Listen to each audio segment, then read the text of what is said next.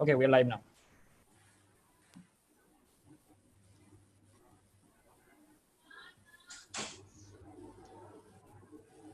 All right, you're live now.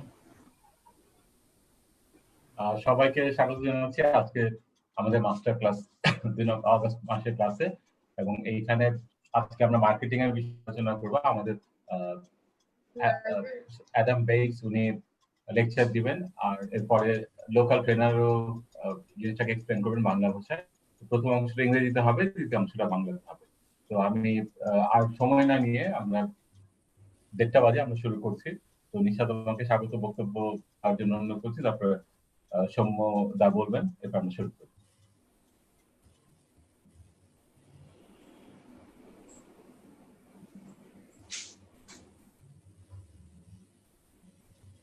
Nisha microphone unmute করুন।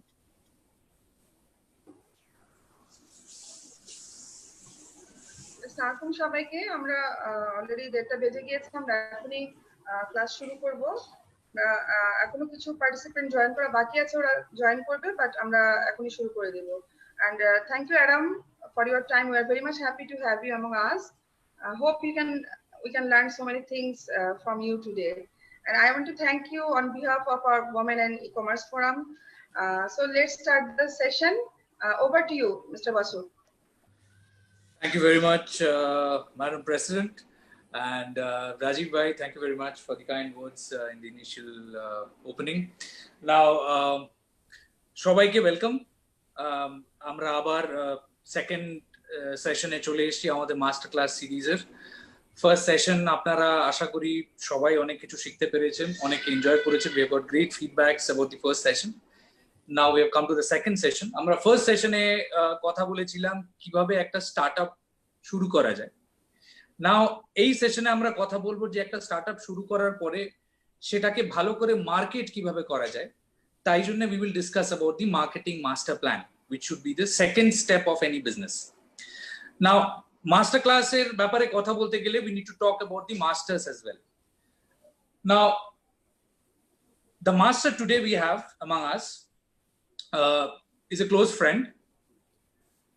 Adam not only is a good orator and lecturer, Adam is a very good listener, which I feel is a very important thing if you are teaching entrepreneurship to people. And I'm saying this in English so that Adam understands what I'm saying, all good words for him. So Adam and myself, we have worked closely in one of the programs in India where he is the program director. And it's called the IBAC. It's an excellent program for startups, and he has shaped it amazingly well.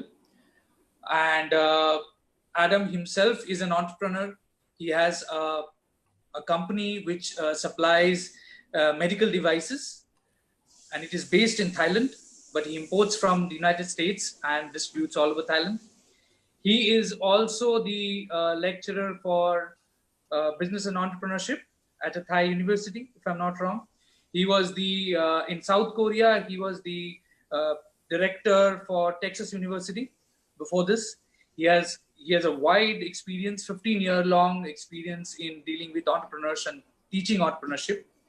So I really thank Adam for taking up this offer of mine to be present here today and helping the women entrepreneurs of Bangladesh to basically get the tweaking that's required in order to reach the next stage. So without further delay, I will give it up to Adam, and I'll take his lead from the moment ahead. Now, আপনাদের যাদের কোনো প্রশ্ন থাকবে আমি announce করব যে যখন question করার হবে, সো আপনারা কাইন্ডলি তখন কোয়েশ্চেনগুলো মেসেজ করে দেবেন এবং আপনাদের নামের সাথে আমরা সেই কোয়েশ্চেনগুলো we will give it to Adam, এবং অ্যাডাম সেই প্রত্যেকটা কোয়েশ্চেন আনসার করবে। এছাড়া towards the end of the session আমরা একটা কোয়েশ্চেন আনসার সেশন রাখবো, যেখানে we will take the top 10 questions and we will address them through Adam. Okay, so till that time, please be patient, and I hope it will be a good session to learn. Over to you, Adam. Thank you so much, Samya. It's really an honor to participate in this today. So I've been looking forward for this for months now. So I'm so happy that the day has finally arrived. So without further ado, let's begin. I'm gonna pull over my slides here. Okay, now we can see.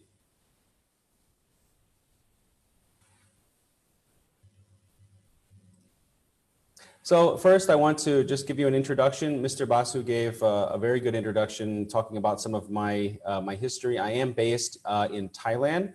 I'm in the northeast part of Thailand. It's quite far from Bangkok, but I am a professor at Mahasarakham University. So I teach international business to undergraduates there. And I'm also the CEO and founder of a company called Caliham Group. And we are a medical device distributor. We import medical devices from overseas, from the United States, from Germany, and from South Korea. And we sell those to public and private hospitals throughout Thailand. And beyond that, I have some experience working in West Bengal with actually working together with Mr. Basu, part of the program co-sponsored by FICCI at the IBAC Center in Kolkata. And I'm also the former director of the Southeast Asian Accelerator for the Korean government. So today's presentation is all about kind of the basics of creating a marketing plan. So depending on what kind of business that you're wanting to get into or that you already are into, if you have not given too much thought about the fundamentals of marketing, I think now would be a very good time for you to kind of go back and look at some of these things. So these are the fundamentals, and just like playing any kind of sport or any kind of game, the fundamentals really, really matter. So that's why I want to go through some of these basics with all of you today. So some of these basic concepts are what we call the 5 C's. The 5 C's are the customers, the context, the company, collaborators, and the competitors. So these are all very important aspects of your marketing plan that you need to consider. The second part is what we call the STP, and STP stands for segmentation, targeting, and positioning. And we'll talk a little bit more in detail about this later. And finally, the 4 Ps. This is where we go into the kind of analysis part of making your marketing plan. And this is where you have your marketing mix, which is where you have your product, you have your price, your place, and promotion. And all of these 4 things really need to come together in order for your product to be successful in the market. So let's start with our 5 C's. If I can just zoom in a little bit, maybe give you a better view of this. Okay. First C is going to be your customers. Now, if you're in business, you know that the most important thing is your customers. If you lose focus on your customers, then your business is going to very quickly or slowly is going to die. So I always emphasize to really make sure that the focus is still on your customers. So there's 2 primary activities for preparing your marketing plan based around your customers. Number 1, and I really want to emphasize this, I'm going to put my cursor right here. This is understanding the customer need. And the customer need comes from some kind of problem that you're trying to solve. Now, I've talked with many people about business all over the world, and some people tell me, oh, Adam, I can't get into business. I can't be an entrepreneur. It's too complicated. You know, I don't have an MBA, so I can't do that. And I tell them, look, business is really not that complicated. It doesn't take a genius. Mr. Basu and I, we are not rocket scientists. Maybe we're in business because we're not geniuses. Really, business comes down to just understanding what a problem is and then having some clever way of solving that problem. But identifying that problem and identifying the consumer need is really the basis for developing any kind of successful product or service. So understanding that consumer need, which drives this consumption. we can think about just basic things like, what's the need for you to, buy some food? Well, you're hungry. Okay. I mean, these are just, we have our basic kind of needs from day to day, but all of our purchasing decisions and of course our customers' purchasing decisions are based on some kind of underlying need. So that's a very important thing to understand. Then we have to understand what we call the decision-making process. And the decision-making process are all the steps that customers go to from not having any knowledge of your product or service. They've never heard of it before. They've never heard of you. It's all new to them.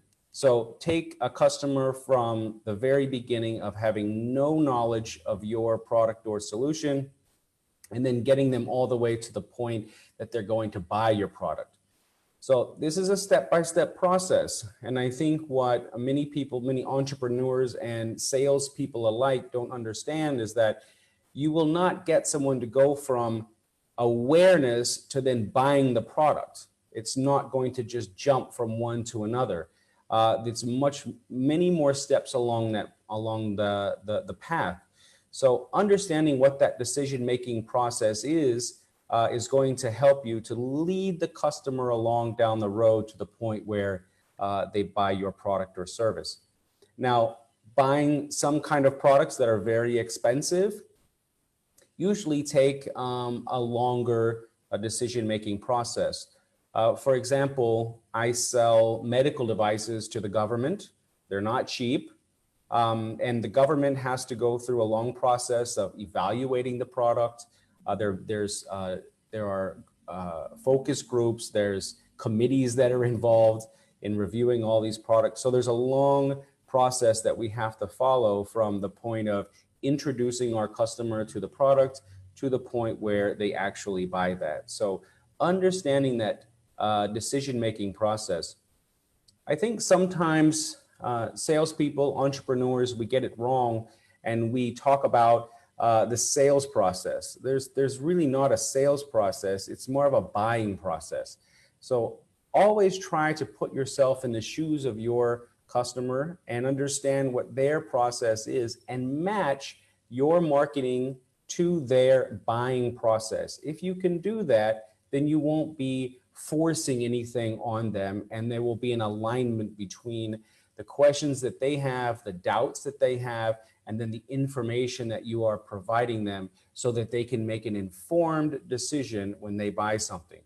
All consumers, even from the basic purchases you make during your normal day, all the way up to the big companies, everyone wants to make an informed buying decision. You want to feel like when you spend your money or your company's money, that you're doing so in a way that you took in all the information and you made the best decision possible. And the only way for you to do this is to get that information from the people who are trying to sell these products.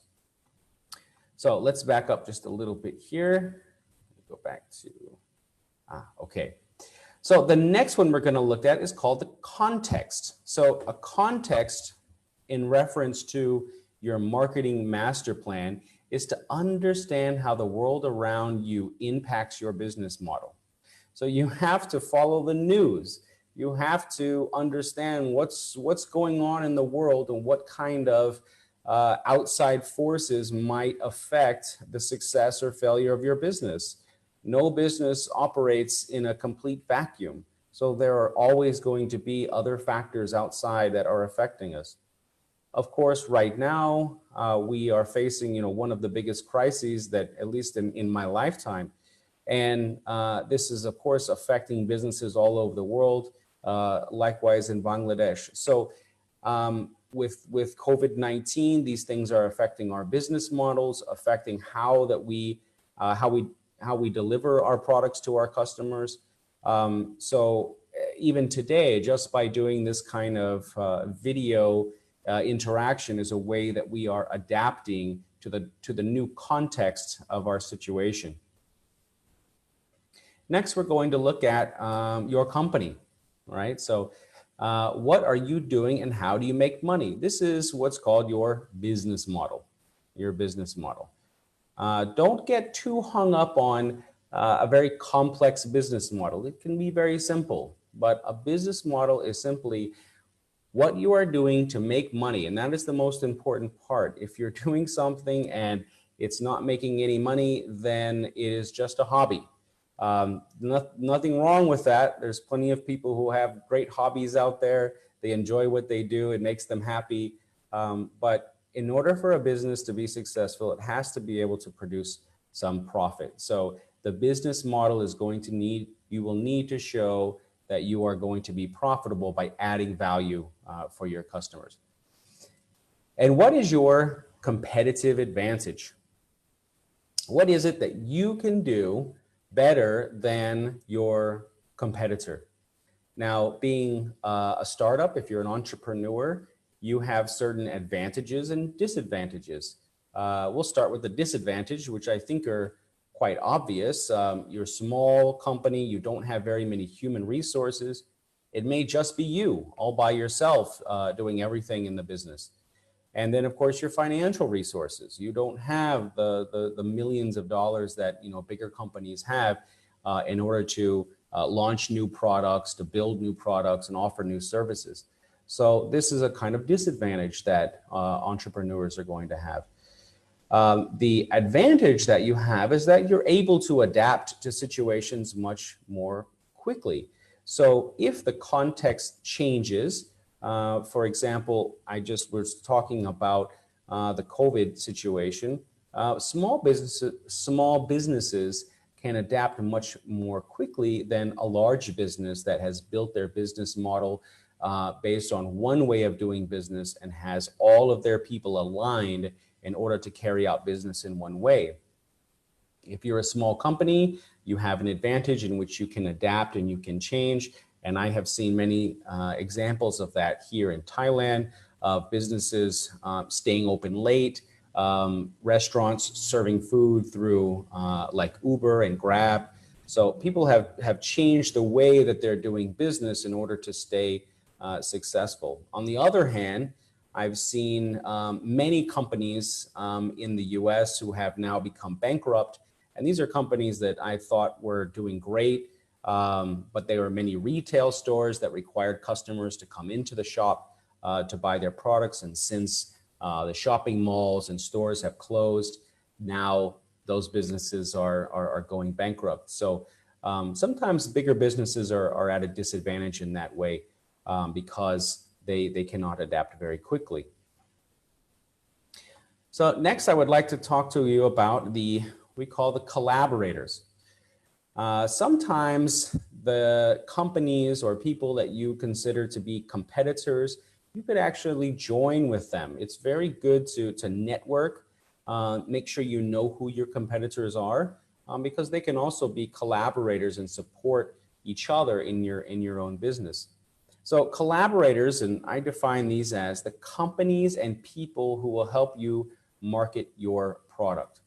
So when you are bringing a new product to the market, one thing I think you should consider is my product sold alongside another product? Is it a good match for another product so that we can do some co-marketing with another product?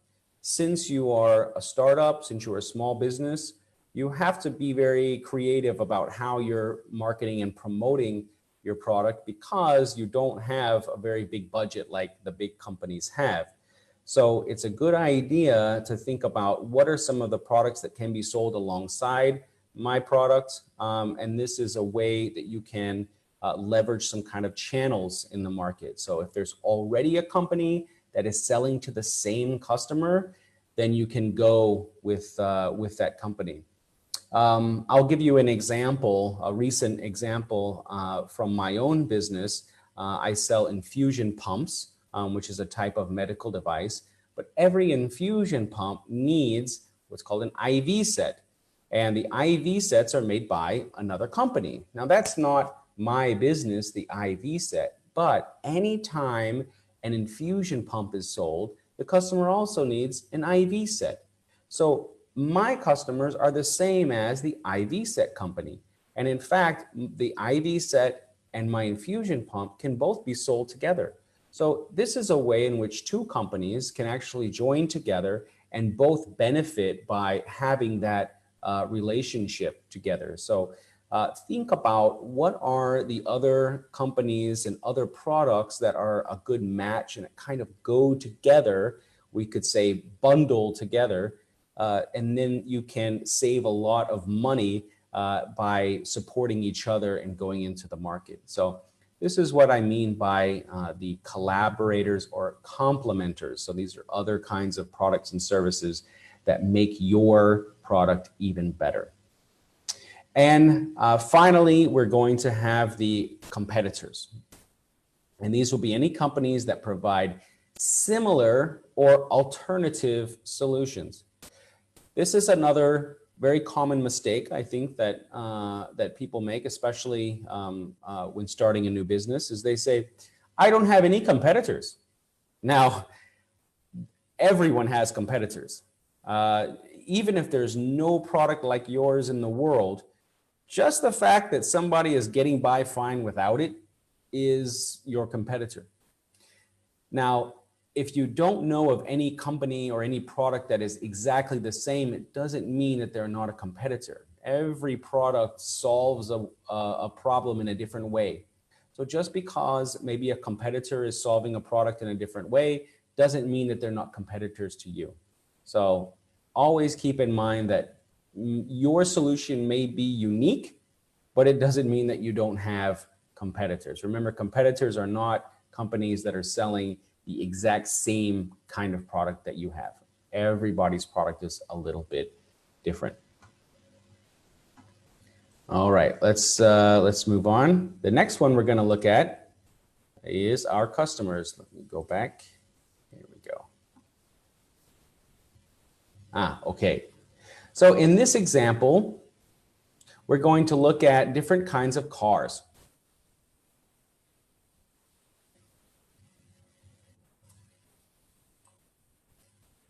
So we see this car up here in the top.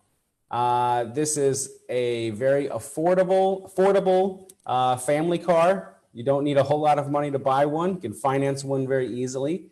There is a very specific customer target segment that this car is designed for. Take a look at this van. Now, my family is growing. We've now got 2 kids. We have a company with employees, and we take company trips places. So I'm always thinking about maybe we need to get a bigger car to carry all these people. I would be the customer target segment for a big van like this. So what I just talked about was these kind of utilitarian need is something that it just gets people from point A to point B. Very basic way of solving a problem of transportation. Let's look at some of the other products here in the bottom of my slide. You have the sports car. Now, if you're trying to solve the problem of getting from point A to point B, you really don't need a sports car to do that. Now, maybe that car can get you there a little bit faster, and maybe it's a little more fun, but it's really not necessary to solve the basic problem of transportation, of getting from one place to another. But the sports car serves a purpose, and that is it draws attention. People are attracted to it. They want to look at who is driving that sports car. Sometimes it's a symbol of your success or of your taste. So the sports car goes much beyond just the utilitarian concept of getting from point A to point B. Very similar to, say, the motorcycle, this big, loud Harley Davidson motorcycle. The people who buy this kind of motorcycle do so not because they want to use this as their daily driver to get to work or to take their kids to school. It's something fun for them to do. It's a hobby. It sort of feeds some kind of emotional need that they have. Much like the luxury car here, the Mercedes-Benz. There's a specific type of customer that will pay a premium in order to have a luxury car like this because of the perception that other people may have of them, If they are a business person going to a meeting, they want people to think that they are successful. So it goes much beyond just the basic points of, say, getting from point A to point B, like the small compact car or this van here. So when you're thinking about your customer needs, you have to understand what type of customer you're dealing with. Is this a customer that is very budget conscious? You know, they really want to save money, so they don't want to spend money on something that is a very premium product. Or do you have a customer that wants to have the best? There are those people that they really want to have the best product out there. They want people to look at them, and so they want to have some kind of premium product. So understanding what need that product fulfills for your customers is going to help you out so much with having a good match between your product and the customer needs. So understand if they need the product for utilitarian purposes, if they need a product that is very low cost, or if they need a product that's very reliable, that's very good quality, and they are willing to pay a premium in order to buy that.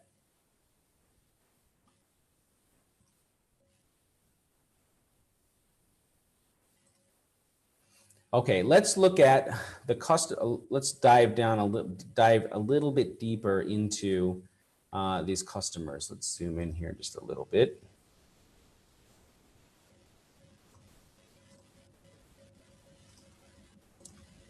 Okay.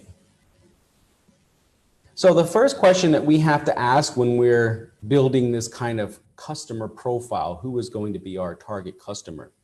We need to know what function or need does the product fill.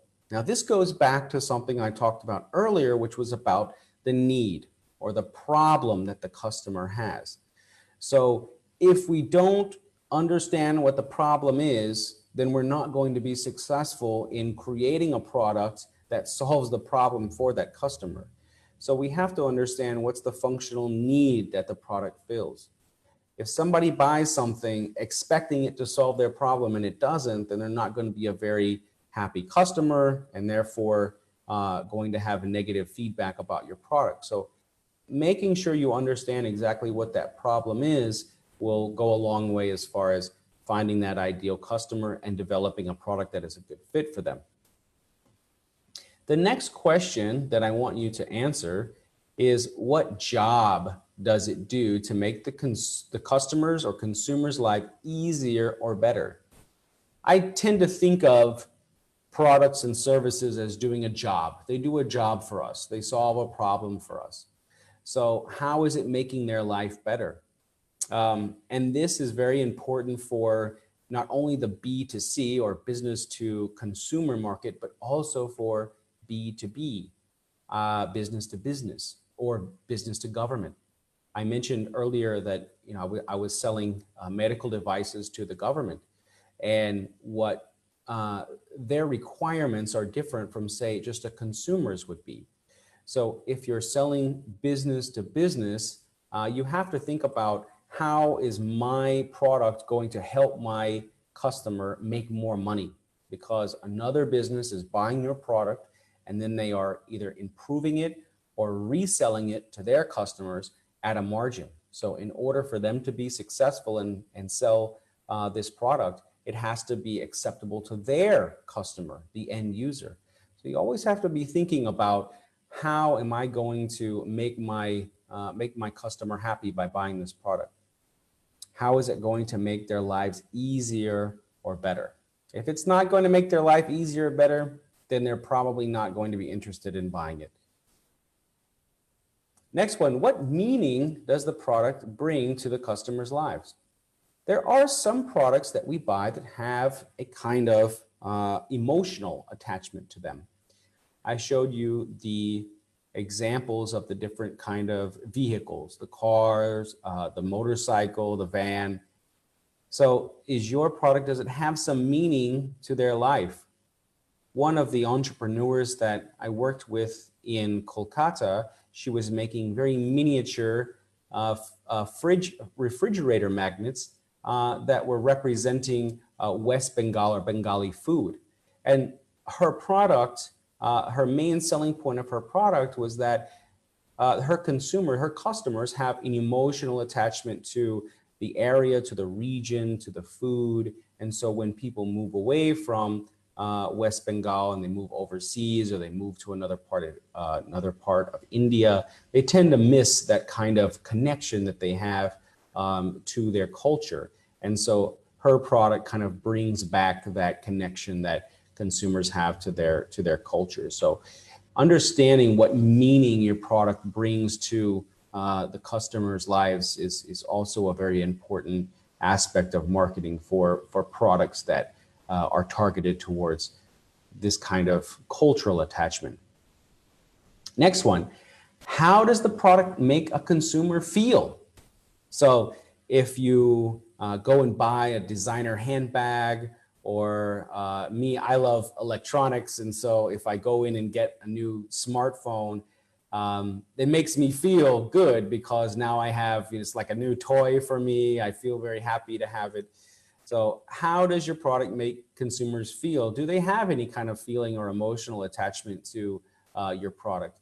And if your type of product or even your competitor's product causes customers to have a good feeling, a good emotion, then it's very important for you in your marketing plan in order to tap into that emotion. That will also help you to sell. And next, how does this product relieve the pain that the customer suffers? Now, I'm not talking specifically like pain, like someone is hurting and needs to go to the hospital. That's a different kind of pain. I'm talking about the discomfort or problems that people have in their day-to-day life that you might be able to solve for them. So understanding that pain, understanding that need that the customer has, how does your product relieve that pain? And can you communicate that to potential customers so that they will kind of understand how you're able to solve that problem? So understanding their need and then being able to have a marketing plan that specifically addresses that need is a major step in having a very good marketing strategy. So if you are able to address that need in a very effective way, this will help you to to create value for your customer.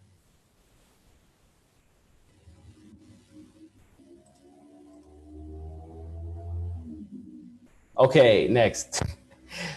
This is a product that I saw in a shopping mall here in Thailand, and I don't know if you have this kind of product in Bangladesh. They're quite funny for me to see. It's a kind of flat board that you stand on, and then it shakes back and forth. And supposedly this is going to help you to lose weight.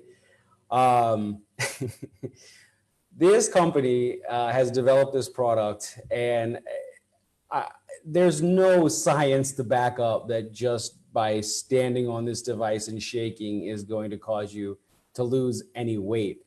But I bring this example because it brings up a good point. This company has done an excellent job about understanding the customer pain, but when it comes to actually solving that pain, they completely fail and their claims are total BS. But I want to show you that how good of a job they've done with their marketing plan. So the first thing that they've done, which I think was very clever, was they want to find people who want to lose weight. Now, of course, there's many people out there that want to lose weight. This is a major pain for anyone. So especially in America, where obesity is a huge problem affecting nearly half of the country. So they've identified a very big market segment, which are people who want to lose weight. And then the second problem that they identified here was that, do you have any time to exercise? Do you have time to go to the gym? Do you have time to take a walk around the block? Of course, we're busy. We have family. We've got kids to take care of, our jobs, or we're going to school. It's hard to find time to exercise. So if you tell people, hey, do you need to lose weight? Do you not have time to go to the gym? Likely you're going to find many people who have these two problems. Next problem that they identified: do you hate exercising and getting all sweaty? Well, of course, many people who don't regularly exercise find exercise to be a very unpleasant experience. You know, this is your body telling you, hey, you shouldn't be doing this. You should just go back on the couch and relax. So of course, there's going to be many people that don't want to exercise because it's uncomfortable, because you get all sweaty and you've got to go change your clothes. So they've identified all of these pains. They've done an excellent job of doing that. So they say, well, hey, we've got the solution for you. Just to stand on this board and shake. So problem, they nailed it. They got it perfectly. People who don't have time to exercise, they're overweight, they don't like to get sweaty, they don't like that feeling of being exhausted of exercise. But their solution is total BS. It's phony. There's no way that standing on a shaking board like this is going to have you to lose any weight. You have to change your diet, or you actually have to, go burn some calories. So I think in this case, it's a good example of a company that has done an excellent job of marketing, but their product is actually a complete failure. But this company sells thousands of these things, probably thousands a day all over the world, because they've done such a good job about effectively communicating these problems that people have. So this is why I've brought up this example.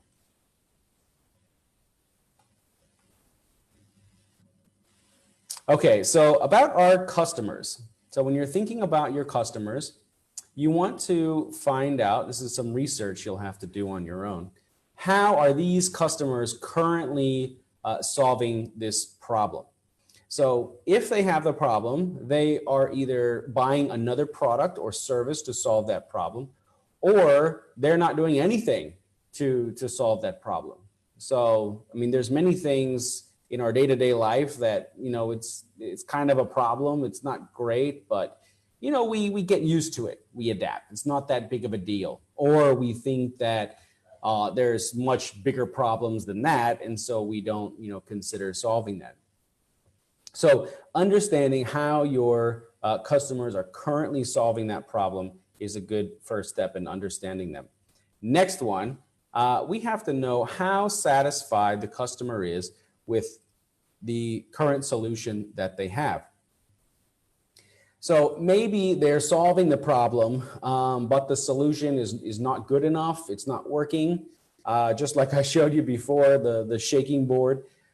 Hey, you're probably not losing any weight by using this device, so you might want to try something different. So how satisfied are the customers with their current solution?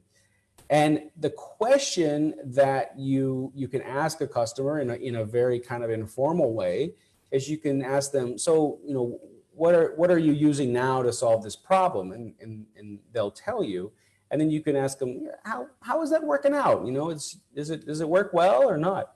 And then you can find out directly from the customer if that solution is good enough, if it's getting the job done, or maybe they hate it. Maybe they really hate the alternative.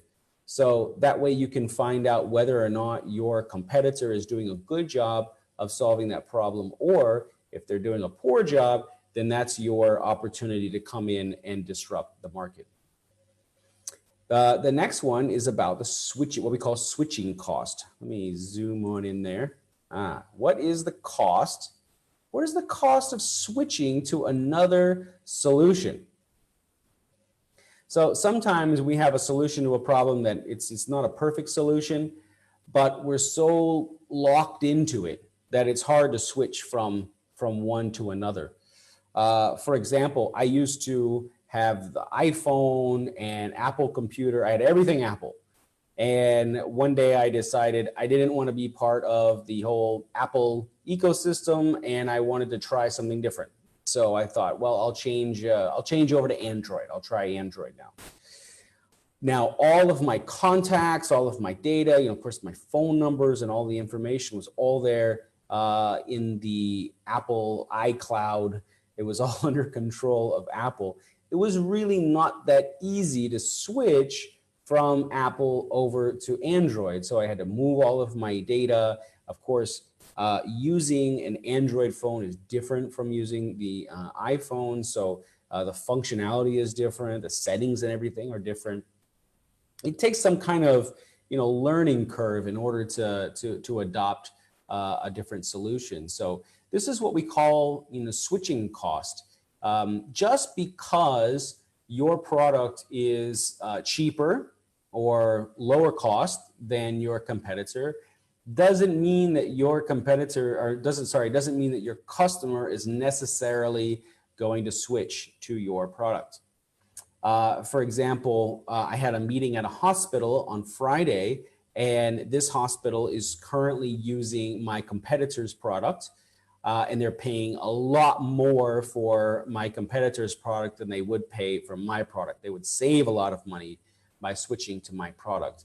But switching to my product means the nurses are going to have to learn how to use my product. I'll have to train them. All of the IV sets that they're currently using will not be, you cannot use them on my device. So there's a lot of switching cost involved in that. And switching costs is both time and money. So just switching to a new solution, learning something, people tend to not want to, invest a lot of time in learning a new product or learning how to use a new product. Unless that the pain of switching is less than the pain of staying the same. And I think that's a good point I want to drive home here, is that the pain of switching must be less than the pain of staying the same. So you have to be able to communicate that to your customer, that yes, there will be some pain with switching or some cost associated with switching. But once you start using the new product and once you learn how to use it, then you're going to save so much time and money beyond that, and you're going to be much happier with the new solution. So understanding your customers is going to help you a lot in how to convince them to try a new solution. It's the hardest thing to do in sales, is to get someone to try something different, try something new, especially if your product is, if you're selling B2B, and it involves other decision makers, it involves testing out the product inside their company. This is a very difficult thing to do, which is why you have to really be able to understand your customer, understand their pain points, understand their switching costs, because all of these kind of fear and uncertainty and doubt are going to come up in your sales meeting.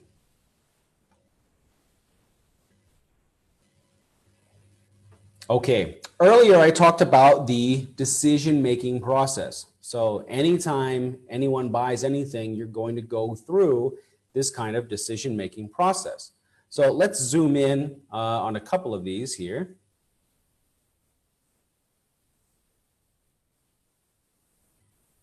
All right, I think everybody can see this. Let me make sure. Here we go. Okay. The first one is what we call problem recognition. If the customer doesn't even recognize that they have a problem, they're never going to get to the point where they buy your product or solution. So don't take for granted that they just inherently know that they have a problem. They may not even recognize it to be a problem at all.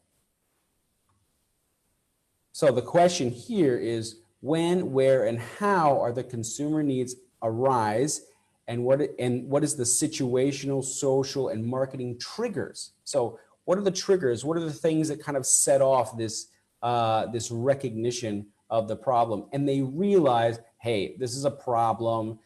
I really need to solve this. So the first thing we have to talk about here is this problem recognition. If the customers don't recognize that they have any kind of problem, we're never going to get them down the road to making that purchasing decision. So the first thing the customer is going to do is they're going to recognize that they have a problem in the first place. The next step, information search. So for me, anytime I have a problem, maybe I need, I'm thinking I need a product to solve a problem, I'll go online, I'll start to search on Google, I'll look for different reviews, I will read blogs from influencers who are talking about, you know, these kinds of products. So I will start my information search. I'm sure you do the same. Everyone does information search in a different way. Sometimes you want to go ask one of your friends or families that are family members that know something about that. Maybe you're looking for a dentist or a doctor and there's not much information available online, or maybe you don't trust the information online. I wouldn't trust information about doctors online very much. But if I went and talked to one of my good friends or a family member and asked them, hey, can you recommend, a good doctor for this kind of treatment, then I think I could get, much more unbiased information. So finding out where are consumers or your customers finding information about solutions. So the way you do this is put yourself in their shoes, go on to Google and start Googling how to solve or some keywords about the problem that your product solves. So try to put yourself in the customer's shoes. What are they doing? How are they searching for information? So that way you can find out what kinds of, are they looking on the internet for reviews? Are they looking at different ratings? Are they getting their advice from the media or from celebrities? Where are they, learning about the solution to this problem? So the next one is going to be their information search. So after your customer goes through this kind of information search, the next step they're going to take is to evaluate all the different alternatives. So you're going to start to compare one solution from another to try to find out which one is going to be the best match for you. So which features are going to matter the most to consumers? Do they care about what's their number one concern? Is it price? Is it reliability and quality? So maybe offering a long warranty for your product is going to satisfy that need for a very high quality product. So what are these main factors that are going to impact their decision? Are they making these choices with their brain or their heart? Think about how consumers make decisions. Sometimes when I go and buy jewelry from my wife, am I really thinking with my brain about that, or am I thinking about my heart and how much I love my wife and I want to give something to her to make her happy? Spending that kind of money on jewelry to me is like, oh man, I could buy so many other I could buy a new phone for myself rather than buying my wife some new jewelry. So buying decisions are affected so much by either your brain or your heart or a combination of both. So you have to understand how people are evaluating these different alternatives and how are they going to lean in one direction or the other. So you've got them all the way through this evaluation of the alternatives, and now it's finally time for them to make a purchase decision. So this is about what we call the place. Later we'll talk about the P, the place. Where do consumers purchase the product? I know that sounds like a very basic question, but it's very important. So if people are going to buy a, say they need medicine, they're probably not going to buy medicine online. They're probably not going to buy medicine in a movie theater. They're probably going to go to a pharmacy to get it. So you really have to focus on where the customers are going to purchase that product to make sure that your product is in that place where they are looking for that solution. And what experiences do they have when they purchase the product? So just buying something sometimes is easy, sometimes it's more difficult. For example, shopping online has become a little bit more difficult for me during COVID, as many of the stores here don't accept counter payments because of the COVID situation. So all purchases online have to be made through credit cards or through online banking. So I had to learn how to use my online banking app on my phone to buy things online. So places can change, experiences can change as people start to purchase products. It may be that your competitor has a good product, but it's just a pain in the ass to buy. So in that case, how can you make that purchase much easier for them? One example I can give you in the United States is a company called Dollar Shave Club. And they realize that men don't like to go to the store once a week to buy razors to shave their face. Men were just like, we're kind of lazy when it comes to, buying personal hygiene products. So Dollar Shave Club had a great idea, which was that you just pay a monthly fee, and then the company will send you a razor to shave every month. And so you don't have to even think about, going to the store and looking at the different razors to buy. They just send you a good product. You pay them a monthly fee. And so what they have done is they have made that experience of buying the product so much better for the consumer, and therefore they're able to grow their business. I don't think their razors, their actual product, is any better than what you can buy in the store, but they have succeeded in making it very easily available for people to purchase. Next, and this is very important nowadays with online retail commerce, is about the post-purchase evaluation. This is about reviews. It's about how, if the customer is going to post a good review online, are they going to tell their friends or their family that they're very happy with the product? And are they going to come back and buy it again? Right? Have you ever been to a restaurant where the food was just not too good? I bet you 99% of the time you didn't go back there again. Did you tell the restaurant owner, hey, this food is terrible? Probably not. In America, the culture is you complain to the restaurant owner. Probably the same in the UK. Maybe Mr. Basu would know more than me. But it's a complaint culture. They'll say this food is terrible. We didn't like it, and many times the restaurant will give you a refund for the food.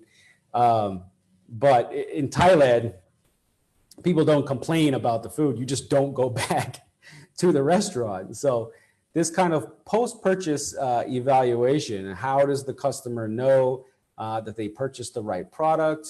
Did it solve the problem for them? Are they much happier after they bought it? If they purchased the product for someone else, is that person happy with the product? So this can help you understand, if your product is successful at solving that problem for them. So you have to have a process of how you're getting this kind of feedback. And you have to take the effort to contact customers and ask them, for some feedback about their purchase. I'm sure you get a lot of messages on your phone or emails asking, post-purchase, questionnaire feedback. So many companies, want to get feedback like this in a more automated way. But considering that you're a small business, you're an entrepreneur, you have an advantage that you can do this, either face-to-face or over using WhatsApp, and talk to your customer and ask them how they're doing and how things are working out. That's really going to have a very positive reinforcement for them to buy your product again. Okay, so let's move on to the next slide. I'm going to zoom back out again here. So this is another part of the context of our marketing plan, which is about the demographics environment. So I'm going to break this down into the different demographic features that we're looking at here. So it's about understanding the current state and the future direction about the population in a market. I think I haven't done too much research about Bangladesh. I believe it's a young country. Similar to India, is a very young country. What I mean is it's full of young people, right? Unlike Thailand, Japan, Korea. I've lived in Korea before. Those are aging countries. Especially Japan, it's a very big problem for them now, is that their country is turning into like a nursing home. It's just becoming very, very old people. So you have to understand how the demographics are going to shape the market in the future. I've even thought about bringing the nursing home concept, here to Thailand, because there's so many elderly people who are living in villages that don't have anyone to take care of them. So I'm thinking about, what are the market opportunities in the future that are going to be caused by this kind of shift in demographics. So when we're looking at the different contexts in what we're selling, we can break down our customer segments into many different kinds of categories. So we can look at, of course, age, which is what I just mentioned, their family structure, they're big families, are they small families, what's their ethnicity, different ethnicities buy different products, they have different problems. So those are things that do surely affect them. Language is a big thing. I'm sure most of you are not native English speakers. And so I'm sure there's many of you who probably are having a difficult time even understanding what I'm saying right now. And so language can be very difficult. It would be much better for me to be speaking your own native language, and then you could understand me much better. So, and there's, for example, in India, there's so many languages that this is a challenge for a lot of companies in order to cater to all of the different ethnic groups. Social class is definitely one. So social class having to do also with their income, how much disposable income they have. Can they afford your product or not? Are you selling a product to the professional class, people who have a higher salary who can afford it? Or are you selling it very low cost? So like I showed you here with the cars, this car right here is definitely targeted at the more budget-minded consumer. So if somebody is a very successful attorney or a doctor, they're probably not driving around a Suzuki Celerio. Unless they really like to park in small spaces, then that's a very good car for them.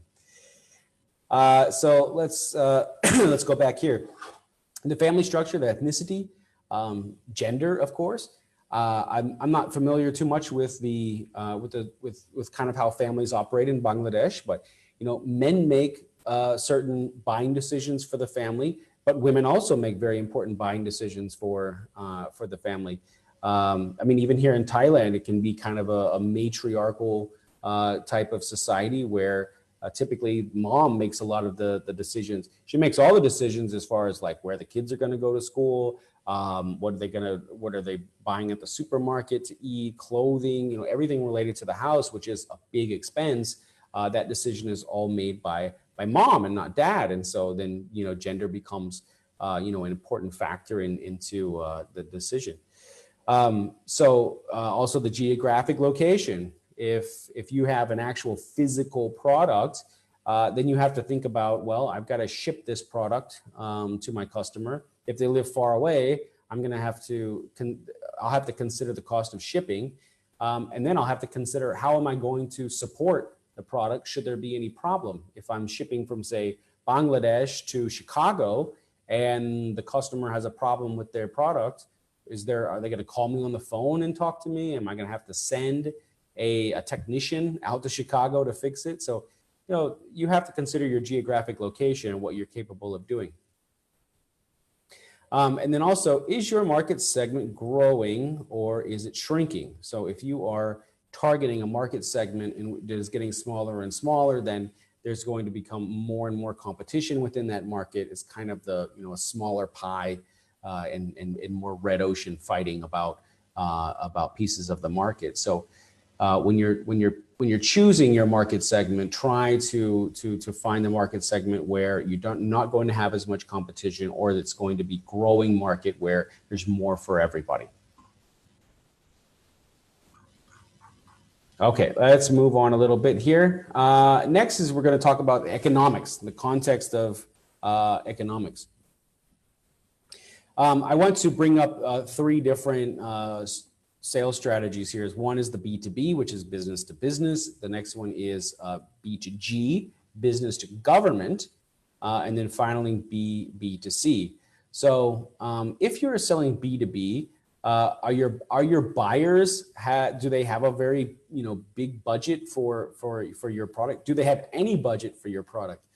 So B2B sales and especially B2G sales have an annual cycle where they are making a decision around this time, September, October, about September, October. They are setting the budget for the next year. So right now is 2020. If I want to sell in 2020, I should have convinced my customer to buy and set aside budget back in 2019.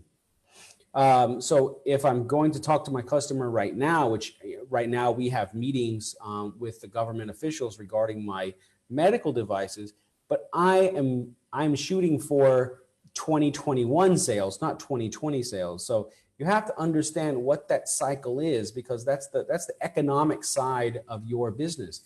Even if the customer really likes your product and they say, man, Adam, that's great, I want to get it. We set our budget in October and then we buy in January, February of next year. So you have to get in line with not only their decision-making process, but also their budget cycle. So if you're selling B2B, do the buyers have the budget for your product? Have they set it aside? If you're selling B2G, is the government doing well? Are tax revenues up? I know right now with COVID, the government is having a lot of trouble financially as they're trying to support, the most vulnerable people in the society, just to give people enough food to eat and shelter so that they can make it through this kind of crisis. So right now for many governments, B2G is quite difficult as those budgets get diverted more towards healthcare. Does your customer have an increase or decreasing budget? Is this part of their budget growing? Is it shrinking? This is very important to know. And if you're selling B2C, so business to consumer, where does your product fall on that what we call the needs hierarchy? So is it something that is a very big problem for them? They need to solve it right now. I mean, there are basic living needs that we have. We need shelter, we need food, we need water. So we've got to take care of all those things. So where does your product, fit on that? Earlier, I gave you the example of the Bengali food fridge magnets. That there is an emotional attachment with that. But if your customer is having trouble just buying real food, they probably don't have enough budget in order to buy fake food to have them, have a cultural connection to their homeland. So you have to know where that's going to fall on their hierarchy of needs, so that you kind of know where your position is. Next, I want to go a little bit in more detail about the social and cultural environment that will affect your sales. So, for example, I've been working in India this past year, and it was a new country for me. I'd never been to India before, so the whole vegetarian thing was very new to me. I've never been in a country that had so many vegetarians, and where sometimes meat products, especially beef products, were very difficult and sometimes impossible to find. So, for example, McDonald's has adjusted their menu in order to cater to Indian customers by instead of offering a Big Mac, they have this chicken Maharaja Mac, which is chicken instead of beef. So you have to understand what are the cultural needs? How do those affect buying of the product? So value systems, traditions, the cultural system in Bangladesh, I'm sure is quite different than it is in the Western world. So these are some things that you have to consider as well. What's valued in the culture? What do they care most about? If you ask, me as an American, we care about, our time is very important. Time is money. We work a lot. We work long hours. Of course, we care a lot about our families, but we also have different relationships when it comes to like our parents. In Asian culture, parents usually stay with the children at their homes. They take care of them, whereas in the U.S., parents, they stay in their own home if they can take care of themselves. If they can't, then they usually go to a retirement home. Just different cultures, different way of dealing with things. So, understanding the cultural environment can help you to make sure that your product is positioned correctly. Is your product going to be kind of a passing fad? Now, this very popular app, TikTok. I don't know if you're TikToking there in Bangladesh. I think it has been banned in India. I think Donald Trump is trying to ban it in America. My daughter loves TikTok too much, and she's on it way too much. So is TikTok a passing fad? Is it going to go away anytime soon? So if my product is something that I want to advertise through the TikTok medium, or I want to have as a complementary product to TikTok, I would have to know if this is going to stay around for a while or not. More kind of political and legal environments. For example, how are the laws, how are politics involved in the customer or even the availability of your kind of product? Is it going to help you grow your sales, or is it going to hurt you? I say here, is it going to enable or hinder the growth of your company? So for example, I have a few examples here for you. The first one is Bitcoin. Bitcoin is something that it doesn't seem to be going away anytime soon, cryptocurrencies. Now, some governments allow cryptocurrency trading. In the US, it's quite common. But like I know in India, it's very tightly controlled. It was banned for a while. I think they have allowed it to come back a little bit. I'm not sure what the situation in Bangladesh is, but if you're thinking of a business regarding cryptocurrencies, Bitcoin, you really have to consider what the legal implications are going to be.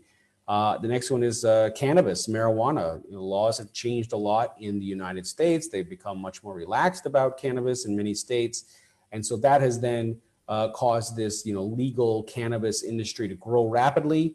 The kind of products that go into the growing of cannabis, like LED lighting and the nutrients and everything, this whole business has become multi-billion-dollar business. There are cannabis growing companies that are now listed on the stock exchange, both in the United States and in Canada. So this become a very kind of, mainstream type of business to be in. So very different from when I was a kid, that these things were was very prohibited. The next is FDA. In the US, this is called the Food and Drug Administration. Bangladesh, they have their own version of the FDA. The purpose, of course, is to keep the public safe from medicine that may be harmful, and to regulate what can be imported into the country or even exported as well. In my business, I have to have a lot of documentation and licenses in order to import medical devices from overseas. So there's going to be restrictions with anything involving pharmaceuticals or medical devices. Anything medical related is going to be restricted. So this can have a big impact on your business. The next example here is no plastic. This has become, of course, this is very big in Europe. It's not too big in the U.S., but it's become big in India. It was a very, very big a big thing while I was there. And so if you're making products that are maybe you're making to-go food or takeaway food that needs to be put in containers, So you have to think about the cost of switching maybe from plastic containers to biodegradable. If you're in the container business making plastic containers, you have to think about, well, is this market going to be around much longer because of the plastics ban? So politics, policies, law, this can all have, a very big effect on your business. So you have to be aware of what's going on. Another thing that can impact is the context in regarding the technological environment. So technology is just rapidly changing so quickly. Now we have Uber. In India, I was using it a lot. It's very convenient. So how is technology changing the types of products that consumers desire? How does the technology change the way that they shop? I know during COVID, online shopping has just skyrocketed because going to a store was just not even an option for some time. So online shopping became very important. So of course that's dependent upon technology. How technology has changed the way consumers make decisions. So are they looking at reviews online? Is the best way to advertise to them, on their phones, on their mobile devices? So this is how technology also, impacts decision making. Next, we have to look at the natural environment. So we know how much pollution affects the environment and how that can really hurt your health. I think we saw during the COVID lockdown, air had just cleared up, within a couple of weeks. So it was very apparent to everyone just how much pollution was going into the air just from driving cars. So when we're thinking about, what's the context about the natural environment, how does that affect our business? I gave these examples here. These are all petroleum companies. Now, petroleum companies are not known for being, the most green companies. In fact, the product that they produce, which is petroleum products, is probably the biggest cause of pollution in the world. So even in their logos, they want you to imagine them as being some kind of green environmental, companies. And so if you look here at British Petroleum's logo, this is, looks like, oh, it's a beautiful green flower. I mean, they sell oil and chemicals. So I not too much related to flowers unless you're using fertilizer to grow flowers. This is an oil company here in Thailand, Bangchak. You see they have this very nice green leaf here in their logo, showing just how environmentally friendly. This is an oil company.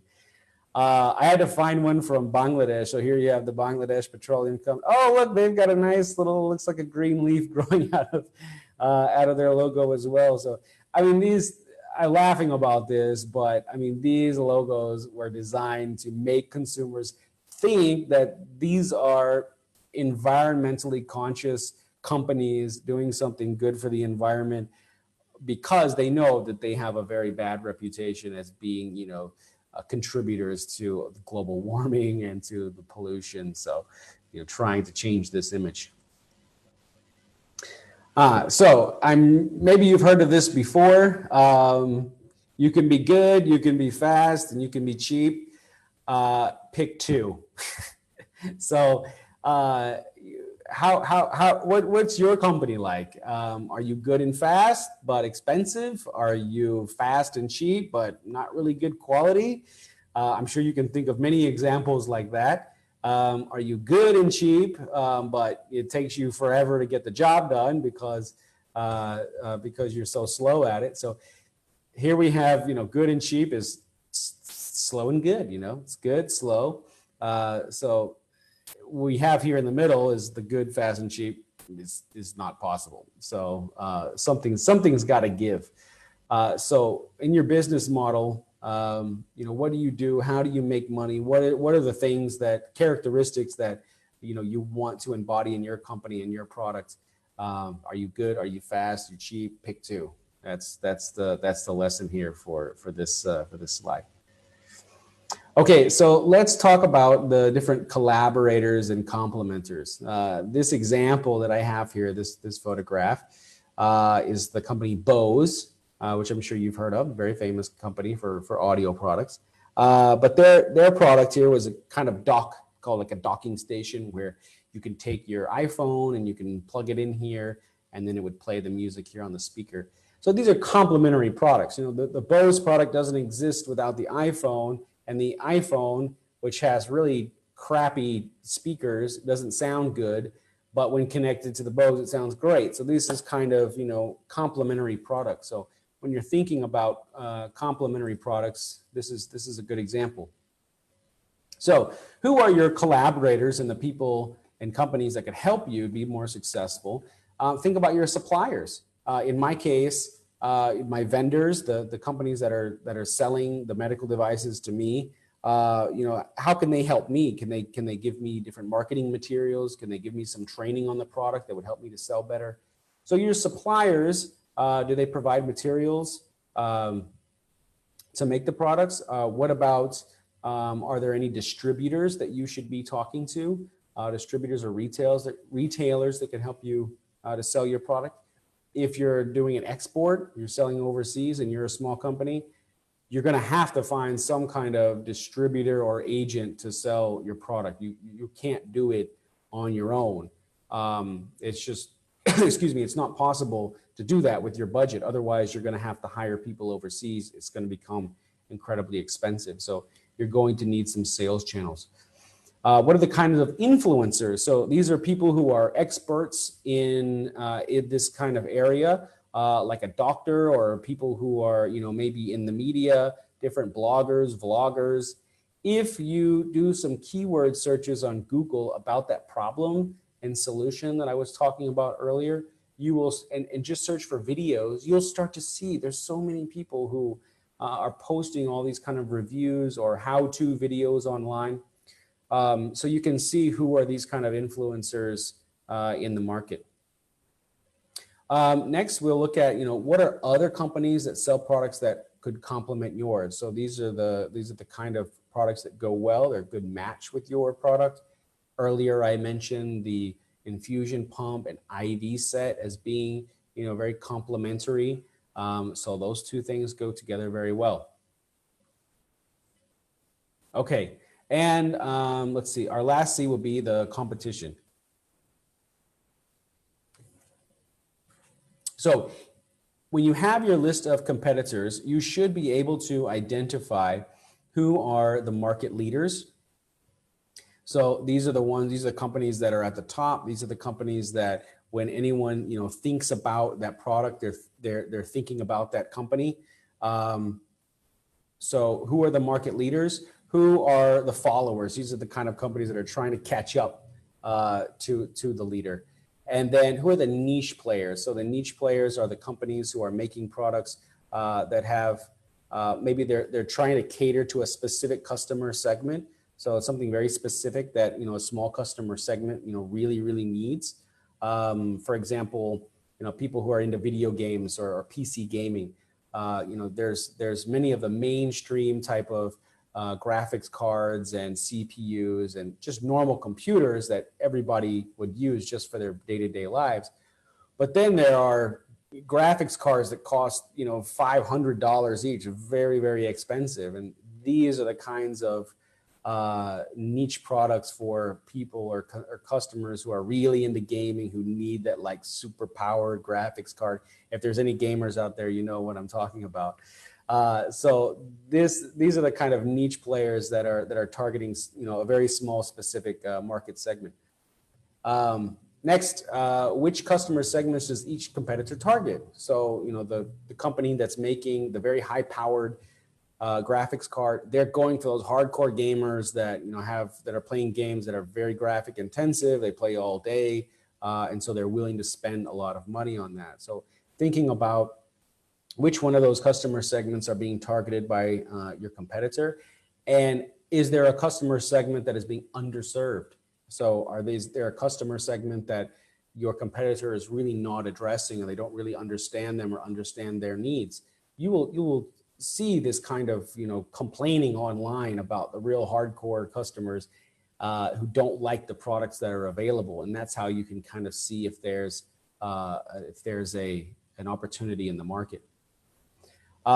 Is the competitive landscape fragmented or consolidated? And when I say consolidated, sometimes this is referred to as winner take all. So for example, a winner take all market would be social media, Facebook. There's no Facebook #2. There's no MySpace. MySpace is dead. It's gone. So in this case, it's a winner take all, and so there's not going to be any room for second place like that. But that's not all markets. Most markets are not winner take all. They are fragmented because there are so many smaller market segments that can be addressed by small to medium sized companies. So understanding if your market is fragmented or if it's consolidated is very important in picking your target customer segment. So how can you exploit the weaknesses of your competitors? The best way to know how to exploit their weakness and understand their weakness is to talk to your potential customers, the people who are currently buying that product or solution from your competitor. So to ask them the question I mentioned earlier, how is that product working out for you? Do you like it? Is it getting the job done? So that's how you can find out if the competitor is just not doing a very good job, and there is an opportunity for you to step in and do so much better.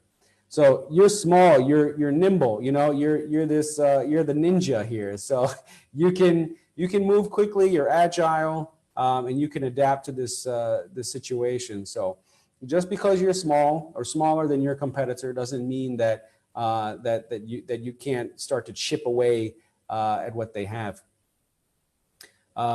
I think one example that we bring up in our IBAC program in Kolkata is how do you eat? The question is, how do you eat an elephant? The answer is one bite at a time. So when there's a big elephant who's the big competitor, and you're thinking, man, how am I ever going to go after them? I have the same problem here in Thailand.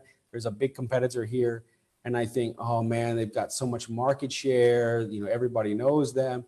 But if you just if you just chip away little by little at them, eventually they're going to notice you. Okay, let's move on a little bit here. This is what we call the Porter's 5 forces. This is some very basic but very important marketing concept. So let's see. Let's start here. When we are deciding whether to go in a market or not, we are looking at these 5 different forces of the market. So the first we have to think about is the industry competitors.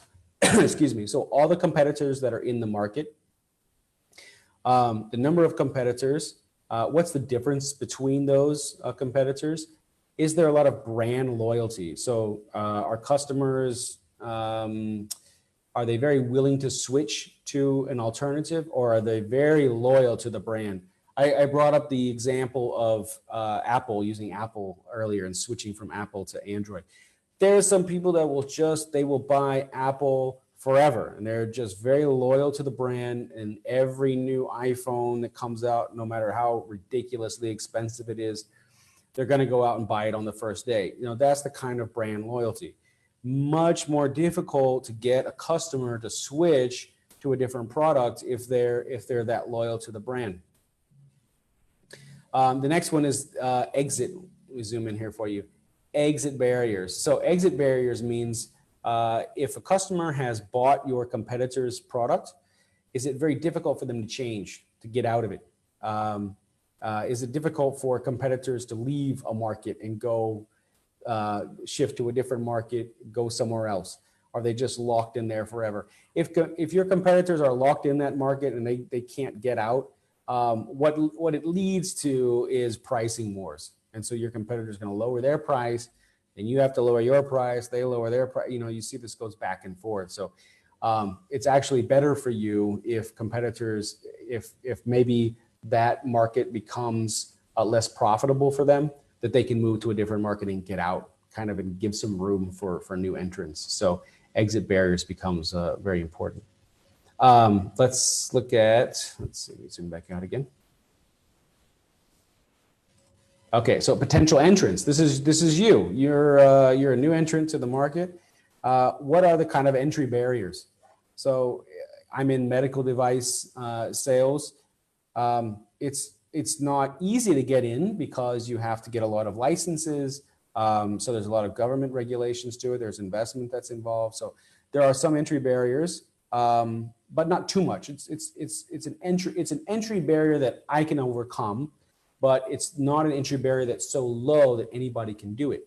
So there are some markets where it takes very little money and very little skill to get into it. So, for example, if I want to sell fruit on the street in Bangladesh, all I need to do is just buy some fruit, or even get someone to loan me some fruit, and then I just sit out there on the street and I can sell it. So I didn't need any special skill. I didn't need much education. Of course, I need to know how to count money. But beyond that, there's not really much entry barrier. So there can be many competitors when there's not very many entry barriers. So entry barriers are very important. Brand loyalty, so just like when I talked earlier about the Apple, and capital requirements. So how much money is involved to get into that business. Next one we're going to look at is the availability of substitutes. So switching from one product to another, is it very easy for your customer to switch to a new product? If it was easy for them to switch from their current solution to your solution, then it's probably just as easy for them to leave you and switch to another solution. So if the switching cost is very low, if there's not really much lock-in, then you may be able to acquire a customer very quick, but you're also going to lose a customer very quick. The harder it is, the longer it takes to acquire that customer, the longer you're going to be able to keep them. So keep that in mind, that the longer difficult sales to make actually in the long run are going to mean more long-term sustainability for your business. And then the buyer power. So who has the buyer power in your market? Are there a large number of customers, a very small number of customers? Are they very price sensitive? So do they care more about price or about quality or about speed? Is there much information available about other products and solutions? And then there's the supplier power. So these are the suppliers who are supplying the raw materials or components into the industry. So are there a lot of available substitutes? Is there a cost of switching the suppliers? So this would be the supplier power. So I would say that these 5 forces are what will help you determine whether or not this is an attractive market to go into or not. And all of the big companies, they go through all 5 of these whenever they're considering entering a new market. Okay, so another key component of your marketing master plan is going to be developing a SWOT analysis. SWOT analysis being the strengths, weaknesses, opportunities, threats. You may have heard about this before, but if you haven't, this is a good time for you to start. And this can be your homework for this masterclass. Is to do your own SWOT analysis. So let's start with the first one, which is your strengths. So what do you do well? Where's something that, what are you a natural at? What are you just better at other people at? It's like, it's easy for you to do, but hard for somebody else. That's where you're going to have your strength. So I call that your unfair advantage, because you know what? Hey, life isn't fair. There are many unfair advantages that you have. There are unfair advantages that everyone has. So it's just about recognizing what those unfair advantages are and exploiting them. So the first one is your strengths.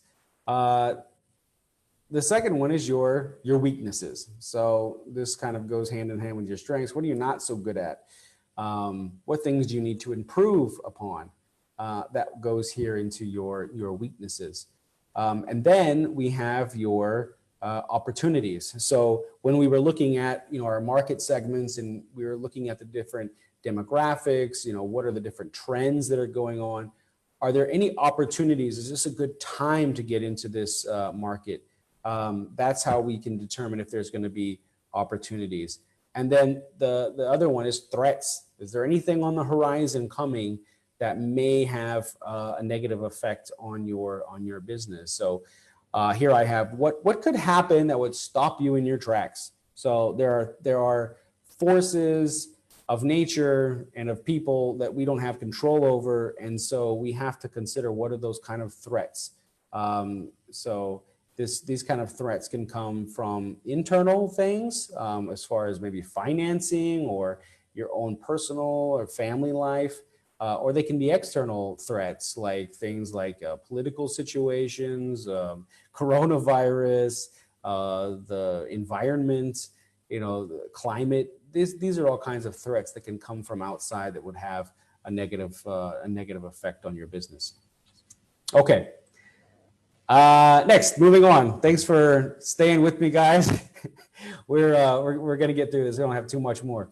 The STP, which is our segmentation, our targeting, and positioning. So first, what we want to look at is the available market. The available market is defined as all of the potential buyers of your product. So these are people who have purchased before, or they're people that could purchase in the future, but all the potential buyers of your product fall here under your available market. So in that entire available market, we have to look at the segmentation. So what are those different identifying features of the different groups of customers? Earlier, I talked about the age and the gender and the location. These are all this kind of ways that we can segment out our market. So after we have each one of those market segments identified, then we have to decide, okay, which is the market segment that we really want to focus our time and money on. So this is the targeting part of the STP. So try to find out who needs you the most. Find out who needs you the most and why do they need you. That's going to be our target. And finally, our positioning. Positioning means how your consumer perceives your product compared to the other ones in the market. So making sure that your product, the packaging, the messaging, the delivery of the product, it's all designed to match that need that the customer has. So that's the space in their mind that you occupy. That's the position in their mind that you occupy. And that's caused by, you're successful at that if you can get all of those things right about the product, about the packaging, the messaging, delivery, all of these things. Okay, next one. Let's talk a little bit more in detail about the market segments. They can be divided up into things like a demographic. So if you are selling B2C or business to consumer, then you're going to look at their age, gender, ethnicity, income, education, these type of things that we can segment out for business to consumer. Now, if you're selling B2B, business to business, you want to look at, okay, what industry are we going to target? Are we looking at big businesses, small and medium-sized companies? How big are the companies that we're trying to target? And then also, what's the job function? So there are decision makers who can buy your product. What is that job that they have? So that's the kind of, maybe we're looking for someone in the purchasing department. Maybe we're looking for someone in finance. It depends. There are many different people within an organization that have decision-making or influencing power. So we have to know who we need to talk to. Next, we can segment people out by their psychographics. So we can determine what are they interested as far as like their interests, their lifestyle, their beliefs, motivations. This is a kind of subconscious things that are going on. So we can segment them out by those things. Their behavioral patterns. So what do they spend their money on usually? What are their habits? We human beings are such creatures of habit. We tend to do the same things again and again. We have these kind of purchasing patterns. So we can look for customer segments that have a purchasing pattern that matches up with the product that you're trying to sell. And then geographic location. So, are we looking for people who are just located in our own city or in our own region? So where should we be looking for these customers? So after we have segmented those customers out, then we have to decide which is going to be our best target. So the question is, who needs you the most? And which market segment do you think is going to be most profitable for your company? Who is going to pay the most and appreciate the most for your product? And which customer segment is going to provide much long-term growth for your business? So who's going to buy now and buy in the future and be long-term customers for you, because you want to build a business that is sustainable and is going to continue. And then which market segment can be best served by your resources? Earlier, we talked about the market segments being geographic, right? Geographic. If you don't have a very big budget for travel and for going overseas and meeting people, you probably need to stay pretty local in your customer target. So be honest with yourself about what you can really afford to do as far as your money and your time when it comes to targeting a specific group. Adam, yes. Yeah. 1 second. I'll cut in for everybody.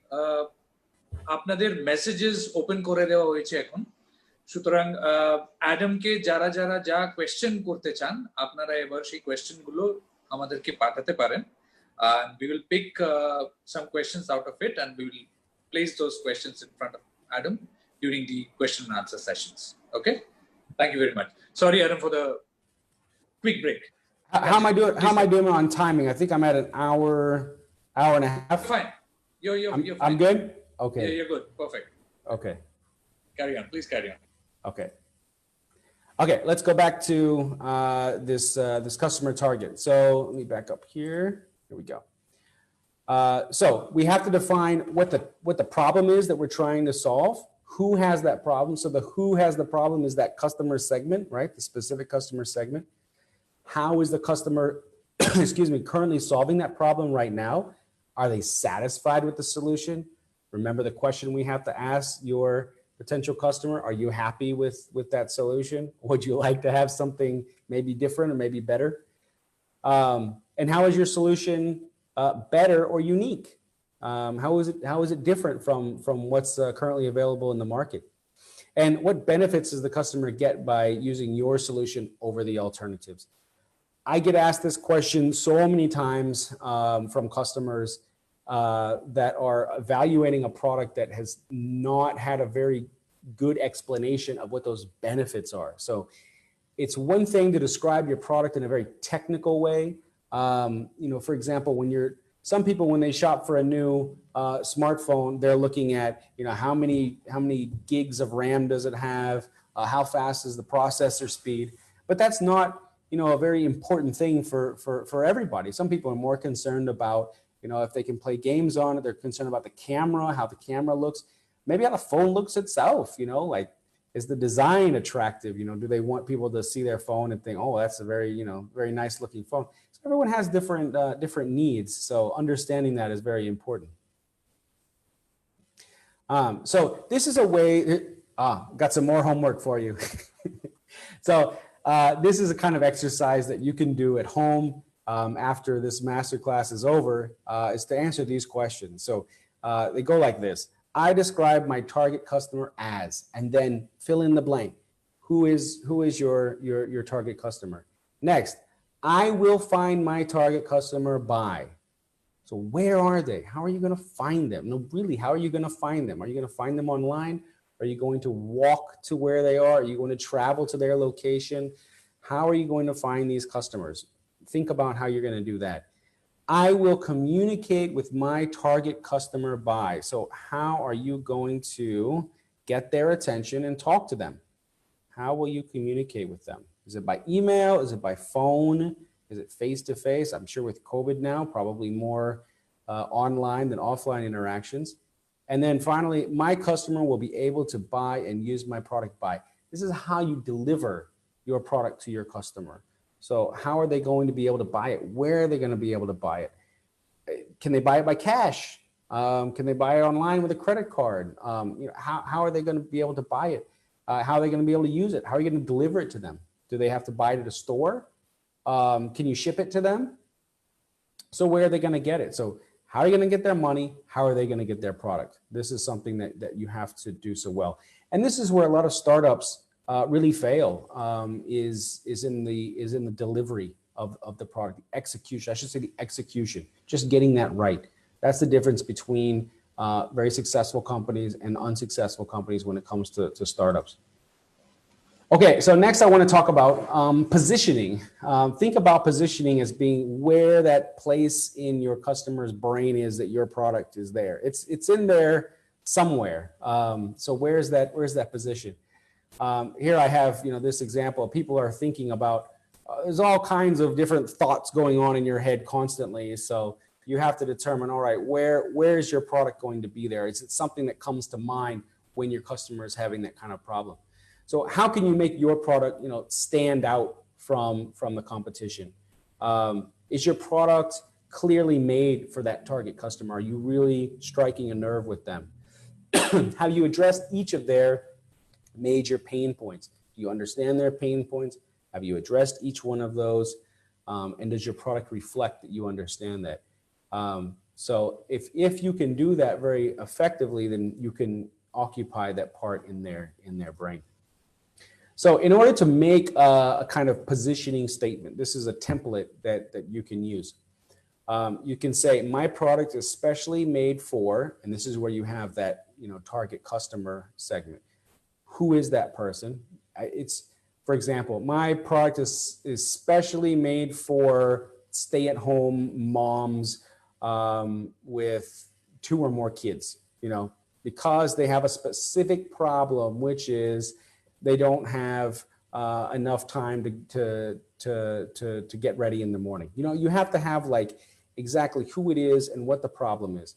Our product is, and this is where you have to very briefly, succinctly explain what your product is, that solves the customer's problem by. So how does your product solve that customer's product? And then our product is better than, identify your main competitor because, and then you have that differentiation. So this is a good template to use for each one of you to go home tonight and do this by yourself and try to understand, exactly if you're getting that positioning statement right. If you don't know the answer to put in there, then you're going to have to think about it. So this is a good homework. This is very helpful for you. If you can very clearly and distinctly get through this exercise, then that's gonna help you a lot to stay focused in your marketing master plan. So let's look here at what we call the 4 Ps. So the 4 Ps are your product, your price, your place, and promotion. So your product, can you clearly explain what it is? I've had many entrepreneurs who've come to me and they try to explain their product. I don't have any idea what they're talking about. I've heard this phrase before: explain it like you're talking to your mom or your grandmother. Can you explain it in a very simple and easy, understandable way? That will help you out a lot, especially when you're talking to people who may not be, very experienced or have a lot of knowledge about, this specific kind of product. Okay, then the next is your price. Your price has to have a very high perceived value. We'll talk about this in the next slide. And does that reflect your position in the market? And then your place. Where do customers find your product? Can they try it? Where do they buy it? Where do they use it? This is place. This is why this is very important. It all goes back to this execution. And then lastly will be the promotion. So can you generate a sense of urgency? I'm sure you have a lot of people who contact you on your for email and messaging, and they say, oh, there's a sale. It's going to end tomorrow. You got to buy right now. This is this kind of sense of urgency. Can you make customers think that they need to make a decision now, and don't put this off later? Because if people put off a decision for later, they're likely not to buy your product at all. So you cannot create a fake urgency, but you can educate them on the urgent need to purchase that product to solve that problem as soon as possible. So let's look at price. Let me back up here. Okay. So if you're in the B2C market, business to consumer, does your product provide more value than that precious money that they're parting with? Remember, this is the customer's money. They worked hard for it. They don't want to spend it unless they're going to get more value out of it than they did by saving and keeping that money. So really, you know, value your customer's money too. It's something that's very important to them. So this is how you can kind of determine their value. So if it's B2C, does it provide more value than the money that they have? And B2B, is your customer convinced that your product is going to make money for them? So if you're selling B2B, business to business, say for example, you're selling to a wholesaler who's going to resell to the end user. Are they going to be able to sell their product to the user? Are there end users going to like the product? Are your customer, the B2B customer, going to be able to make profit from selling your product? This is the most important thing. So you can see here from the graph, let me just move my head over a second. So you have here the cost to the seller, right? So this is like, for example, if you're buying the product, adding value, and then reselling it. So this would be your cost. So the difference between your cost and then the cost to the customer. So this is how much they're paying for it. This difference right here. And this is their perceived value. The difference from here to here is going to be, yeah, right, from here to here. This is their perceived value. So however long this line is, the longer the line, the better. But there has to be more value than what they paid for the product. So this is going to be that difference. You have to have some good space in here. And of course, you have to have some good space in here if you want to make any profit. If there's no space at all or negative space, it's not going to work. So think about this chart when you're thinking about pricing.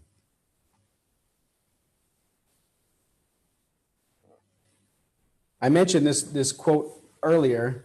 Change happens when the pain of staying the same is greater than the pain of change.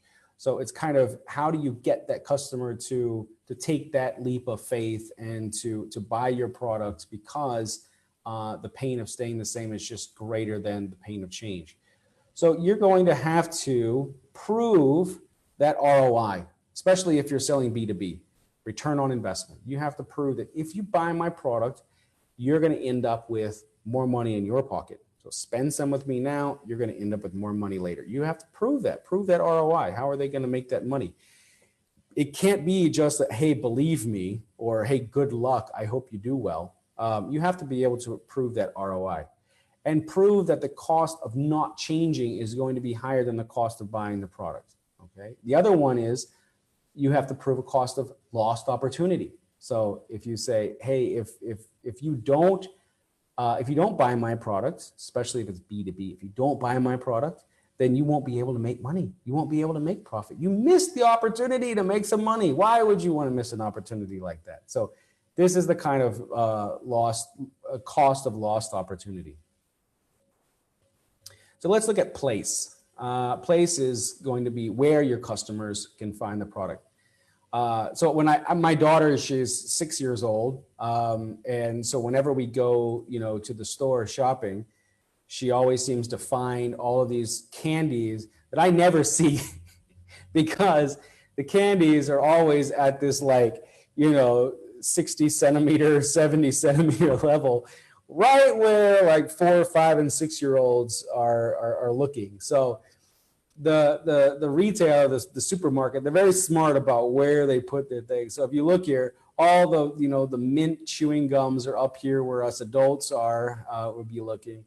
But then you have all this just junk food candy that are down here where I would never look down there or reach down there, but bright, colorful. I mean, it just looks like a cartoon.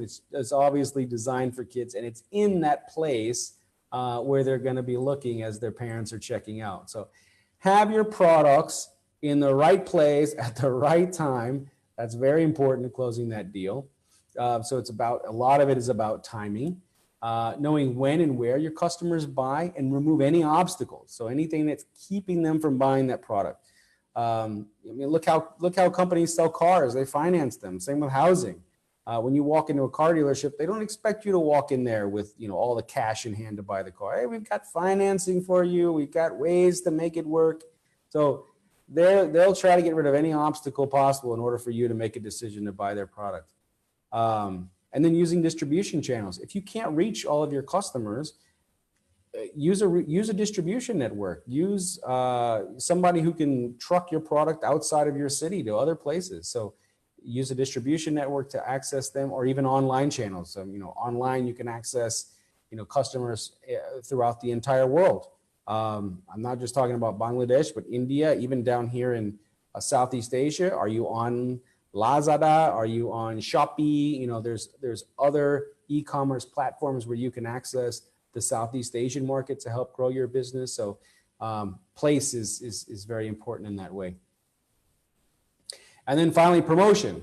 Flash sale, one day only, going fast. You know, how can you really push your customer? You generate this kind of sense of urgency that they need to buy now. You've seen a lot of these kind of promotions everywhere. But how can you generate that sense of urgency? Maintain lines of communication. Now it's easier than ever. You know, I communicate with businesses over Facebook. I send messages either by Facebook Messenger or by line chat.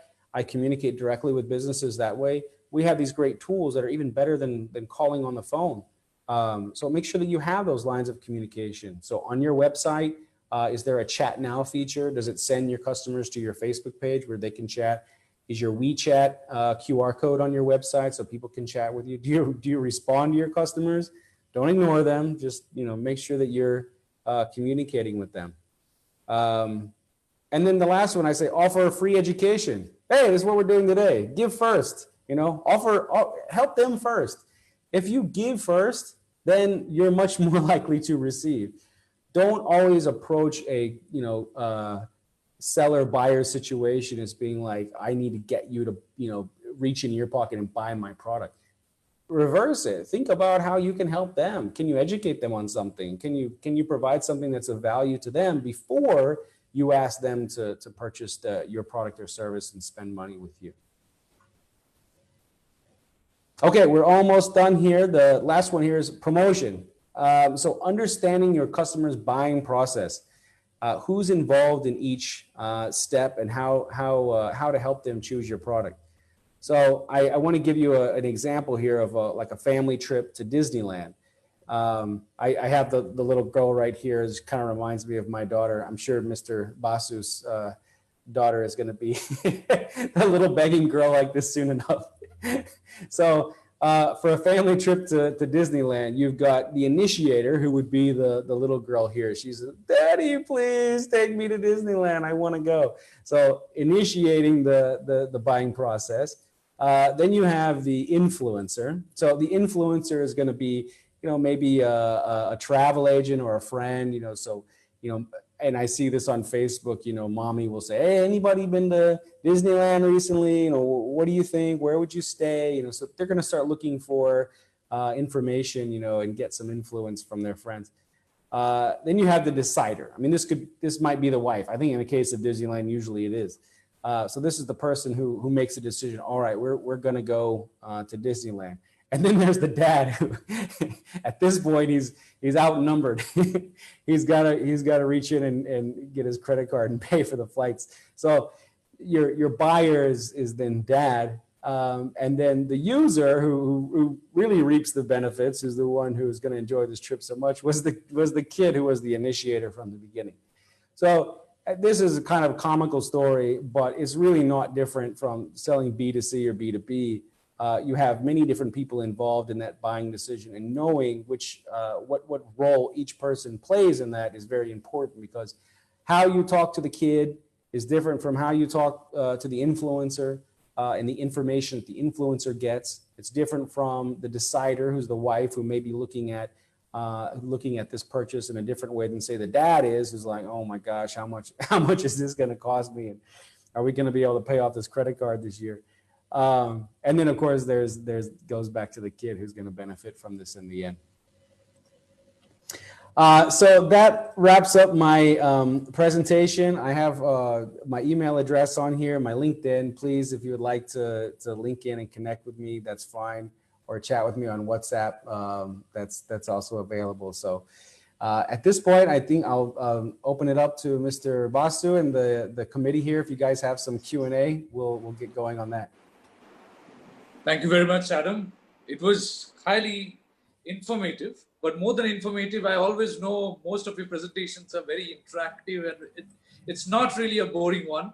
It always has so many fun elements that people get hooked. So it was excellent. Thank you very much. Good. And I'm sure people had a lot to learn. There are a lot of questions which has come in. Okay. And people have been dying to ask many questions. I just got a few jotted down. So I will throw them one by one at you. Before that, I'll say something in Bengali to everybody, and I know you'll have a little difficulty understanding it. So when Adam was in Calcutta, and I happened to be in Calcutta, and আমি Adamকে বলেছিলাম I'll take him out for lunch because ও একটু আগে বললো he was having trouble with veg food. So we went, and আমার কাছে 1.5 ঘন্টার সময় ছিল. And I told Adam asked me how long it's going to take. So আমি বললাম যে 1 থেকে 1.5 ঘন্টা, 1.5 hour is all we are going to take for lunch. We went, we had food, we had a lot to discuss. It ended up somewhere between 3.5 to 4 hours. 3.5 থেকে 4 ঘন্টা we discussed because we are very like-minded people. He comes with a lot of energy, as you can clearly see, and ওর থেকে অনেক কিছু শেখার আছে. So আজকে এই যে পুরো প্রেজেন্টেশনটা ও পুট টুগেদার করেছে সবার জন্য, এটা থেকে অনেক কিছু শেখার আছে। এবং আপনারা যাই কোয়েশ্চেন করছেন, যা ওকে ওর থেকে জানতে চাইছেন, সেটা শুধু এই ইভেন্টের মধ্যেই আটকে থাকবে না। You can always reach out to him, and he's a very helpful person. If you need anything out of the way, he'll be more than glad to help you out. So now, Adam, your David Letterman moment has come. I'm going to ask you some questions. Sure. And let's see how we satisfy the queries of people. Okay. The first question that I have is very interesting, and it is from Mr. Fuzail Sikdar. And this question is that, see, basically change is inevitable. In any industry, in any market, change is always inevitable. So how does one time it to their advantage? How can one basically take it in their own stride and utilize? Okay, good question. So it's the difference. You can't affect a change that may happen in the industry. This is all kind of externalities. But if you have an open line of communication with the people who are in the know, so specifically your customer, or if it's a new market that you're not familiar with, your potential customers, make sure you stay in contact with them, see where things are going, always have those conversations with them, read the industry trade magazines, read things that are being published, a lot of things that can be available on LinkedIn. There's a lot of good articles on there. That way it won't hit you as a surprise when something like that happens. You can't affect that something's going to change, but at least you can have a little bit of leg up and be a little bit more prepared for it. So I think the best thing you can do is just to stay informed and stay more prepared than the other guy. That's about the best you can do. Correct. So basically be at pace with the industry. Yes. Stay in tune with things. Don't get too much in your little world. This happens a lot as entrepreneurs. We get too focused on our day-to-day stuff and our own staff and our own fires that we have to put out. And then we sometimes just lose focus about what's going on in the industry. So that can be very dangerous because then something's going to change very quickly and you're too slow to adapt. Right. So the second question is from Farzana Tonni. That question is that how important it is to have a marketing budget, and how does one follow it strictly? Because there are a lot of times when you make a marketing budget, and I have seen this, I'm sure you must have seen it with startups, they make one and they end up not following it to the T, and it affects their bottom line, going forward. So how important it is to basically have that budget and how important it is to follow it to the T? Okay. So, I mean, we all have a marketing budget. Even if it's zero, it's a marketing budget. So, that's a good question, especially when, you know, resources are very limited in a small company. So you have to be very careful about how you're spending, especially your time. Your time is the most limited. I think when we talk about marketing budget, I mean, I'm sure I'm referring to money, but you also have to think about the budgeting your time and the opportunity cost that may be lost from, say, chasing down a customer that is really not likely to buy. So you have to be very careful about that. But it's all kind of through iteration. So make small marketing budgets, but make them for short amounts of time. So say, I'm going to spend this amount of time and this amount of money in the next 60 days, and then I'm going to go and see how effective that is. I have to measure that. I have to see, did it generate any new leads? Did I get anyone interested? Did it even get to the point where I made a sale or close to making a sale?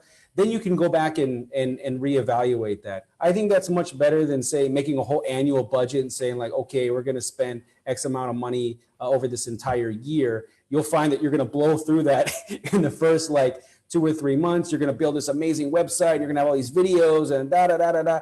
And then come 3rd or 4th month, you're going to be out of money. You're not going to have any good results, or maybe you got lucky and you did. But if your results aren't very good, at that point, it's kind of too late to make an adjustment. And so I've seen even, you know, much bigger companies do this too, where then for the rest of the year, it's like, oh, well, we don't have any budget for marketing. So we can't go to that trade show. We can't participate in this. We can't advertise.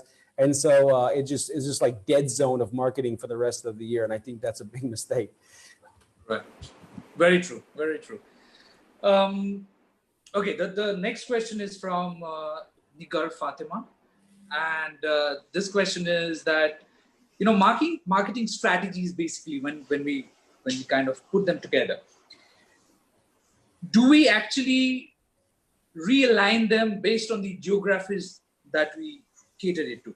Assuming there's a company who is producing something in Thailand, but the products are not only meant for Thailand, it's supposed to be on export basis, let's say to India or Bangladesh as well. So does the marketing strategies vary from the geographical location, from place to place? Yeah, absolutely. I mean, there are similarities in culture between, say, Thailand and India or Bangladesh, but it's very, very different strategy. So I think, like with this question, if you're developing a product and you're specifically developing it just for the export market, okay, then you're not really thinking about your domestic market. But my advice, at least for startups, try to master your local market first. Be really good in your city, in your province, in your country, and do well locally first before you go to the export market. I think it's kind of a mistake for companies to first think about the export market before they think about their own domestic market, because I think you're going to have, you know, or 2 or 3 years before you're going to be able to have success overseas. And so really try to master your own local market first. Right. And I think, if I can also add, I think pricing is also a very sensitive issue attached to it, because the local market pricing will not be the same when you export. So once, as you correctly mentioned, once you master what you have locally, then only you can understand what should be your bottom line as far as the international markets are concerned. Right. And I see American companies that are doing well in Asia now, but they only do well in Asia because they've done so well in the US first. So after they have become a market leader in the US, then they decide to go overseas. I've never seen it done the other way, where they've gone overseas first without being able to master their own domestic market. So the bottom line should be exploit the local market first. I think so. And of course, the pricing and the marketing is different, but it's gonna help you save money. It's gonna help you really understand the customer need more. And so that's why I think that local market is gonna be really important for you. Right. So the next question that I have is from one Ruman Mitu. And the question is that you'd like to know, what should be the best way to manage return policy for products? Because as you understand, most ladies in this business are into e-commerce, yeah? So, I mean, that's a big problem. I think even Amazon had addressed this at one point of time, that they were having more returns, but then they were busy catering to it because they wanted to maintain the standards. So when these entrepreneurs, they're doing it individually, there of course there is an outside factor of financial loss. Yeah. Because if they can't continue to cater to that. So how does one tackle this situation? How does one, because right now, I mean, with the COVID-19 situation everywhere, as you also have been mentioning, people are buying more online. Right. That means what they're seeing is maybe the image. They're thinking that they like it, they're buying it, things are getting delivered, and probably they are not really convinced, and then it goes back again. So what's the best way one can tackle this uncanny situation? Okay. Yeah, I think, you mentioned Amazon. There's other companies in the US that do this very well, like REI. They're another company. There's many companies that have online sales where they make returns very easy. Sometimes no questions asked. However, in the past couple of years, those kind of return policies have become a little bit more strict as people start to take advantage of them. Yeah. So I think we all have to use kind of our common sense about, is a customer taking advantage of us? Are they trying to basically cheat us out of our own money? Or do they have a valid concern? So whenever I have a complaint about a product or about a service, and I bring that to the company, I've always felt that it was very respectful for them to ask me, how can we make this right for you? Right? Because then they put the ball in my court, right? They say, okay, how can we make this good for you? How can we make you a happy customer? And if you ask somebody who genuinely has a concern, then they're going to tell you something, how to make it right for them that is fair in their mind. And then you can make them happy. If it means refunding their money and taking the product back, then so be it. But if they're happy about it, they're not going to post anything negative about it, then you're going to have a happy customer. Maybe they just want to exchange it. Maybe it was the wrong size or the wrong color or something like that. Maybe they don't really, they're not just want, 100% refund. Maybe there's something else, another kind of solution that you can work out for them. But you would never know that if you didn't ask them, how can we make this right with you? How can we make you happy? So you have to, use common sense about, separating the people who are trying to take advantage of the situation, besides the customers who do have a valid concern. And if someone is going to go to the trouble of contacting you and returning the item, I think that most of those customers do have a valid concern if they're taking it that far. So use common sense, and then also try to offer them another solution rather than just taking the product back and giving them a refund. Maybe there's some other way that you can make them happy. Right.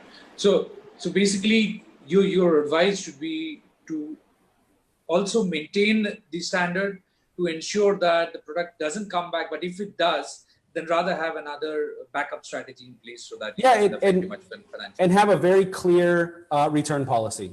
There's a time frame. There's clear reasons. If it's defective, if it's a product that is significantly different from what was in the photo. I mean, obviously, that's a reason to return a product. But these are the valid reasons that you can return it, and this is the time frame that you can. It's not an open-ended, bring it back to me whenever for whatever reason. No, just make sure that it's clear on your e-commerce website about those return policies, so that way it's clear and upfront.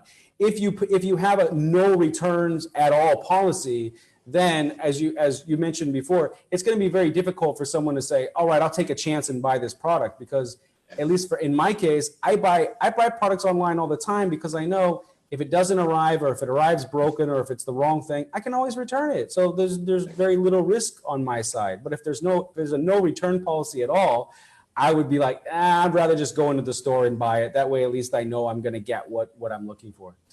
Correct, precisely. Right. The next question is from Rakib Shabuj, and the question is about how do you value the kind of network-based e-commerce platforms? Because how does one transform the traffic data into a monetary value? How can they basically barter it? So how do you tackle that? What do you think are your assumptions on the same? Well, I'll first say I am not an expert on e-commerce. My products are not sold online. I'm the only thing I know about e-commerce. I'm a consumer. I'm not a seller on e-commerce. So Right. I wouldn't know. But I do have friends who do sell online. They sell on Amazon. Of course, the main complaint about that is the commission. There's very high commissions when you sell on Amazon. You're losing a lot of money there.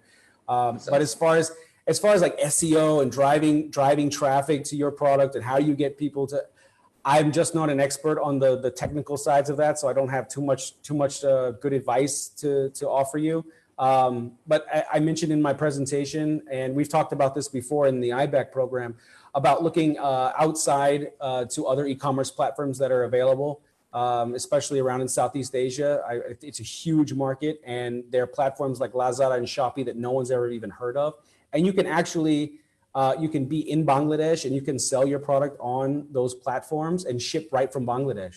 So look around, look at some of the other platforms that are available out there. But if you need advice about how to drive traffic to your product or how to increase sales, SEO, or this kind of thing, I'm sorry, it's not my thing.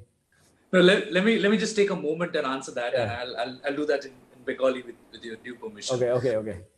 যিনি এই প্রশ্নটা করেছেন, আমি এই প্রশ্নের উত্তরটা আপনাদের দিতে চাই। সবথেকে বড় ইম্পর্টেন্ট জিনিস হচ্ছে এই ট্রাফিক ক্রিয়েট করাটা, it's not an easy thing. আজকে যে এই ট্রাফিক ক্রিয়েট করেছে, এত লোক আপনারা একসাথে হয়ে দেখছেন, এটা জানেন তো খুব সহজ বাইরে থেকে ক্রিটিসাইজ করা, but it is very difficult to create this. So I salute Nisha, I salute Rajiv Bhai, who has created this. একবার ক্রিয়েট হয়ে গেছে এত বড় একটা প্ল্যাটফর্ম, এবং সেই প্ল্যাটফর্মটাকে বিভিন্ন ভাবে ওয়ান ক্যান ইউজ, and তখন it's very easy to make comments and to try to work things out. So I think we should first try and look at how to create that traffic. Once you do that traffic creation, which is the toughest and hardest part, I cannot do it. Let me come clean, I can't do it. So specific expert people তারা এটা করেছেন, এবং এই ট্রাফিকটা একবার যদি আপনি create করে ফেলতে পারেন, half of your job is done, বাকি half আপনি আপ হয়ে যাবে। কিন্তু এই ট্রাফিক ক্রিয়েট করাটা is not a matter of joke. So I mean, you should try and put all your strategies, expert strategies, to ensure এই ট্রাফিকটা create হয়, আর traffic create হওয়ার পরে half of your job is done. This could be a whole other masterclass, Samia, about driving traffic to e-commerce. Absolutely. So the last question that I'm going to take for the session is coming from Sharmeen Hawk Liza. Okay. She wants to know, what should be a proper pricing system when we look at any product to be placed in the market? Okay. Well, proper pricing market. So there's many different pricing strategies. So there's things called like penetration pricing, where you price it low in order to like get in really fast into the market.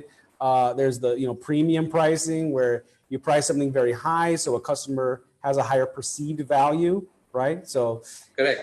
For example, if you saw a Rolex on the street and the price was only $5, you'd probably figure it wasn't a real Rolex because you're not thinking you're getting a really good deal on a Rolex. So there's many different pricing strategies. I can't say which one is going to be best for you because it really depends on what that customer target is. But if you go back to my slide about that customer perceived value, you have to make sure that they're getting more out of it than what they're spending. And sometimes you just have to kind of test the market with a couple of different prices in the beginning and see which one takes very fast.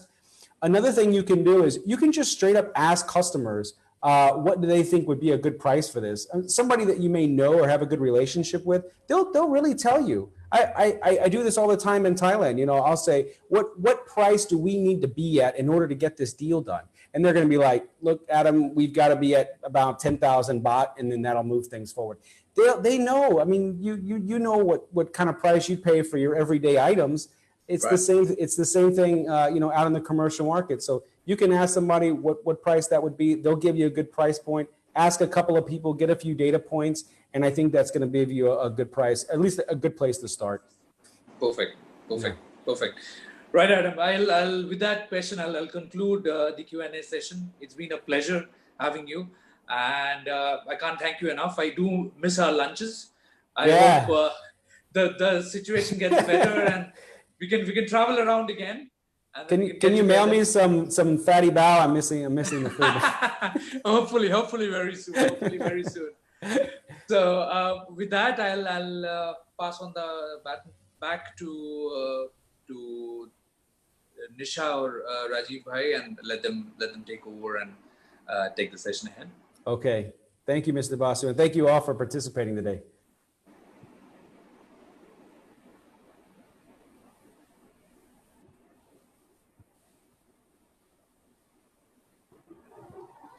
Thank you so much, Mr. Adam. This is really a wonderful session. We got to learn so many things from you. Thanks a lot. And we have a special guest in our session, Mr. Ajit Kumar Sarkar.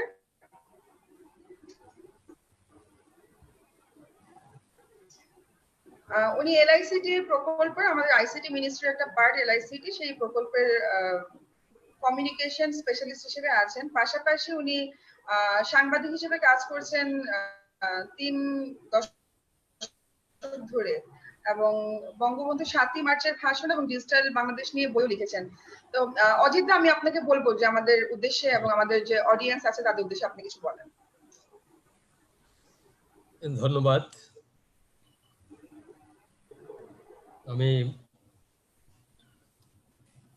উইলকে ধন্যবাদ জানাচ্ছি আপনারা একটি চমৎকার একটি platform তৈরি করেছেন যেটা এদেশের যারা নারী সমাজ আছে তাদের জন্য একটি অসাধারণ এবং একটি উদ্যোগ এবং তাদের জন্য অনেক সম্ভাবনা সুযোগ তৈরি করবে এই প্ল্যাটফর্মটি তো আজ তো আপনি জানেন যে আজকে আমরা যে মাসে আছি এই মাসটি হচ্ছে শোকের মাস এই মাসেই এমন একটি বিয়োগান্তক ঘটনা ঘটে যায় যেটা সারা বিশ্বকে স্তম্ভিত করে তো বাঙালি জাতির অবিসংবাদিত নেতা হাজার বছরের শ্রেষ্ঠ বাঙালি জাতির জনক বঙ্গবন্ধু শেখ মুজিবুর রহমানকে 1975 সালের 15ই আগস্ট একদল ঘাতক তারা নির্মমভাবে হত্যা করে এই হত্যাকাণ্ডের মধ্য দিয়ে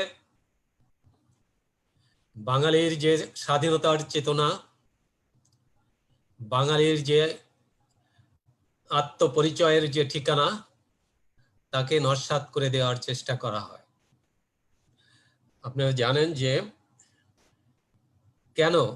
কেন তাকে হত্যা করা হলো আপনারা জানেন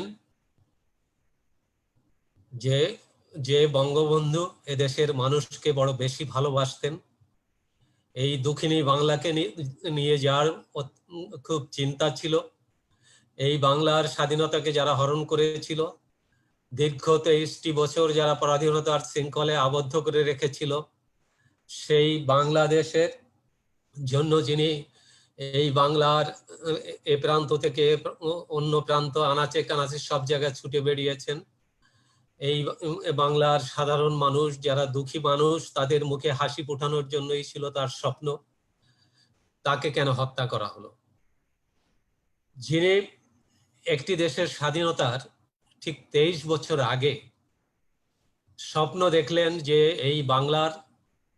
এই বাংলাদেশকে স্বাধীন করতে হবে আমাদের স্বপ্ন দেখলেন 23 বছর আগে একজন মানুষ কতটা ভিশনারি হলে যে একটি রাষ্ট্রের জন্মের 23 বছর আগে তিনি স্বপ্ন দেখলেন যে আমার বাংলাদেশকে আমাকে স্বাধীন করতে হবে এর কারণটা ছিল কি যখন 1947 সালে পাকিস্তান সৃষ্টি হয় সেই সময় যে অসম যে বিভাজনটা তৈরি করা হয় অর্থাৎ বাংলা ভাগটা ছিল অসম প্রক্রিয়ায় যেটাকে বঙ্গবন্ধু মেনে নিতে পারেননি তিনি সেখানে বলেছিলেন যে হ্যাঁ পাকিস্তান স্বাধীন হতে যাচ্ছে হ্যাঁ পাকিস্তান সৃষ্টি হচ্ছে কিন্তু ওই পাকিস্তান আমাদের হবে না আমাদের পূর্ব বাংলার মাটিতে আমাদের বাংলার স্বাধীনতার জন্য সংগ্রাম করতে হবে অর্থাৎ আপনারা চিন্তা করুন যে একজন নেতা কতটা দূরদর্শী হলে যে স্বাধীনতার রাষ্ট্রের জন্মের 23 বছর আগে তিনি এই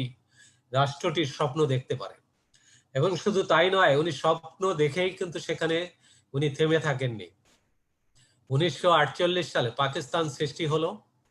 পাকিস্তানে উনি ওনার যে অসমাপ্ত আত্মজীবনী আছে সেখানে উনি পরিষ্কার করে লিখেছেন যে পাকিস্তান সৃষ্টি হয়েছে ষড়যন্ত্রের মধ্য দিয়ে। অর্থাৎ ষড়যন্ত্রের মধ্য দিয়ে পাকিস্তানের যাত্রা শুরু হয়, সেটা বঙ্গবন্ধু অনেক আগেই উপলব্ধি করেছিলেন। তার প্রথম বই প্রকাশ হলো 1948 সালে। 1948 সালে দেখা গেল যে কায়েদে আজম মোহাম্মদ আলী জিন্নাহ, পাকিস্তানের যিনি জনক, তিনি বললেন কি Urdu and Urdu shall be the only state language of Pakistan. Bangabandhu সহ শেখ মুজিব সহ তারা ওই তরুণ নেতা, তারা বাংলার জনতা, বাংলার ছাত্র জনতা তখন এর বিরুদ্ধে প্রতিবাদ করলেন। অর্থাৎ বাঙালির সংস্কৃতিকে ধ্বংস করার জন্য তারা একটা প্রচেষ্টা চালালো, সেটাকে তারা মেনে নিতে পারে নাই।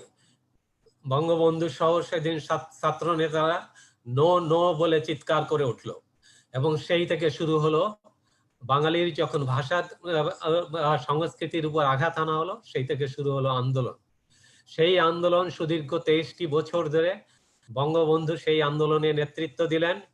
তিনি ধাপে ধাপে তার নেতৃত্বের কৌশল ছিল এতটাই বেশি যে তিনি এতটাই গভীরভাবে চিন্তা করতেন যে এই আন্দোলনকে তিনি কখনো সহিংস রূপ নিতে দেননি। তিনি আন্দোলনের গণতান্ত্রিক চরিত্র সবসময় বজায় রেখেছেন, যাতে পাকিস্তানিরা বা ইন্টারন্যাশনাল কমিউনিটি কখনো এই আন্দোলনকে সন্ত্রাসী বা বিচ্ছিন্নতাবাদী আন্দোলন হিসেবে আখ্যায়িত করতে না পারে।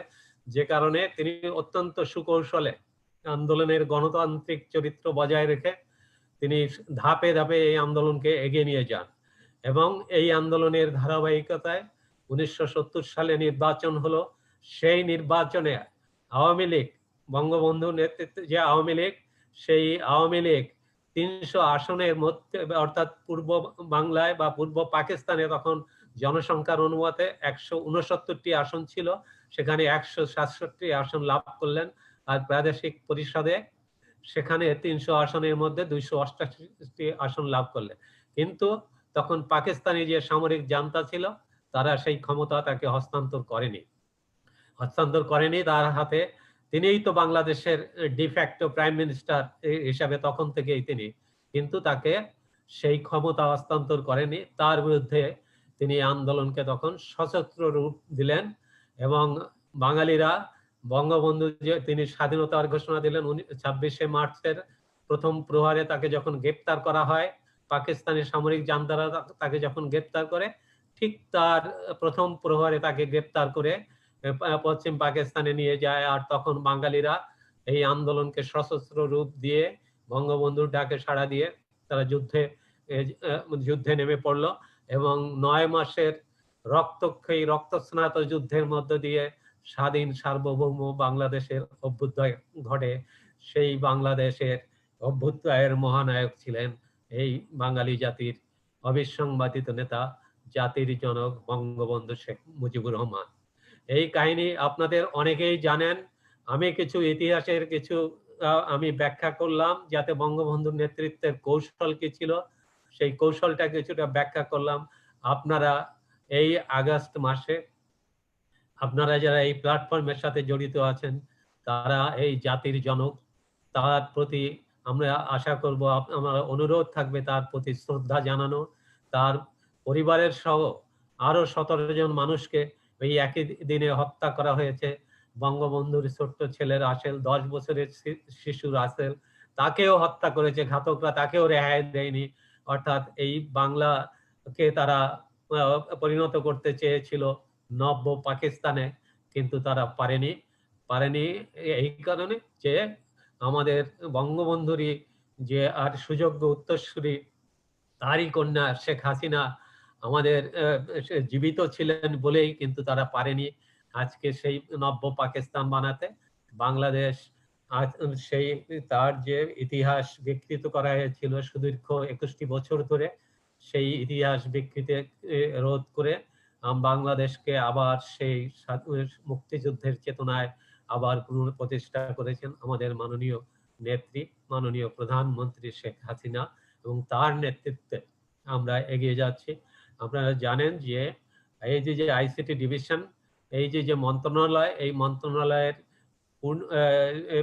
মাননীয় প্রধানমন্ত্রী তিনি হলেন মন্ত্রী, তিনি তার অধীনে পরিচালিত। আর মাননীয় তথ্য যোগাযোগ প্রযুক্তি প্রতিমন্ত্রী জুনায়েদ আহমেদ পলক, তিনি হলেন এখানকার প্রতিমন্ত্রী। তারই নেতৃত্বে পরিচালিত হচ্ছে তথ্য, এবং মাননীয় প্রধানমন্ত্রী তথ্য যোগাযোগ প্রযুক্তি বিষয়ক উপদেষ্টা সজীব জয়ের নির্দেশনায় আমরা এই মন্ত্রণালয় পরিচালিত হচ্ছে এবং ডিজিটাল বাংলাদেশের সামগ্রিক কার্যক্রম পরিচালিত হচ্ছে।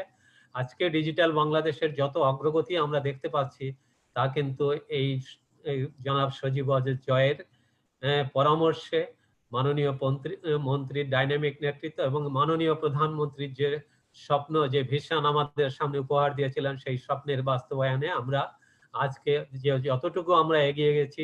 আজকের যে অগ্রগতি দেখছেন, বাংলাদেশের যে ইন্টারনেট ব্যবহারকারী আজকে দেখা যায় 10 কোটির উপরে, মোবাইল ফোন ব্যবহারকারী 15 কোটির উপরে, প্রায় 16 কোটির কাছাকাছি মোবাইল ফোন ইউজার। এগুলো সবই হয়েছে মাননীয় প্রধানমন্ত্রীর ড্রিম, যে ডিজিটাল বাংলাদেশ বাস্তবায়নের ফলে। সুতরাং আমরা চাই যে এই ডিজিটাল বাংলাদেশ বাস্তবায়নের কারণে আজকে যে আপনাদের নারীদের যে প্ল্যাটফর্ম, সেটা কিন্তু করা সম্ভব হচ্ছে। আনইন্টারাপ্টেড ব্যান্ডউইথ সাপ্লাই দেওয়ার কারণে আজকে আপনারা সেই কার্যক্রম পরিচালিত করছেন, এবং আজকে উই যে আইসিটি ডিভিশনের সাথে কাজ করছে, আমরা একসাথে কাজ করছি আপনাদের এই দেশের নারীর উন্নয়নে, তাদের ভাগ্য পরিবর্তনে কাজ করা হচ্ছে। আমরা একই সাথে কাজ করব ভবিষ্যতেও। বঙ্গবন্ধুর আজকে যে গতকালই গেছে তার মৃত্যু দিবস, আপনারা তার জন্য দোয়া করবেন। হ্যাঁ, তার যারা ওই 15ই আগস্টে যারা শহীদ হয়েছেন তাদের জন্য দোয়া করবেন, এই প্রার্থনা করবেন। এই কামনা করে আমি আমার বক্তব্য শেষ করছি। ধন্যবাদ আপনাদের। ধন্যবাদ শ্রদ্ধেয় অজিত কুমার সরকার আপনার বক্তব্যের জন্য। আমরা আইসিটি ডিভিশনের সাথে উই এবং আইসিটি ডিভিশন কাজ করছে। আইসিটি ডিভিশন বিশেষ করে মাননীয় প্রতিমন্ত্রী জুনায়েদ আহমেদ পলক ভাই যেভাবে উইকে সাপোর্ট দিচ্ছে, এবং এই মাস্টার ক্লাসটা আসলে আইসিটি সাপোর্টে করছে, আয়োজন করা যাচ্ছে, সেটাও আমাদের আশা করি প্রায় সবাই আমরা জানি। এবং প্রথম মাস্টার ক্লাসে আইসিটি ডিভিশনের মাননীয় সিনিয়র সচিব উনি উদ্বোধন করেছিলেন। তো আমরা এবার পরের অংশে চলে যাব। পরের অংশ হচ্ছে লোকাল ট্রেনার আমাদের করবে। Before ending the first session, I would like to thank Professor Adam Bates from Thailand, and he has given an excellent presentation. It was a long presentation, but I noticed from the comments in the group and also here in Zoom that no one was bored. Instead, they listened very attentively and they asked many questions. They wrote many comments. It has been broadcast live, and I can see already 3,500 comments have come there. So it's staggering that we have more than 3,500 comments. And okay, so and most of the comments are like this: yes, good speech, we like it, thank you for arranging it, like this. But at least even if we think that 10% comments contain some reflections, comments, so still it's like 300 to 500 comments, and it's really enjoyable, because it normally when I was a student, I was not so much fan of listening to a lecture for 1 hour, 2 hours, most of us, I mean, but here Mr. Adam Bates is delivering his lecture from Thailand, Mr. Boshu is in England, and we are in Dhaka. Nisha and I, some of us are in Dhaka, and the rest of us are in different districts. So, and the last masterclass was viewed, attracted more than 100,000 views. So we are hoping similarly 80, 90, at least 70, 80,000 views this time too, or who knows, it may pass 100,000 views, because we can say that already it has more than 1,000 shares in Facebook, and 1,000 share is really amazing. So I'd like to thank Professor Adam Bates, and also I'd like to thank Mr. Shomo Visi for arranging, supporting for arranging this kind of event. And so, Mr. Adam Bates, any final thoughts from you, or do you want to say anything to us? It was an honor to participate in this, and for all you entrepreneurs out there, don't give up, keep fighting every day, and best of luck to you.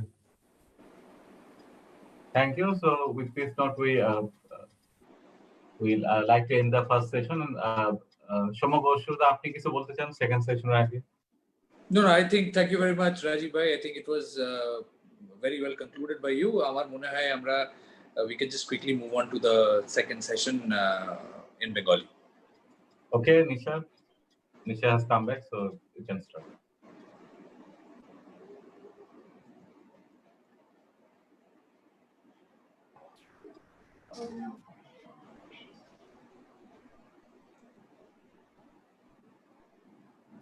Okay.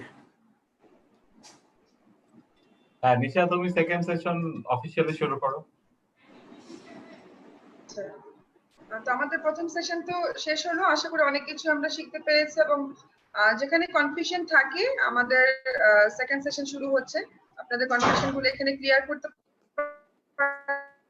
পারবেন এবং আরো ভালোভাবে হয়তো বুঝতে পারবেন। আমরা একটা workbook আপনাদের সাথে শেয়ার করেছিলাম, সেটা নিয়ে আপনাদেরকে আমাদের মাহবুব স্যার আপনাদেরকে ক্লিয়ার বুঝিয়ে দিবে সেটা কি করতে হবে। স্যার আপনি আপনার সেশনটা স্টার্ট করেন। অলরাইট, আসসালামু আলাইকুম। আমি একটু স্ক্রিনটা শেয়ার করে নিই।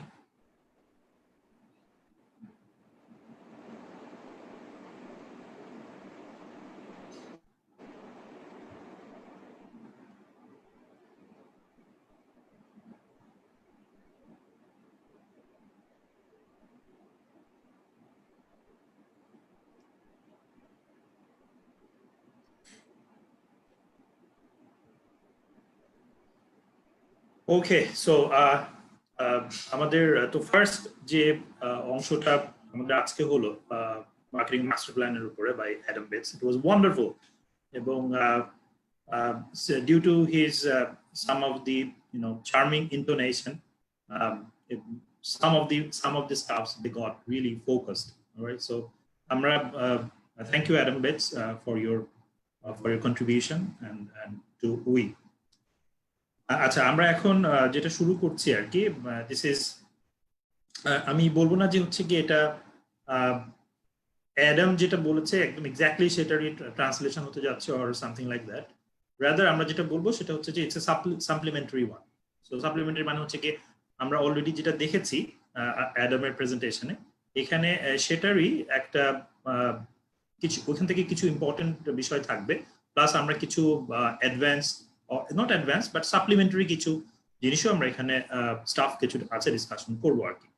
বাট বিফোর ইউ স্টার্ট, আমি আপনাদেরকে যেটা জানাতে চাচ্ছি সেটা হচ্ছে গিয়ে সিল্ক ওক থিম, লাইক, এবং বেসিক্যালি সিল্ক ওক থিমের পক্ষ থেকে আমাদের সাথে সৌম্য বসু আছেন, এবং উই টুগেদার তাদের মাধ্যমে যে ওয়ান্ডারফুল একটা ফেনোমেনাল প্রোগ্রাম আমরা লঞ্চ করেছি, এবং যেটার মাধ্যমে hundreds and thousands people are getting benefited, যারা এখানে আছেন আমরা সবাই এখান থেকে লাভবান হচ্ছি, এবং this is an amazing contribution by Silk Oak and Women in E-commerce. আজকে আমরা আমার আগের দিনের প্রেজেন্টেশন এবং আজকের প্রেজেন্টেশনের যাই আছে সবকিছু these are guided by Silk Oak people and we people, তাদের ম্যানেজমেন্টে যারা আছে তাদের গাইডেন্সে বেসিক্যালি আমরা এই পুরো কন্টেন্টটা ডেভেলপ করা হয়েছে, এবং আমরা এটা আজকে আপনাদেরকে ডেলিভারি দিচ্ছি। অলরাইট, সো আমি আপনাদেরকে যেটা রিকোয়েস্ট করবো যে আপনারা সবাই একটু হয়তো সামটাইমস আপনাদের অ্যানোটেশনটা অন হয়ে যায়, ওটা একটু আপনারা একটু খেয়াল করুন যেন ওটা না হয়, বিকজ এটা ডিস্ট্রাক্টিং হয় আর কি। সো আমরা ফার্স্ট শুরু করছি, সেটা হচ্ছে যে এখানে দুটো কথা লেখা আছে। ফার্স্ট কথা হচ্ছে there is no wisdom equal to good planning. Okay, so পরিকল্পনার থেকে বেটার কোনো, এটাকে বলা হচ্ছে উইজডম নেই আর কি, which means এর থেকে বেটার আর কোনো কিছু হতে পারে না। সো আপনার যেটা বিজনেসে আমরা যখন আসছি তখন কিন্তু এটাকে just we cannot just jump in, এখানে হঠাৎ করে জাম্প করার কিছু নেই। রাদার আপনাকে সবার আগে একটা পরিকল্পনা করতে হবে। এবং আমাদের ফার্স্ট ট্রেনিং সেশনের এই এন্টারপ্রেনিউরশিপ 1.0 মাস্টার ক্লাস 1.0 আমরা যে সিরিজটা করছি, ফার্স্ট আমাদের প্রেজেন্টেশনটা ছিল কিন্তু রিগার্ডিং দিস প্ল্যানিং, এবং ওটা ছিল বিজনেস প্ল্যান এবং ওভারঅল একটা বিজনেস প্ল্যান ছিল, যেখানে সমস্ত একটা বিজনেসের একটা বেসিক প্ল্যান কিভাবে করতে হয়। আর এখন সিল্কক টিম যেটা এভাবে সাজিয়েছে যে এইবার হচ্ছে কি আমরা ওই বড় যে বিজনেস প্ল্যানটা সেখান থেকে একটা স্লাইস করে করে একটা ইউনিটকে আমরা এখন কিভাবে ফোকাস করব সেই দিকে আমরা হচ্ছে এখন যাব। এবং সেটার কারণে আজকের আমাদের টপিকটা হচ্ছে মার্কেটিং মাস্টার প্ল্যানের উপর। এবং এটার জন্য আমি সবার আগে যেটা শুরু করছি সেটা হচ্ছে কি আপনাদের সবার আগে যেটা মাথায় রাখতে হবে, প্ল্যানিং ছাড়া কিছুই হবে না। So planning is always the first priority, এবং শুরু করতে হবে প্ল্যানিং দিয়ে। এবং এখানে আরেকটা কথা লেখা আছে, সেটা হচ্ছে কি content is fire and marketing is gasoline. মানে বলা হচ্ছে যে আপনার প্রোডাক্টটা আপনি মনে করছেন যে আপনি খুব ভালো একটা প্রোডাক্ট বা একটা সার্ভিস, প্রচন্ড ভালো একটা সার্ভিস আপনি নিয়ে এসছেন, কিন্তু আপনি আসলে বুঝতে পারছেন না যে আপনি আসলে সাকসেসফুল হতে পারবেন না যদি এই প্রোডাক্টটাকে আপনি প্রপারলি মানুষের কাছে পৌঁছাতে না পারেন। মানে বোঝানো হচ্ছে যে আপনার কাছে আগুন আছে, কিন্তু এই আগুনটাকে প্রপারলি বার্ন করার জন্য, জ্বলানোর জন্য যে ম্যাটেরিয়াল গুলা, সেই ম্যাটেরিয়াল গুলাই হচ্ছে কি মার্কেটিং। অলরাইট, সো আপনার শুধু প্রোডাক্ট থাকলেই হবে না, রাদার ওই প্রোডাক্টটাকে মানুষের কাছে পৌঁছানোর জন্য, মানুষের কাছে চাহিদা তৈরি করা থেকে শুরু করে মানুষের কাছে মানুষকে দিয়ে ক্রয় করানোর জন্য সমস্ত প্রসেসটাকেই হচ্ছে আপনাকে ফোকাস করতে হবে, নজর দিতে হবে। রাইট, সো এখন আপনাদের সামনে আমি যেটা রেখেছি এটা হচ্ছে মার্কেটিং এর ডেফিনিশন।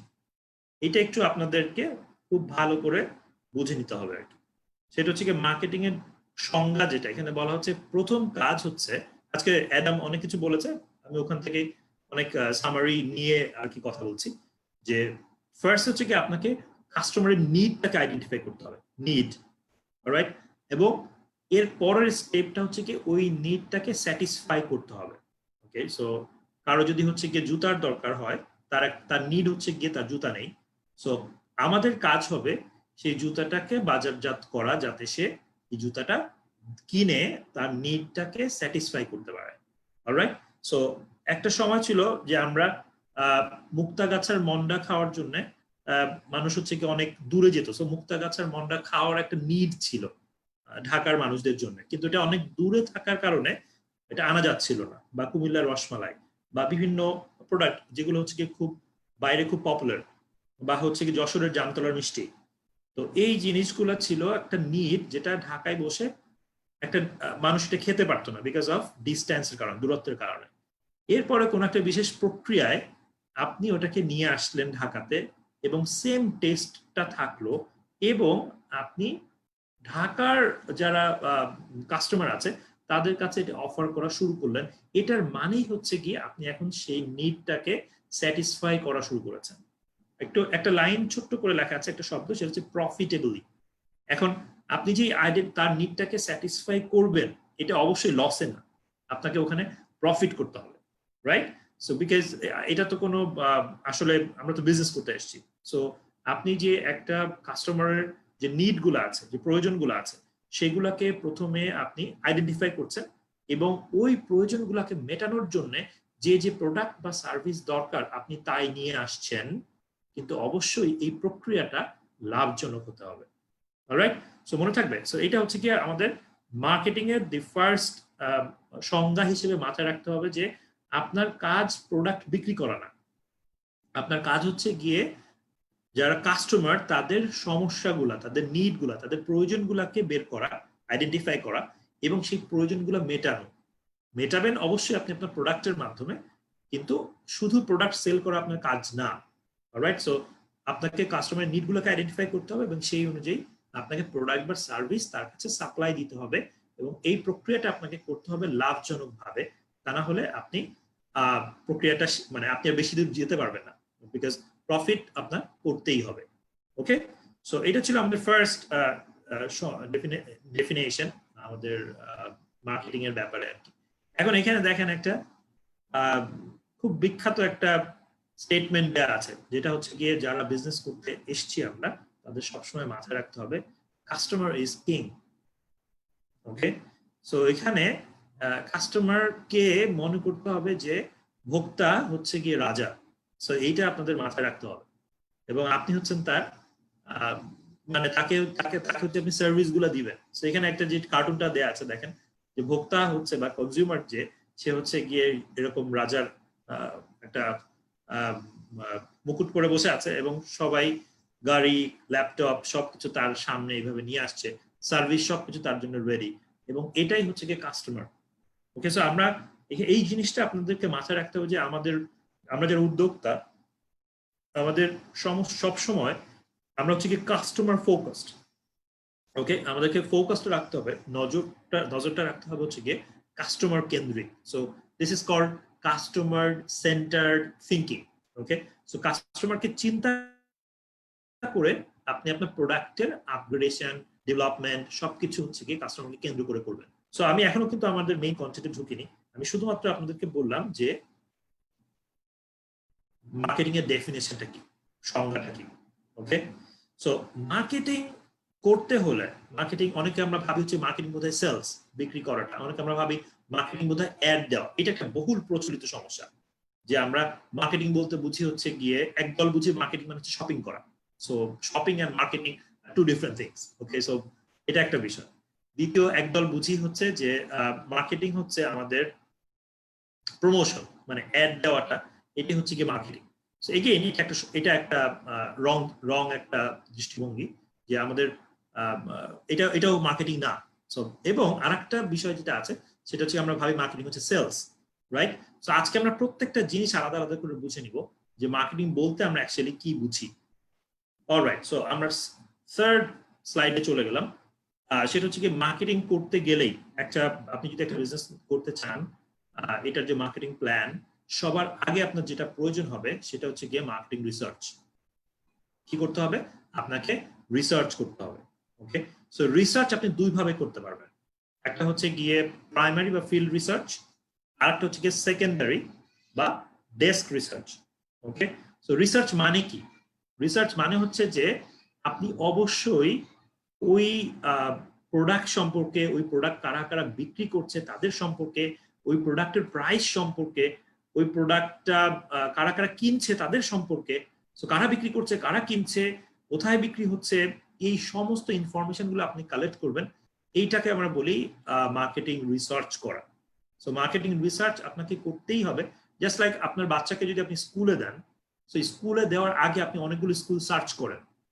ওকে, এবং সেই স্কুলগুলোর রেজাল্টস গুলো আপনি জানার চেষ্টা করেন, সেই স্কুলগুলোর লোকেশন গুলো জানার চেষ্টা করেন, সেই স্কুলগুলোর ফিজ স্ট্রাকচার জানার চেষ্টা করেন।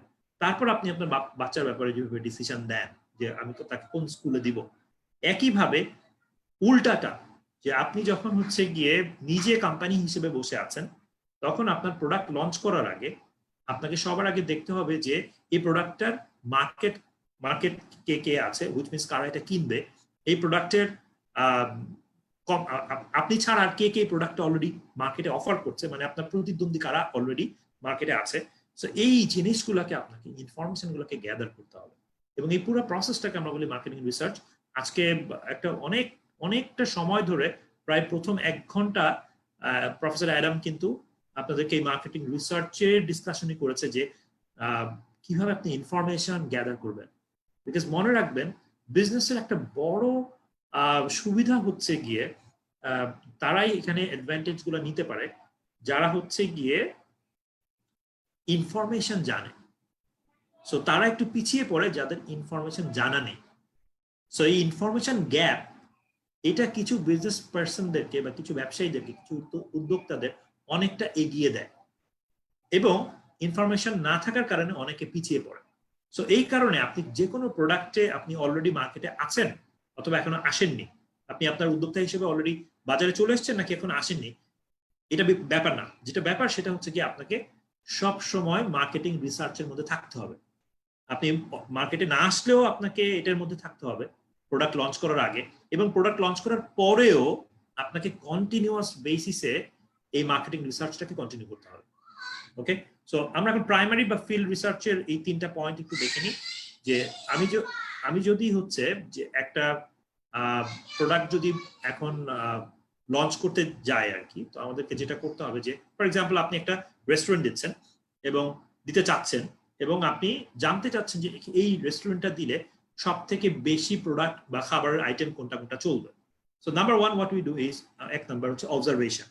আমরা একটা রেস্টুরেন্টে গিয়ে সেই রেস্টুরেন্টের সেট আপ দেখে আসি, তার ইন্টেরিয়ার দেখে আসি, তারপর ওখানে বসে আমি একটা কফির অর্ডার দিয়ে আমি হয়তো গুনছি যে কে কয়টা বার্গার নিচ্ছে, আমি টেবিল অনুযায়ী খেয়াল করছি যে তার কয়টা বার্গার সেল হলো, কয়টা স্যান্ডউইচ সেল হলো, কয়টা হচ্ছে কি কফি সেল হলো।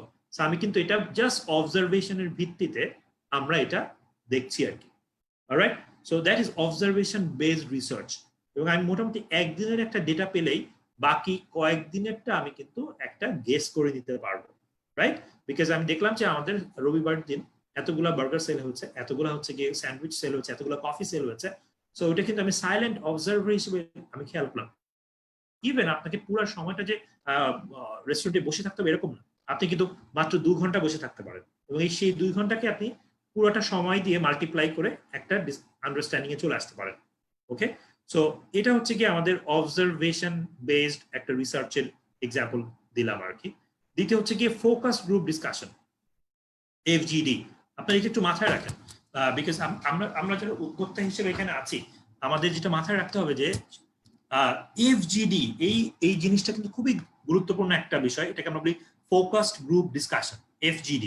এটাতে হচ্ছে গিয়ে 5 to 10 পিপলের একটা প্যানেল আপনি তৈরি করবেন, যাদেরকে আপনি আপনার প্রোডাক্টটাকে দিবেন এবং তারা ওই প্রোডাক্টটাকে ইউজ করে আপনাকে ফিডব্যাক দিবেন।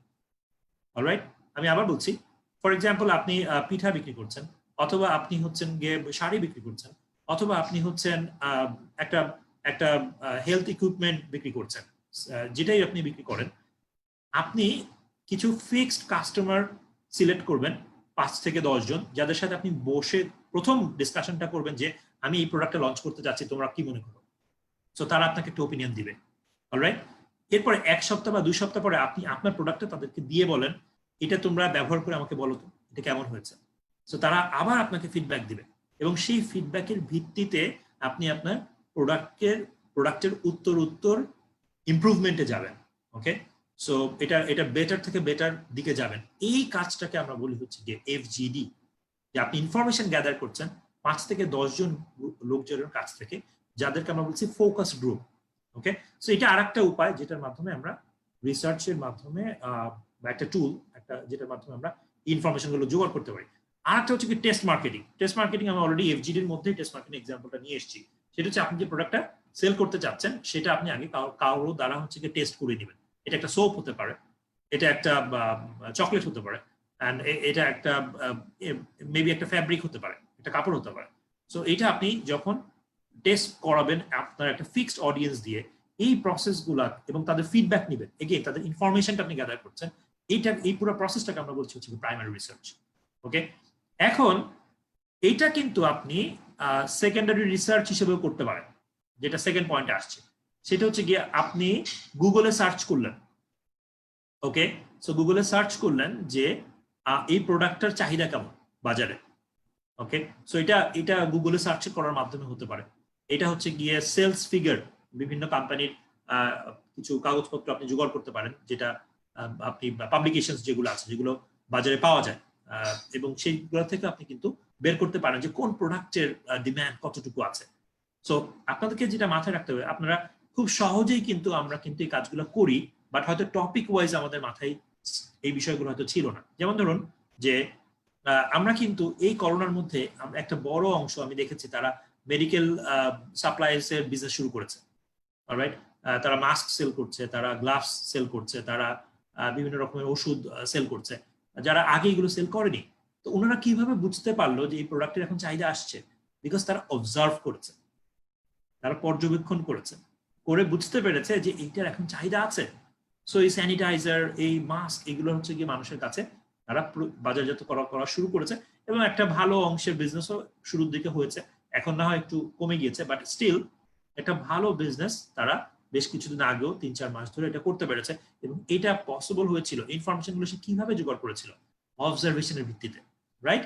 সে ফেসবুকে পেজের পর পেজ গিয়েছে, দেখছে একজন আরেকজনের সাথে আলোচনা করছে কোন স্যানিটাইজারটা ভালো, কোন মাস্কটা কিনবো, K90, K95, এটা সেটা, ওয়ান টাইম মাস্ক, এই যে আলোচনা সে দেখছে, অবজার্ভ করছে, এখান থেকে সে ইনফরমেশন বের করেছে যে আমাকে এইটার বিজনেসে এখন যাওয়া দরকার।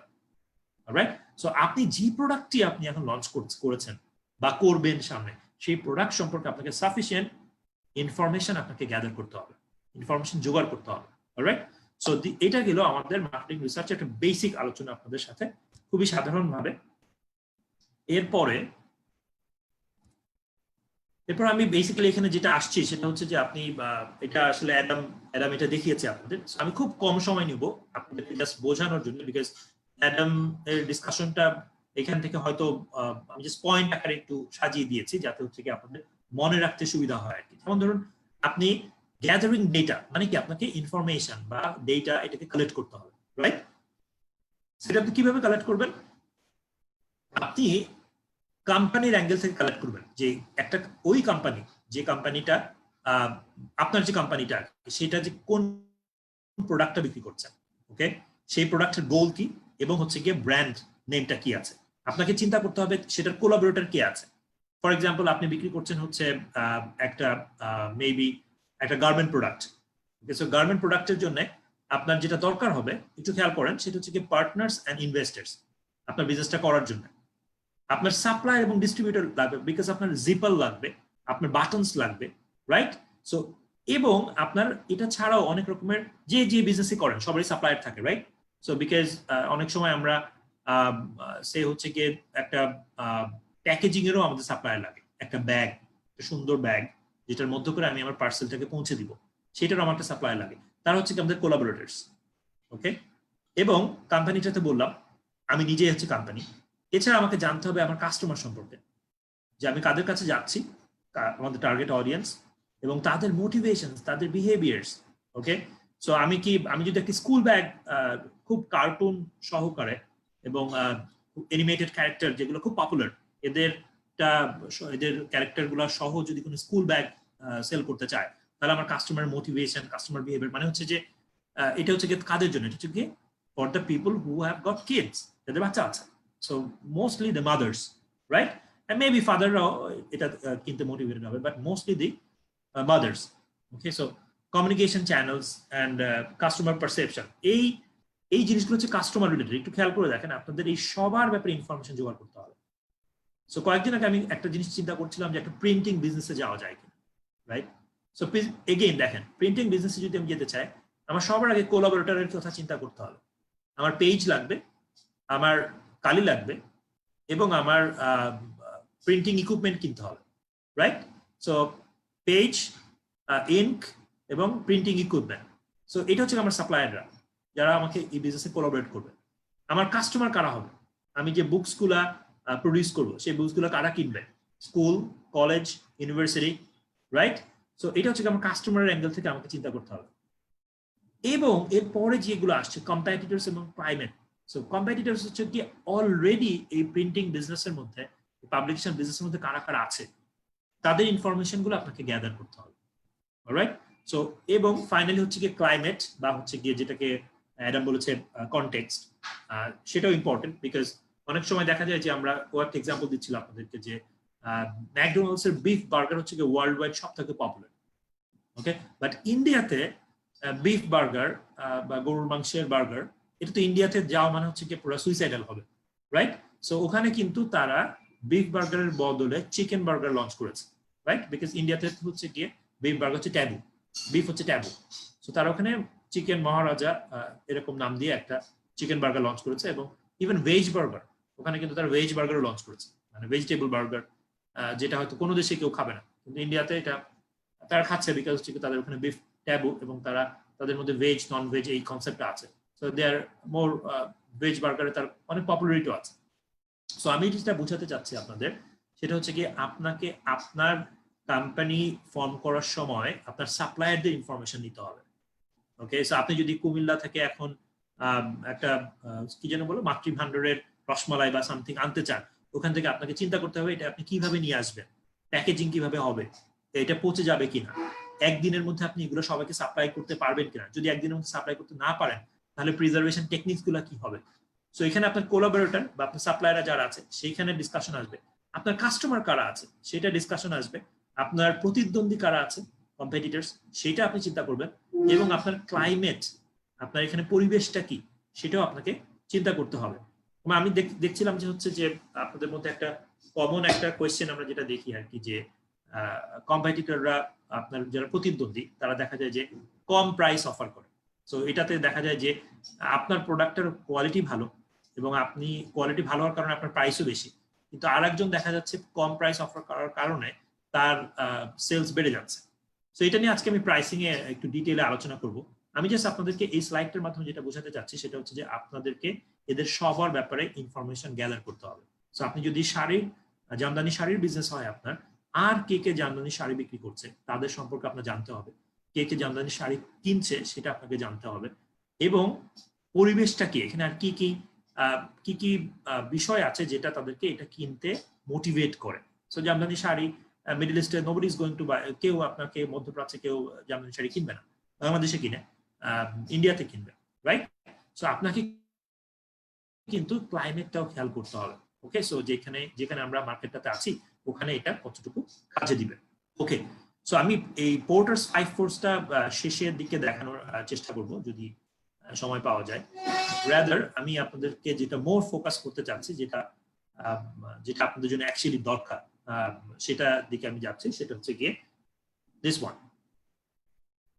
এটা হচ্ছে যেটাকে বলা হচ্ছে কি মার্কেটিং মিক্স, বা আমরা অনেক সময় বলি 4P, মানে 4টা P, যেটা ছাড়া আপনার মার্কেটিং প্ল্যান কখনো সম্পূর্ণ হবে না। এবং আপনি যদি বিজনেস করেন, আপনি যদি একদিন উদ্যোক্তা হন এবং আপনি যদি এই 4P অনুযায়ী প্ল্যান না করেন, এবং এরপর যদি আপনি বিজনেসে সাকসেসফুল হন, that would be a miracle. এটা হবে একটা মিরাকল। ওকে, সো মানুষ যারাই সাকসেসফুল হয় তারা জেনে অথবা তার মনের অজান্তে সবাই এই 4Ps নিয়ে কাজ করে। ওকে, সো হয়তো সে মুখে হয়তো জানে না, বাট আলটিমেটলি তাকে এই 4Ps নিয়ে আগাতে হয়। এই 4Ps হচ্ছে গিয়ে product, price, promotion and place. So আমরা এই প্রত্যেকটা জিনিস নিয়ে আজকে কথা বলবো, এবং আপনারাও আপনাদের অ্যাঙ্গেল থেকে আমি এক্সাম্পল গুলো দেওয়ার চেষ্টা করবো, এবং আপনারাও চেষ্টা করবেন যে আপনার মনের মধ্যে যে প্রোডাক্টটা আছে যেটা আপনি লঞ্চ করতে চাচ্ছেন সামনে, অথবা অলরেডি যে প্রোডাক্ট আপনি লঞ্চ করে ফেলেছেন, সেটার অ্যাঙ্গেল থেকে আপনি চিন্তা করবেন যে আপনি মার্কেটিং প্ল্যানটা কিভাবে করবেন। So marketing plan is all about marketing research and 4P। আবার বলছি, marketing plan is all about marketing research and 4P। Information gather করবেন আর এই 4টা P অনুযায়ী কাজ করবেন, ব্যাস আপনার মার্কেটিং প্ল্যান কমপ্লিট হয়ে যাবে। ওকে, সেখানে একটা যোগ দেয়া আছে, এই যোগটা দেখতে পারেন, একটা মার্কেটিং যোগ, সেটা হচ্ছে দি 4Ps অফ মার্কেটিং হচ্ছে please, please, please, please. So আমার প্রোডাক্ট কিনেন, প্লিজ আমার প্রোডাক্ট কিনেন, এবং প্লিজ আমার প্রোডাক্ট কিনেন, এবং প্লিজ আমার প্রোডাক্ট কিনেন। সো এইভাবে তো আসলে প্রোডাক্ট সেল করা যায় না। সো এখানে দেখা যাচ্ছে একজন ভদ্রলোক সে সাবান বিক্রি করতে আসছে, সো সবাইকে হচ্ছে গিয়ে অনেক কাস্টমারদেরকে অনেক হাতে পায়ে ধরে বিক্রি করার চেষ্টা করছে, please buy it. Okay, so এইভাবে তো আসলে বিজনেস হয় না, রাইট? সো রাদার আমরা এখন শিখবো কিভাবে হচ্ছে গিয়ে এই জিনিসগুলোকে আমরা সলভ করব, বা এই প্ল্যানিং গুলো আমরা কিভাবে করব। সো প্রথম কাজ হচ্ছে গিয়ে product. Number 1 is product. So প্রোডাক্টের মধ্যে 2 রকমের হয়, একটা হচ্ছে কি আমরা বলি ট্যানজিবল, একটা হচ্ছে ইনট্যানজিবল। ট্যানজিবল প্রোডাক্ট হচ্ছে কি সেগুলো যেগুলোকে আমরা স্পর্শ করতে পারি, আর ইনট্যানজিবল প্রোডাক্ট হচ্ছে কি যেগুলো আমরা স্পর্শ করতে পারি না। সো ট্যানজিবল প্রোডাক্ট হচ্ছে যেমন ধরেন আপনারা যে কোনো কিছু যা সেল করা যাচ্ছে, বাচ্চাদের খেলনা, বাচ্চাদের জামা কাপড়, জুতা, এবং হচ্ছে কি মোবাইল, অল দিস থিংস, এগুলো হচ্ছে কি ট্যানজিবল প্রোডাক্টস। আর যেগুলো হচ্ছে কি স্পর্শ করা যায় না, যেমন ধরেন হসপিটালে যে আমরা হেলথ সার্ভিস দিই, এটাকে স্পর্শ করা যায় না। আমরা যে হেয়ার কাট নিই, এটাকে স্পর্শ করা যায় না। আমরা যে শিক্ষা নিই স্কুল, কলেজ, ইউনিভার্সিটিতে, এটাকে স্পর্শ করা যায় না। এগুলো সব হচ্ছে সার্ভিস। সো আপনাকে সবার আগে আইডেন্টিফাই করতে হবে আপনি যে জিনিসটা সেল করতে চাচ্ছেন এটা কি একটা প্রোডাক্ট নাকি এটা একটা সার্ভিস। ওকে, রিসেন্টলি এই যে প্যান্ডেমিকের মধ্যে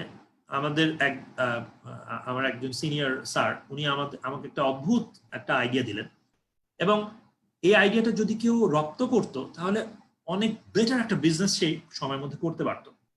ওকে, সামহাও মানুষ এটাকে পিক আপ করেনি, but this is a fabulous idea, এবং আমি আজকে আপনাদের সাথে শেয়ার করছি। সেটা হচ্ছে গিয়ে উনি বলেছিলেন যদি আমরা কাস্টমাইজড হেয়ার কাট সার্ভিস দিতে পারি, হেয়ার কাট সার্ভিস মানে চুল কেটে দেওয়া, বিকজ প্যান্ডেমিকের সময় আপনার মনে আছে কিনা যে ফর 3 মাস ধরে কেউ চুল কাটছে না, সবার অদ্ভুত রকমের একটা চেহারা নিয়ে সবাই ঘুরছে, আতঙ্ক। এই সময়টাতে কিন্তু উনি যেটা বলেছিলেন আর কি, সেটা হচ্ছে আমরা খুব সহজেই এটাকে সলভ করে ফেলতে পারি। সেটা হচ্ছে কি আমরা একটা কিছু চুল কাটার মানুষদেরকে, বারবারদেরকে হচ্ছে কি আমরা রেডি করব উইথ, এবং তাদের হচ্ছে গিয়ে পুরা পিপি পরা থাকবে, পিপি যে স্পেশাল ড্রেসটা, এবং তারা সব তাদের যে চুল কাটার যে মেশিন যেগুলো আছে সেগুলোকে তারা ক্লিন করবে, স্যানিটাইজ করবে, এবং 1 by 1 বাসায় গিয়ে সার্ভিস দিয়ে আসবে। Okay, so I think it was a fabulous idea. Somehow এটা কাজ মানে কেউ পিক আপ করেনি। অথবা যখন ডেঙ্গু হচ্ছিল অনেক বেশি, তখন বিভিন্ন রেসিডেন্সিয়াল এরিয়াগুলাতে আবাসিক এলাকা যেগুলো আছে, বনশ্রী, ডিওএইচএস, বা হচ্ছে গিয়ে বিভিন্ন প্রকল্প যেগুলো আছে, বসুন্ধরা, নিকেতন, নিকুঞ্জ, এই যে জায়গাগুলো আছে, এখানে কিন্তু খুব সহজেই আমরা এই যে মসকিউটো মশা নিধনের যে একটা মোটামুটি একটা কামান টাইপের আমরা দেখি যে সবাই এটাকে নিয়ে যাচ্ছে এবং মশা মারার চেষ্টা করছে, এইগুলো কিন্তু প্রত্যেকটা বাসাগুলোতে এইভাবে সার্ভিস দেওয়া যেত। অলরাইট, আমি আপনাদেরকে যেটা বলছি সেটা হচ্ছে আউট অফ দ্য বক্স কিছু চিন্তা করা আর কি, যেটা হচ্ছে কি সবাই চিন্তা করছে না, এবং এই প্রোডাক্টটা নিয়ে আপনাকে কিন্তু আসতে হবে। এবং যদি আপনি প্রোডাক্টটা নিয়ে আসেন, দেন মানে প্রবলেমটা ওখানে আছে, যেটা আমরা শুরুতেই বলেছিলাম যে আইডেন্টিফাইং দ্য নিড, মানুষের নিডটা আছে। সো আপনাকে যেটা করতে হবে, এই নিডটাকে স্যাটিসফাই করতে হবে। অলরাইট, সো ফার্স্ট আপনাকে ডিসিশন নিতে হবে, ইফ ইটস এ প্রোডাক্ট তাহলে হচ্ছে কি আপনার দেন এটা এক প্রোডাক্ট, আর যদি এটা আপনার প্রোডাক্ট নাকি আপনার service, this is you have to ensure. Alright, second যেটা, দিস ইজ ইম্পর্টেন্ট, আপনারা অনেকেই এটা ব্যাপারে আজকে দেখলাম যে কোয়েশ্চেন করছিলেন যে আমি আমার প্রোডাক্টের প্রাইসটা কিভাবে সেট করব। Right, so this is the slide যেখানে আমরা এই জিনিসটা একটু ডিটেইলে ডিসকাশন করবো আর কি। The first thing you can do is আপনি কস্ট বেসড প্রাইসিং করতে পারেন। Cost based pricing, so cost based প্রাইসিংটা কি? সো কস্ট বেসড প্রাইসিং হচ্ছে আপনি ফর এক্সাম্পল আপনার কস্ট হচ্ছে গিয়ে 5 টাকা, অলরাইট, এবং আপনি কস্ট হয়েছে আপনার একটা প্রোডাক্ট প্রডিউস করতে আপনার কস্ট হচ্ছে 5 টাকা, আপনি এখানে আর 2 টাকা মার্কআপ বা লাভ রাখলেন, সো আপনার প্রোডাক্টের প্রাইস হবে 7 টাকা। ওকে, সো এটা কিন্তু আমি পুরোপুরি কস্টের উপর ভিত্তি করে একটা প্রাইস সেট করলাম। সো এটা হচ্ছে গিয়ে কস্ট সি, আর এটা হচ্ছে গিয়ে আমার মার্কআপ, বা আমি পি লিখলাম, which means আমার ইউনিট বেসড প্রফিট। ওকে, আর এটা হচ্ছে গিয়ে আমার প্রাইস। সো এখানে আমি কি করলাম, আমি আমার কস্ট বেসড প্রাইসিং করলাম, মানে আমার যেটা প্রোডাকশন কস্ট হয়েছে সেটার অনুযায়ী আমি প্রাইসিংটা করলাম। সো এটাকে আমরা বলছি কস্ট বেসড প্রাইসিং। ওকে, সেকেন্ড যেটা, প্রত্যেকটা সম্পর্কে আপনার একটু বুঝে নেন, আমি প্রত্যেকটা প্রত্যেকটা প্রাইসিং সম্পর্কে আপনি একটু এখানে বুঝে নেন। Market based pricing, market based pricing এর মধ্যে ফার্স্ট যেটা আসছে সেটা হচ্ছে পেনিট্রেশন প্রাইসিং। ওকে, সো পেনিট্রেশন প্রাইসিং হচ্ছে কি এমন একটা প্রাইসিং আপনি দিবেন যেটাতে আপনি, পেনিট্রেশন মানে হচ্ছে গিয়ে ড্রিল মেশিন যেরকম পেনিট্রেট করতে করতে ঢুকে যায়, এরকম এমন একটা প্রাইসিং দিবেন যে আপনি মার্কেটের মধ্যে ড্রিল করতে করতে ঢুকে যাবেন, which means মার্কেট যতই মানে কঠিন হোক, সামহাও আপনার প্রাইসিং আপনাকে ড্রিল করতে করতে ভেতরে পেনিট্রেট করতে করতে নিয়ে যাবে। ওকে, সো এটা এক টাইপের প্রাইসিং। ওকে, সো পেনিট্রেশন প্রাইসিং বলে আর কি। সো আপনি এটা করতে পারেন। সবাই হচ্ছে কি ওটা মেবি 10 টাকা প্রাইস করেছেন একটা প্রোডাক্টের, আপনি ওটাকে 8 করে দিতে পারেন আর কি। সো যেটা হচ্ছে কি সবার মানে আপনি কিছু না কিছু কাস্টমারের সময় পেয়েই যাবেন, কিন্তু এটা অনেক ডিসঅ্যাডভান্টেজও আছে। এই কারণে আমরা বিভিন্ন টাইপের আপনাকে প্রাইসিংটা দেখাচ্ছি, যাতে হচ্ছে কি যেটা আপনাকে স্যুট করবে আপনি সেটা নেবেন। এর মধ্যে একটা হচ্ছে মার্কেট স্কিমিং। খেয়াল করেন, মার্কেট স্কিমিং হচ্ছে কি একই প্রোডাক্টের জন্য আমি এক এক সময় এক এক রকমের প্রাইস অফার করব। একই প্রোডাক্টের জন্য এক এক সময় আমি এক এক প্রাইস অফার করব। ফর এক্সাম্পল, একটা আইফোন যখন নতুন একটা বাংলাদেশে আসে বা যে কোনো জায়গায় যখন আসে, তখন এটার প্রাইস হয় হচ্ছে গিয়ে প্রায় 60, 70, অলমোস্ট 80,000 এরকম একটা প্রাইস হয়।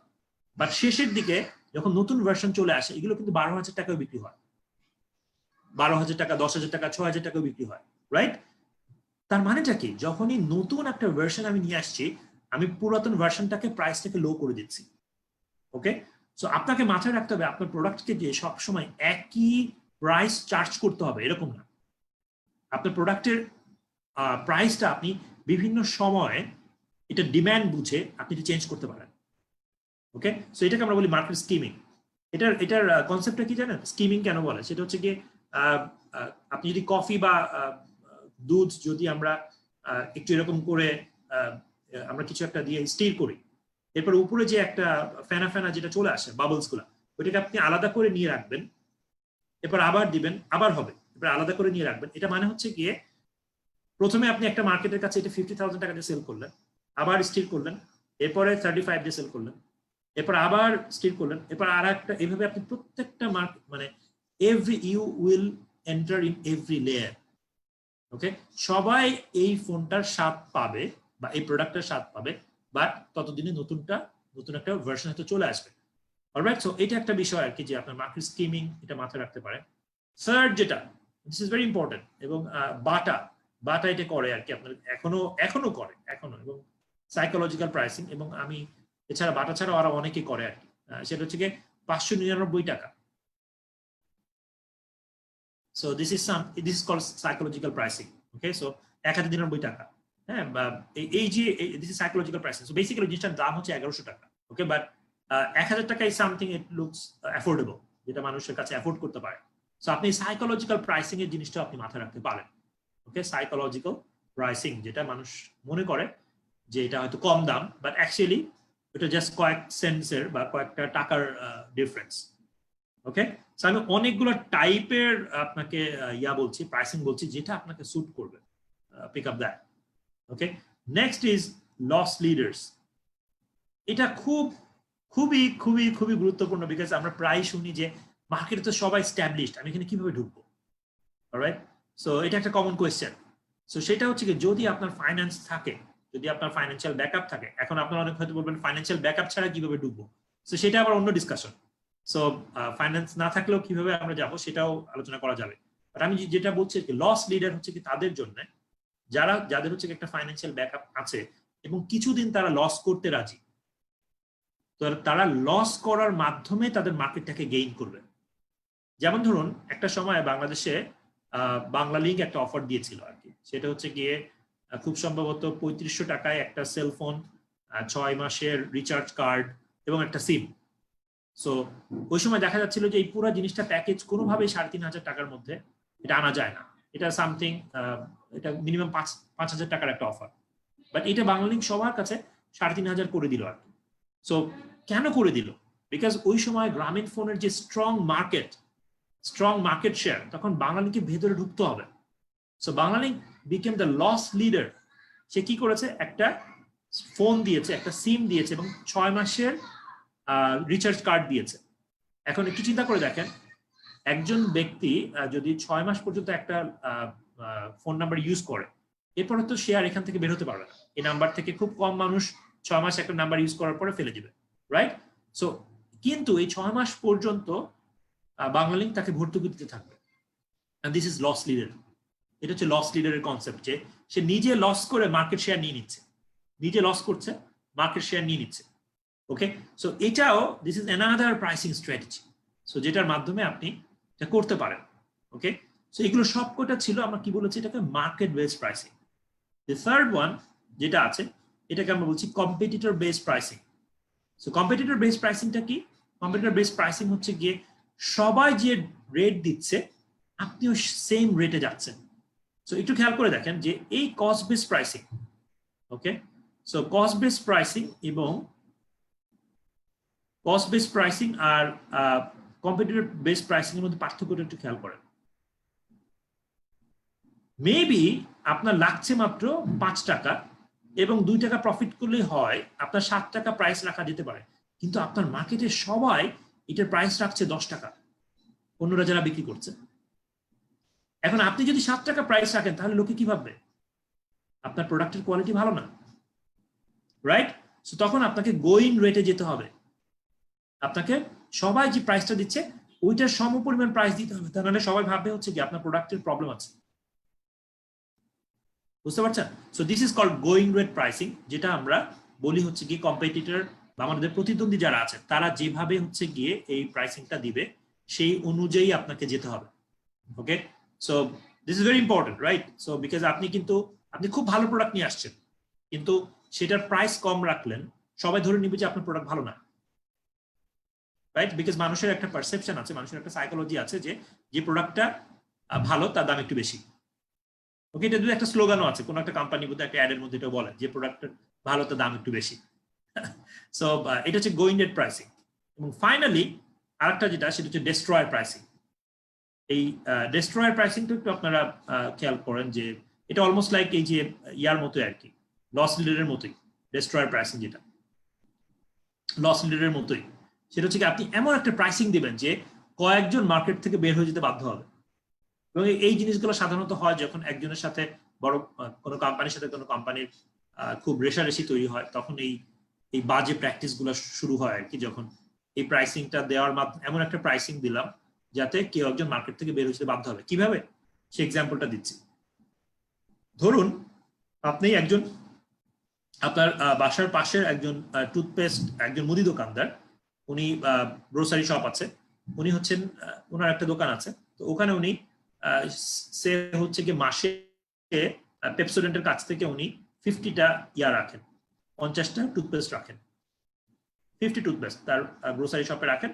এলাকার যারা আছে তারা এখান থেকে এটা কিনে আর কি। তো 50 পেপসোডেন্ট কাছ থেকে 50টা ইউনিট উনি রাখেন।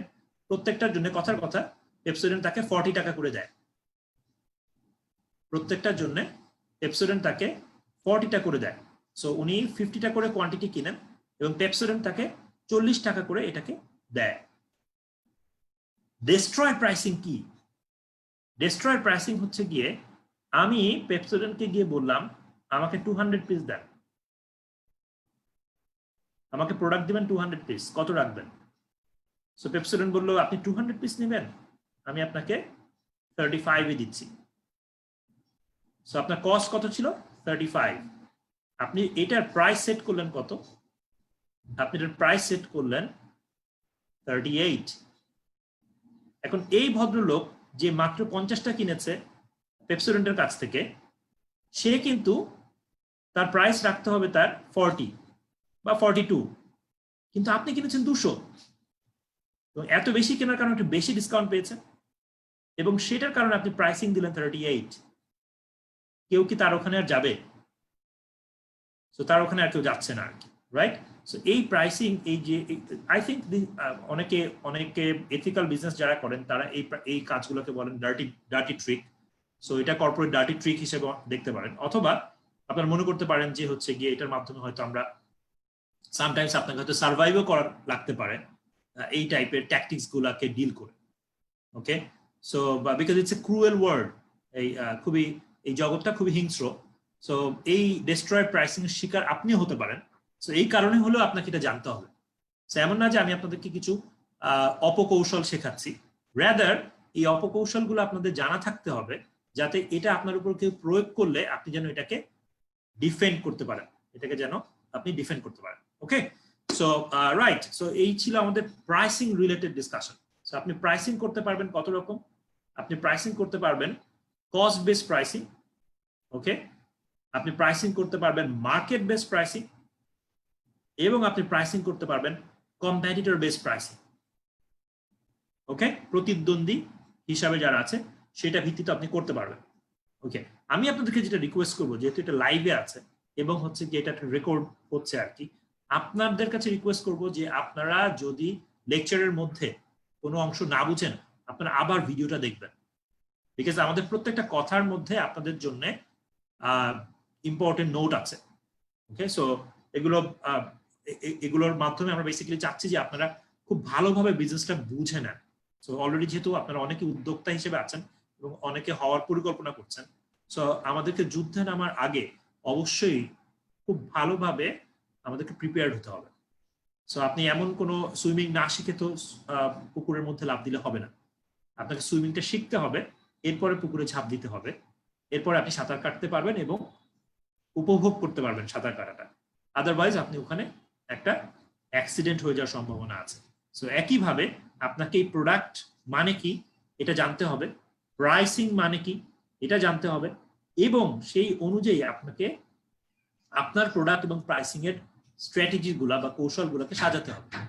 ওকে, সো আমি গেলাম, এই পর্যন্ত আমরা 4 P's এর মধ্যে প্রোডাক্ট পড়েছি এবং প্রাইস পড়েছি। আমি আবার শুরুতে চলে যাচ্ছি। শুরুতে আমরা ছিলাম মার্কেটিং রিসার্চে। খেয়াল করেন, আমি আবার একটু মিলিয়ে দিচ্ছি। আপনি বিজনেস করতে চাইলে সবার আগে আপনাকে যেটা করতে হবে সেটা হচ্ছে আপনাকে বিজনেস প্ল্যান করতে হবে। বিজনেস প্ল্যানের মধ্যে একটা অংশ হচ্ছে গিয়ে মার্কেটিং রিসার্চ। আপনাকে ইনফরমেশন গ্যাদার করতে হবে। কার ইনফরমেশন গ্যাদার করতে হবে? আপনার কাস্টমার ইনফরমেশন গ্যাদার করতে হবে, আপনার সাপ্লায়ারদের ইনফরমেশন গ্যাদার করতে হবে, আপনার প্রতিদ্বন্দ্বীদের ইনফরমেশন গ্যাদার করতে হবে, এবং যে যে পরিস্থিতি আপনার বিজনেসকে প্রভাবিত করতে পারে সেইগুলো আপনাকে ওর থেকে কালেক্ট করতে হবে, সেই ইনফরমেশনগুলো আপনাকে কালেক্ট করতে হবে। এবং এটাকে আমরা বলেছি মার্কেটিং রিসার্চ। এটা আপনি করতে পারবেন দুইভাবে। একটা হচ্ছে গিয়ে আপনি ফিল্ড রিসার্চের মাধ্যমে করতে পারবেন, একদম সরাসরি ফিল্ডে গিয়ে অবজারভেশনের মাধ্যমে বা টেস্ট মার্কেটিং এর মাধ্যমে, অথবা আপনি ডেস্কে বসে ইনফরমেশন গুলো কালেক্ট করতে পারবেন গুগলিং এর মাধ্যমে যে কোন প্রোডাক্টের চাহিদা এখন বেশি। ওকে, সো এটা ছিল মার্কেটিং রিসার্চের ইনফরমেশন। মার্কেটিং রিসার্চের আমি শুরু করার পরপরই আমাকে যেটা ওখানে যে ইনফরমেশন গুলো আপনি পাবেন সেটার ভিত্তিতে আপনাকে প্রোডাক্ট, প্রাইস, প্রমোশন এবং প্লেস সাজাতে হবে। প্রথমে আপনাকে চিন্তা করতে হবে আমি কোন প্রোডাক্টে যাচ্ছি অথবা আমি কোন সার্ভিসে যাচ্ছি কিনা। যখন আমি ডিসিশনটা নিয়ে নিয়েছি, তারপরে আমাকে ডিসিশন নিতে হবে এই প্রোডাক্ট বা সার্ভিসের প্রাইসিং স্ট্র্যাটেজি কি হবে। এটাকে আমি কস্ট বেস প্রাইসিং করব, এটাকে আমি মার্কেট বেস প্রাইসিং করব, নাকি এটা আমি কম্পিটিটর বেস প্রাইসিং করব। Okay, now third one, promotion. So 4 P's এর প্রোডাক্ট হয়েছে, প্রমোশন হয়েছে, এখন হচ্ছে প্রাইসিং হয়েছে, এখন হচ্ছে কি আমাদের প্রমোশন। নাম্বার 3, নাও প্রমোশনে যেটা আমাদেরকে একটু আগে অ্যাডাম দেখাচ্ছিল আর কি, যে STP, segmentation, targeting and positioning, এটা একটু আপনারা খুব ভালো করে বুঝে নেন। এটা কিন্তু মানে আপনাদের বিজনেসের জন্য যতবার আপনি আপনার প্রোডাক্টকে লঞ্চ করবেন এবং যতদিন পর্যন্ত ওই প্রোডাক্টটা বাজারে থাকবে, আপনি ব্যবসায়ী হিসেবে বাজারে থাকবেন, প্রতিবারই কিন্তু আপনাকে এই 3টা ব্যাপার বারবার করে রিভিউ করতে হবে। এখন সেগমেন্টেশন জিনিসটা কি? সেগমেন্টেশন মানে হচ্ছে যে আপনি প্রোডাক্টটা কার কাছে সেল করবেন। খেয়াল করেন, আপনি কি প্রোডাক্টটা সেল করবেন ছেলেদের কাছে? আপনি কি প্রোডাক্টটা সেল করবেন মেয়েদের কাছে? আপনি কি প্রোডাক্টটা সেল করবেন শিশুদের কাছে? আপনি কি প্রোডাক্টটা সেল করবেন বৃদ্ধদের কাছে? ওকে, ফর এক্সাম্পল আপনার টয়োটা সেলিকা একটা গাড়ি ছিল, এটা কিন্তু মেয়েদের গাড়ি। বাংলাদেশে যদি ছেলেরা চালায় কোনো এক অদ্ভুত কারণে, বাট এটা কিন্তু মেয়েদের গাড়ি। ওকে, সো এটা একটা মেয়েদের কার, টয়োটা সেলিকা। আমেরিকাতে একটা গাড়ি ছিল ওলস মোবিল, সেটা হচ্ছে গিয়ে বেসিক্যালি একটু বড়, একটু বয়স্ক যারা, তাদের জন্য আর কি। সো আপনাকে সেগমেন্টেশনটাকে খেয়াল করতে হবে যে আপনি কাকে টার্গেট করছেন। আপনি কি বাবাদেরকে টার্গেট করছেন? আপনি কি মায়েদেরকে টার্গেট করছেন? আপনি কি শুধুমাত্র টিনস যাদের বয়স কম, 11 থেকে 19-এর মধ্যে, তাদেরকে টার্গেট করছেন? আপনি কি একটু মিডল এজড তাদেরকে টার্গেট করছেন? তো বাটার দিকে খেয়াল করেন, বাটা কি করে? বাটার সবার জন্য সলিউশন রেখেছে, ছোট বড় অমুক তমুক সবার জন্য, সব টাইপের জুতা তার কাছে আছে। তো তার সেগমেন্টেশন হচ্ছে গিয়ে ম্যাসিভ। ওকে, কিন্তু আপনি অন্যদের কথা চিন্তা করেন, যে ফর এক্সাম্পল যে যারা হচ্ছে গিয়ে সে আপনাদের এই হেলথ ইকুইপমেন্ট বা সরি জিম ইকুইপমেন্ট যারা সেল করছে, তাদের টার্গেট মার্কেট কারা? Rich people, right? সো আপনাকে ফার্স্ট যেটা করতে হবে, আপনাকে সেগমেন্টেশন করতে হবে। এই সেগমেন্টেশন গুলো আপনি কিভাবে করতে পারেন? সেগমেন্টেশন আপনি করতে পারেন, সরি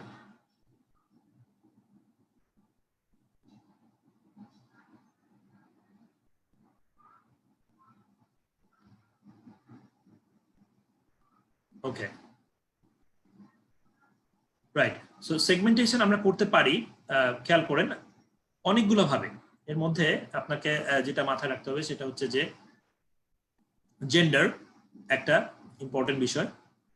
এরপর হচ্ছে কি আপনার মানে জেন্ডার মানে হচ্ছে কি আপনি ছেলে না মেয়ে, এটা একটা বিষয়। একটা হচ্ছে ইনকামের ভিত্তিতে আপনি করতে পারেন, ইনকাম। ওকে, একটা করতে পারেন আপনি হচ্ছে সোশ্যাল ক্লাসের উপর ভিত্তি করে। ওকে, একটা আপনি করতে পারেন সেটা হচ্ছে কি বয়সের উপর ভিত্তি করে। একটা আপনি করতে পারেন, সেটা হচ্ছে লোকেশনের উপর ভিত্তি করে উনি কোথায় থাকেন। ওকে, সো দ্যাট ইজ সেগমেন্টেশন। আপনাকে এটা ফার্স্ট, এটা আপনাকে মাথায় নিতে হবে, সেগমেন্টেশন। একবার আপনি ডিসিশন নিলেন আপনি প্রোডাক্টটা কার কাছে সেল করবেন, আপনি তাকে টার্গেট করবেন। ওকে, যে আমি প্রোডাক্টটা ছেলেদের কাছে বিক্রি করব না, এই প্রোডাক্টটা এক্সক্লুসিভলি মেয়েদের জন্য যাবে, আমার টার্গেট মার্কেট মেয়েরা। ওকে, সো ওইটা হচ্ছে তখন আমরা এটাকে বলছি যে টার্গেট করা, ST। এরপর সেগমেন্টেশন হয়ে গেছে, আমি প্রথমে সবকিছু আমার সামনে সাজিয়েছি এবং এরপর আমি একটা স্লাইস ওখান থেকে পিক আপ করেছি, and that is target market আমার জন্য। এখন এই টার্গেট মার্কেটের কাছে আপনাকে প্রোডাক্টটাকে পজিশন করতে হবে। এই টার্গেট মার্কেটের কাছে আপনাকে প্রোডাক্টটাকে পজিশন করতে হবে। আমি আবারও বলছি যে যে আমরা যেটা বলছি যে আমাদের প্রথমে আমি প্রোডাক্ট সিলেক্ট করেছি যে আমি হয়তো এই প্রোডাক্টটা আমি নিয়ে আমি কাজ করব, কিন্তু আমি কিন্তু তখনও সিলেক্ট করিনি যে কাদের কাদের কাছে সেল করব, প্রোডাক্টটা সেট করেছি। এবং সেগমেন্টেশনের মাধ্যমে আমি এখন ডিসিশন নিলাম যে আমরা এটা কাদের কাছে যাবে, এটা কি শুধু ছেলেদের, শুধু মেয়েদের, কোন ইনকাম ওয়ালা লোকের কাছে, এটা কি রিচ পিপল, মিডল ক্লাস আর লোয়ার মিডল ক্লাস, কার কাছে এটা যাচ্ছে, সেটা আমি ডিসিশন নিলাম টার্গেট মার্কেটের কাছে। এখন আমার কাজ হচ্ছে পজিশনিং করা। পজিশনিং আমি কিভাবে করব এবং পজিশনিং মানে কি? পজিশনিং মানে হচ্ছে গিয়ে কাস্টমারের মনে, এই টার্গেট মার্কেট যাদেরকে আপনি ডিসিশন নিয়েছেন যে আমি এদের কাছেই বিক্রি করব, মেবি আপনার জন্য টার্গেট মার্কেট হচ্ছে শুধু হাউসওয়াইফদের কাছে সেল করব এই প্রোডাক্টটা। সো সেই ক্ষেত্রে এই হাউসওয়াইফদের যে টার্গেট মার্কেটটা আপনার আছে, তাদের মনের মধ্যে আপনার প্রোডাক্টের ছবি এঁকে দিতে হবে। আপনার কাস্টমার বা টার্গেট মার্কেটের মনের মধ্যে আপনার প্রোডাক্টের ছবি এঁকে দিতে হবে। এই কাজটাকে আমরা বলি হচ্ছে গিয়ে প্রোডাক্ট পজিশনিং। অলরাইট, সো এটাকে আমরা বলি হচ্ছে গিয়ে প্রোডাক্ট পজিশনিং। সো আপনাদেরকে এই বিষয়টাই হচ্ছে গিয়ে আমাদের বেসিক্যালি মানে রিলেটেড টু প্রমোশন। এখানেই হচ্ছে গিয়ে আপনাদেরকে মূল কনসেন্ট্রেশনটা দিতে হবে। ওকে, যে আমি আমার প্রোডাক্টটাকে কিভাবে পজিশন করব, আমার কাস্টমারের মনের মধ্যে কিভাবে অবস্থান দিব, পজিশন করব। ওকে, তো সেটা করার জন্য আমরা আপনাদেরকে কয়েকটা জিনিস বলছি। একটা হচ্ছে প্রমোশন অ্যাবাভ দি লাইন, এটা প্রমোশন বিলো দি লাইন। এই কঠিন কঠিন শব্দগুলো আপনার না মনে রাখলে হবে। আপনি কিভাবে করবেন? একটা হচ্ছে সোশ্যাল মিডিয়া, সো এটা তো অলরেডি আপনারা করছেন এবং আপনাদের ডিজিটাল মার্কেটিং এর উপরে আপনাদের একটা ট্রেনিংও হয়েছে। সো ওইটা যারা করেছেন তারা হয়তো এটা খুব ভালোভাবে বুঝতে পারবেন যে কিভাবে ফেসবুক মার্কেটিংটা করতে হয়। এটা ছাড়া যেটা আছে সেটা হচ্ছে ইলেকট্রনিক মিডিয়া, মানে টিভি, রেডিও, এগুলো। ওকে, এছাড়া আছে হচ্ছে print media, news paper, magazine, এগুলা, এবং আউটডোর প্লেসমেন্ট। আউটডোর প্লেসমেন্ট মানে হচ্ছে কি আপনার বিলবোর্ডস এবং ব্যানার্স এবং সাইনবোর্ডস, এগুলো হচ্ছে কি আপনার আউটডোর প্লেসমেন্টস। এখন আমার যেটা মনে হচ্ছে সেটা হচ্ছে কি আপনাদের মধ্যে অনেক ভ্যারিয়েশন আছে, মানে হচ্ছে কি আপনাদের অনেকের হচ্ছে কি অনেক হেলদি ফান্ড আছে, টাকা পয়সা আছে, সো উনি বিজনেসটা একভাবে করতে আছেন। আরেকজনের হাতে অল্প টাকা আছে, আরেকজনের হাতে হয়তো কিছুই নেই কিন্তু আইডিয়া আছে। তো আপনারা কিন্তু এক একজন এক এক টাইপের, সেই কারণে আমি আসলে একটা স্পেসিফিক দিকে, একটা সুনির্দিষ্ট দিকে আমার ফোকাসটা আমি রাখতে পারছি না বা দিচ্ছিও না। তো আমি আপনাদেরকে যেটা বলবো যে যেটা আপনার জন্য সুবিধা হবে আপনি সেটা পিক আপ করবেন। ওকে, বাট আপনাকে মনে রাখতে হবে যেভাবেই হোক আপনার কাস্টমারের মনের মধ্যে আপনার ছবির, আপনার প্রোডাক্টের ছবি আঁকতে হবে। তো সেটা যদি সোশ্যাল মিডিয়ার মাধ্যমে হয় ফাইন, সেটা যদি ইলেকট্রনিক মিডিয়ার মাধ্যমে হয় এবং আপনার ফান্ড থাকে, টিভি, রেডিও, ফাইন। সেটা যদি প্রিন্ট মিডিয়ার মাধ্যমে হয় এবং আপনার ফান্ড থাকে তাহলে ভালো। আউটডোর প্লেসমেন্টস, এগুলো সব কটা কিন্তু একটু expensive. Electronic media, print media, outdoor placement সব কটা এক্সপেন্সিভ। এর মধ্যে থেকে সব থেকে কম এক্সপেন্সিভ এবং মোস্ট ইফেক্টিভ, সব থেকে ফলপ্রসূ হচ্ছে গিয়ে সোশ্যাল মিডিয়া, ফেসবুক বুস্ট অথবা পার্সোনাল ব্র্যান্ডিং। ওকে, এবং পার্সোনাল ব্র্যান্ডিং যে কতটা গুরুত্বপূর্ণ এটা উইতে না আসলে আমি কখন বুঝতে পারতাম না। দিস ইজ সামথিং আমরা শিখি, মানুষ শিখে বিভিন্ন জায়গায়, যদি আমরা ইউনিভার্সিটিতে পড়াই, আমরা ট্রেনিং দিই, বাট স্টিল এই প্ল্যাটফর্মটা মানে আমাদের কাছে পার্সোনাল ব্র্যান্ডিং এর কনসেপ্ট যেরকম ছিল তার থেকে অনেক সুপিরিয়র একটা কনসেপ্ট দিয়েছে, রাইট? এটা আপনারা সবাই যারা এখান থেকে বেনিফিট পাচ্ছেন আপনারা সবাই জানেন যে কিভাবে এখানে পার্সোনাল ব্র্যান্ডিং এর মাধ্যমে সবাই, এই যে 100 কমেন্ট করা, এই যে হচ্ছে গিয়ে 10 ঘন্টা এখানে সময় দেওয়া, এটা অ্যাকচুয়ালি কি অনেকে বুঝতেই পারে না যে এখানে অ্যাকচুয়ালি কি হয়, মানে এবং তারা এটা নিয়ে অনেক নানা রকমের কথা বলে, বাট এখানে অ্যাকচুয়ালি কি হয়? একজন ট্রেনারের পার্সপেক্টিভ কি, আমি এখানে কি বুঝি, সেটা হচ্ছে কি একজন ব্যক্তি এটার মাধ্যমে সে তার প্রচুর কন্ট্যাক্ট তৈরি করে, প্রচুর মানুষ তৈরি করে যাদেরকে সে চিনে জানে এবং একটা বন্ড তৈরি হয়। সো অটোমেটিক্যালি তার একটা মার্কেট গ্রো করতে থাকে। সো এখানে সময় না দিলে এবং হচ্ছে গিয়ে এইভাবে যদি ইন্টারাকশন না হয়, কমেন্ট করা না হয়, তাহলে তো আপনি ওই জিনিসটা পারবেন না, ওই জিনিসটা মানে অ্যাচিভ করা পসিবল হবে না, রাইট? সো এই কারণে social media is very important. Because social মিডিয়াতে খরচ কম এবং অলমোস্ট নাই বললেই চলে, সোশ্যাল মিডিয়াতে খরচই নেই, অথচ কতটা ইফেক্টিভ, রাইট? সো আমাদেরকে এখানে একটু ফোকাস করতে হবে, রাইট? সো এই জায়গাটাতে যে প্রমোশন অ্যাবাভ দ্য লাইন বলতে আমরা যেটা বলছি সেটা আপনাদেরকে একটু খেয়াল করতে হবে। থার্ড হচ্ছে গিয়ে প্রমোশন বিলো দি লাইন। আমি আবারও বলছি, আমরা কোথা থেকে আলোচনাটা নিয়ে আসছি, সেটা হচ্ছে আমি প্রোডাক্টটাকে কিভাবে মানুষের মনে পজিশন করব, এটা নিয়ে একটা আলোচনা হলো, আবার আর এক টাইপের আলোচনা এখন আমরা শুরু করবো। এন্ড দিস ইজ এগেইন এখন যেটা বলবো খুবই গুরুত্বপূর্ণ। সো আপনি প্রমোশন বিলো দি লাইন, এখানে আপনি কি কি করতে পারবেন, আপনি এক্সিবিশনে যেতে পারবেন যেটা এখন আমরা করতে পারছি না, বন্ধ। ফেয়ার করতে পারবেন যেটা এখন আমরা করতে পারছি না, বন্ধ। Sales promotion, this is something আপনি এখন করতে পারবেন। আর আমি শিওর এই প্রত্যেকটা জিনিস আপনাদের সাথে যাবে। সো সেলস প্রমোশন একটা খুব ওয়ার্ল্ড ওয়াইড একটা খুব বিখ্যাত কনসেপ্ট, যেটার মাধ্যমে কাস্টমারদেরকে কুপন দেওয়া হয়। সো আপনি যদি কুপনটা নিতে পারেন তাহলে সে একটা ডিসকাউন্ট পাবেন। যে একবার পারচেস করেছে বা 5 বার পারচেস করেছে তাকে একটা লয়্যালটি কার্ড দেওয়া হয়। সো 5 বার যে পারচেস করেছে বা 3 বার পারচেস করলে লয়্যালটি কার্ড, এই কার্ডটা যে কাস্টমারের কাছে থাকবে সে 10% ডিসকাউন্ট পাবে। ওকে, আপনি কি একটা কন্টেস্ট অ্যারেঞ্জ করেছিলেন কখনো আপনার কাস্টমারদের জন্য, যেখানে সে একটা কুইজ আনসার করে একটা কিছু একটা জিতে নেবে আপনার কাছ থেকে, রাইট? সো এই জিনিসগুলোকে আপনাদেরকে অফার করতে হবে।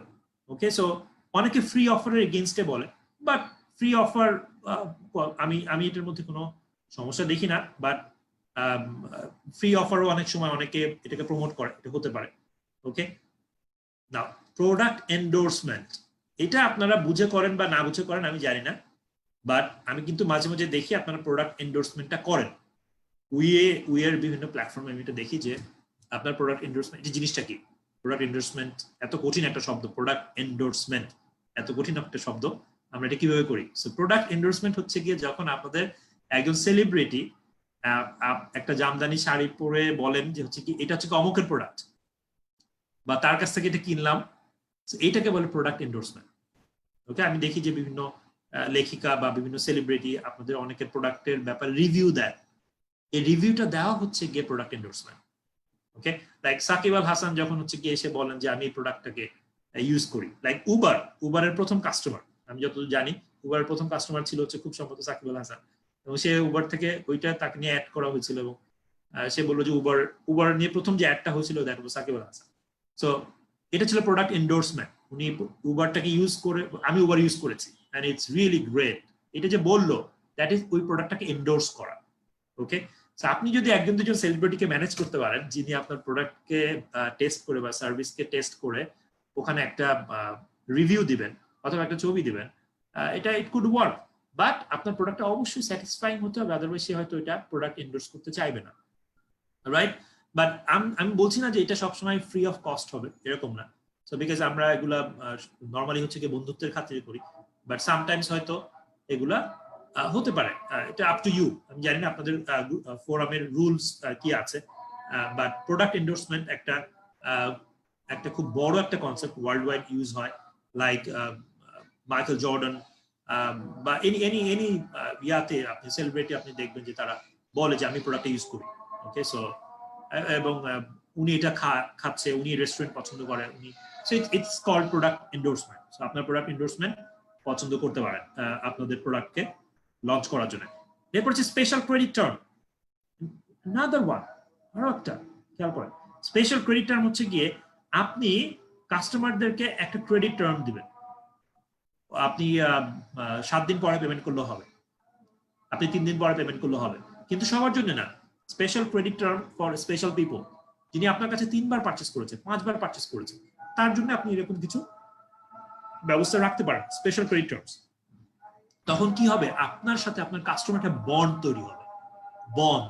এবং এই বন্ডটাকে কি বলে জানেন? এই বন্ডটাকে বলা হচ্ছে গিয়ে আপনার কাস্টমারের মনের মধ্যে আপনার প্রোডাক্টের ছবি এঁকে দেওয়া, দ্যাট ইজ পজিশনিং। একটু আগে যেটা বলছিলাম, এবং আমরা এতক্ষণ পর্যন্ত যা কথা বলছি সব কিন্তু পজিশনিং, এবং পজিশনিং মানেই হচ্ছে প্রমোশন। ওকে, সো পজিশনিং প্রমোট করা এবং তার মনের মধ্যে জিনিসটাকে প্লেস করা আর কি। ফাইনালি আর একটা জিনিস আসছে, সেটা হচ্ছে প্রোডাক্ট প্লেসিং। প্রোডাক্ট প্লেস করা এটা একটু এক্সপেন্সিভ হতে পারে, বাট এটা এক্সপেন্সিভ নাও হতে পারে, এখন ডিপেন্ড করছে আপনি কতটা ক্রিয়েটিভ। সো প্রোডাক্ট প্লেসিং হচ্ছে যে একটা সিনেমার মধ্যে আমি বিএমডব্লিউ গাড়ি দেখালাম, নায়কটা বা যিনি লিড অ্যাক্টর সে হচ্ছে কি বিএমডব্লিউ গাড়ি চালাচ্ছে। ওকে, সো ডোন্ট থিঙ্ক এখানে জিনিসটা একটা ইয়া ছিল, অ্যাক্সিডেন্ট ছিল, বা হচ্ছে বিএমডব্লিউ গাড়ি হঠাৎ করে চলে আসছে, এরকম চিন্তা করেন না। বিএমডব্লিউ গিয়ে ওই ফিল্ম প্রডিউসারকে টাকা দিয়েছে এবং বলেছে তোমার অ্যাক্টর যেন আমার গাড়িটা চালায়। And this is product placing. So যখনই একজন সেলিব্রিটি একটা স্পিচ দিচ্ছে, উনি একটা কিছু পরে আছেন যেটাতে আপনার কোম্পানির ব্র্যান্ড দেখা যাচ্ছে, অথবা উনি একটা কিছু খাচ্ছেন যেটার কফির বক্স ইয়ার মধ্যে ওনার আপনার কোম্পানির লোগোটা আছে, যে আপনি হয়তো মাটির পাত্র বা কাঁসার পাত্র বা কিছু একটা আপনি কোনো একটা কিছু হয়তো ইয়া করেন, কোনো এই টাইপের শিল্পের সাথে আপনি জড়িত, সিরামিক্সের। সো ওখানে হয়তো সে একটা কফি খাচ্ছে আর লাইভে কথা বলছে, এবং ওখানে হচ্ছে কি আপনার কোম্পানির লোগোটা আছে। So this are the things. আপনার কি মনে আছে কিনা যে আমাদের কিছুদিন আগেও টিভিতে যখন বিভিন্ন টাইপের রিয়েলিটি শো হতো, তখন নিচে লেখা উঠতো যে এই রিয়েলিটি শো এর উপস্থাপক উপস্থাপিকারা বা প্যানেলে যারা আছেন সবাই অমুক দোকান থেকে ড্রেস গুলাকে সৌজন্যে পেয়েছেন, বা সৌজন্যে তাদের সৌজন্যে এটা দেওয়া হয়েছে। Okay, so this are called product placing. So মানুষ এটা দেখবে, দেখে বলবে ও উনি এটা ইউজ করছে, এটা খুব ভালো, ডেফিনেটলি কোয়ালিটি অনেক ভালো, so let's do that. Okay, so it could be done in many many ways. আপনাকে একটু ক্রিয়েটিভ হতে হবে, and this is called sales promotion. Okay, the other thing is packaging. This is another important point, packaging. Okay, so আপনার প্যাকেজিংও করতে, প্যাকেজিংটা এত lucrative হবে। Like আমি একজনের কথা তো যদিও এটা বাইরের, রকমারি থেকে আমি কিছু বই কয়েকদিন আগে কিনেছি। যেভাবে তারা প্যাকেজিং করে পাঠিয়েছে, বৃষ্টিতে কিছু হবে না, কোনোভাবে কোনো প্রবলেম হওয়ার কোনো চান্সই নেই, এবং this is amazing, right? So এই জায়গাগুলোতে আপনারা ইচ্ছা করলেই এই জায়গাগুলোতে আপনারা কাজ করতে পারেন, যেখানে আপনি অন্যদের থেকে হাউ টু স্ট্যান্ড আউট, অন্যদের থেকে আপনি কিভাবে নিজেকে আলাদা করবেন, ওকে, সেগুলো এখানে চলে আসবে। ওকে, ফাইনাল ওয়ান, এবার একদম সম্পূর্ণ নতুন একটা কিছু আপনাদেরকে বলবো, যেটা আমরা আগের একটা আমাদের ট্রেনিং এ আপনাদের সাথে বলছিলাম, ইউএসপি। এটাকে আমরা বলছি হচ্ছে unique selling proposition. Unique selling proposition, এটা মানে হচ্ছে গিয়ে আপনাদের কেউ একজন কোয়েশ্চেন করছিল যে কম্পিটিটিভ অ্যাডভান্টেজ কি। সো ইউনিক সেলিং প্রপোজিশন এবং কম্পিটিটিভ অ্যাডভান্টেজ একই জিনিস। ওকে, সো ইউনিক সেলিং প্রপোজিশন বা কোর কম্পিটেন্সি বা কম্পিটিটিভ অ্যাডভান্টেজ গুলো সেম জিনিস। একটা এক্সাম্পল দিলে আপনারা বুঝতে পারবেন। ইউনিক সেলিং প্রপোজিশন মানে হচ্ছে কি আপনার প্রোডাক্টের বা আপনার সার্ভিসের এমন একটা বিষয় যেটা অন্য কারো কাছে নেই, সেটা আপনার কাছে শুধু আছে, ইউনিক। ওকে, এটাকে আমরা বলি ইউনিক সেলিং প্রপোজিশন। ওকে, এখন আমি যদি আপনাদেরকে কোয়েশ্চেন করি, আমি শিওর আগেরবার কোয়েশ্চেন করেছিলাম, সবাই একই অ্যান্সার দিয়েছিল। গ্রামীণ ফোনের সার্ভিসের ইউনিক সেলিং প্রপোজিশন কি? তার নেটওয়ার্ক, তার প্রাইস, কোনটা? আমরা সবাই জানি সেটা হচ্ছে তার strong network, right? Strong network এমন একটা কিছু যা অন্যদের কাছে নেই। ওকে, আবার খুব সম্ভবত বাংলা লিংকের ইউনিক সেলিং প্রপোজিশন হচ্ছে গিয়ে সে হচ্ছে গিয়ে লো প্রাইস, সবকিছুতে সে সামহাউ অনেক লো প্রাইস দিতে পারে। সো এটা হচ্ছে গিয়ে বাংলা লিংকের সার্ভিসের, টেলিকমিউনিকেশন সার্ভিসের ইউএসপি। আপনার প্রোডাক্টের ইউএসপি কি? আপনার প্রোডাক্টের ইউনিক সেলিং প্রপোজিশন কি? এটাকে ফাইন্ড আউট করেন, সেটা মানুষকে জানান, সেটাকে প্রমোট করেন। ওকে, সো মুক্তাগাছার মন্ডা বা যশোরের জামতলার মিষ্টি বা হচ্ছে গিয়ে বগুড়ার দই বা টাঙ্গাইলের চমচম, এই প্রত্যেকটা জিনিসের যেটার কোর কম্পিটেন্সি বা ইউনিক সেলিং প্রপোজিশন হচ্ছে এটা টেস্ট। এই টেস্ট আপনি অন্য কোথাও পাচ্ছেন না। এই কারণে বছরের পর বছর চলে যাচ্ছে, দশকের পর দশক চলে যাচ্ছে, কিন্তু তাদের এই প্রোডাক্টের চাহিদা কমছে না। মানুষ দূর দূরান্ত থেকে তাদের এই প্রোডাক্টগুলোকে আনতে যাচ্ছে, কিনতে যাচ্ছে, খেয়ে যাচ্ছে, রাইট? বিকজ এইটাকে তারা এস্টাবলিশ করতে পেরেছে, ইউনিক সেলিং প্রপোজিশন। এটার অল্টারনেটিভ এখনো কেউ আনতে পারেনি। সো আপনাকে আপনার প্রোডাক্টের ইউএসপি বের করতে হবে এবং এটাকে প্রমোট করতে হবে, এবং সেটার মাধ্যমে আপনার মানুষের মনে, আপনার টার্গেট অডিয়েন্সের মনের মধ্যে জায়গা করে নিতে হবে। That is called positioning, right? So এখানে এই খুব ইম্পর্টেন্ট একটা স্লাইড ছিল এটা, যেখানে আমরা শিখলাম যেটা হচ্ছে কি প্রথমে আপনি প্রমোশন যদি করতে চান, প্রোডাক্ট আপনি চুজ করবেন যে আপনার প্রোডাক্ট আপনি অফার করবেন কাস্টমারদের নাকি সার্ভিস। সো কোন প্রোডাক্টটা অফার করবেন সেটা ডিসিশন দেন। এরপর তার প্রাইসিংটা আপনি সেট করবেন। প্রাইসিং হতে পারে কস্ট বেস প্রাইসিং, প্রাইসিং হতে পারে মার্কেট বেস প্রাইসিং, এবং প্রাইসিং হতে পারে আপনার কম্পিটিশন বেস বা আপনাদের প্রতিদ্বন্দ্বীদের অনুযায়ী একটা প্রাইসিং। এর পরের অংশটা হচ্ছে কি প্রমোশন। আপনি প্রমোশনে কি করবেন? আপনি প্রথমে সেগমেন্টেশন করবেন। সেগমেন্টেশন কিভাবে করবেন? সেগমেন্টেশন হতে পারে বয়সের ভিত্তিতে, এজ। সেগমেন্টেশন হতে পারে জেন্ডারের ভিত্তিতে, মেল আর ফিমেল। সেগমেন্টেশন হতে পারে হচ্ছে ইনকামের ভিত্তিতে। সেগমেন্টেশন হতে পারে উনি কোথায় থাকেন সেটার ভিত্তিতে। সেগমেন্টেশন হতে পারে তার রিলিজিয়নের ভিত্তিতে, অলরাইট? সো এই সেগমেন্টেশন গুলো আপনি যখন ফাইনালাইজ করবেন, যে মার্কেটটাকে আপনি টার্গেট করলেন, সেই টার্গেট মার্কেটের কাছে সেকেন্ড স্টেপের পরে আমরা আমাদের প্রোডাক্টটাকে পজিশন করব বা তার মনের মধ্যে জায়গা করতে হবে। সেটা করার জন্য আমার যেটা দরকার সেটা হচ্ছে গিয়ে সোশ্যাল মিডিয়ার কথা বলেছি, সেলস প্রমোশনের কথা বলেছি, এবং প্যাকেজিং এর কথা বলেছি, অলরাইট? ফাইনালি যেটা বলেছি সেটা হচ্ছে ইউএসপি, ইউনিক সেলিং প্রপোজিশন। এমন একটা কিছু যেটা আপনার কাস্টমারদের মনের মধ্যে জায়গা করে নিবে, এই কারণে যে এই ফিচারটা, এই বৈশিষ্ট্যটা আর কারোর মধ্যে নেই। এটা হচ্ছে কি আপনার একমাত্র একান্তই ইউনিক সেলিং প্রপোজিশন, ইউনিক। ওকে, রাইট? সো আমরা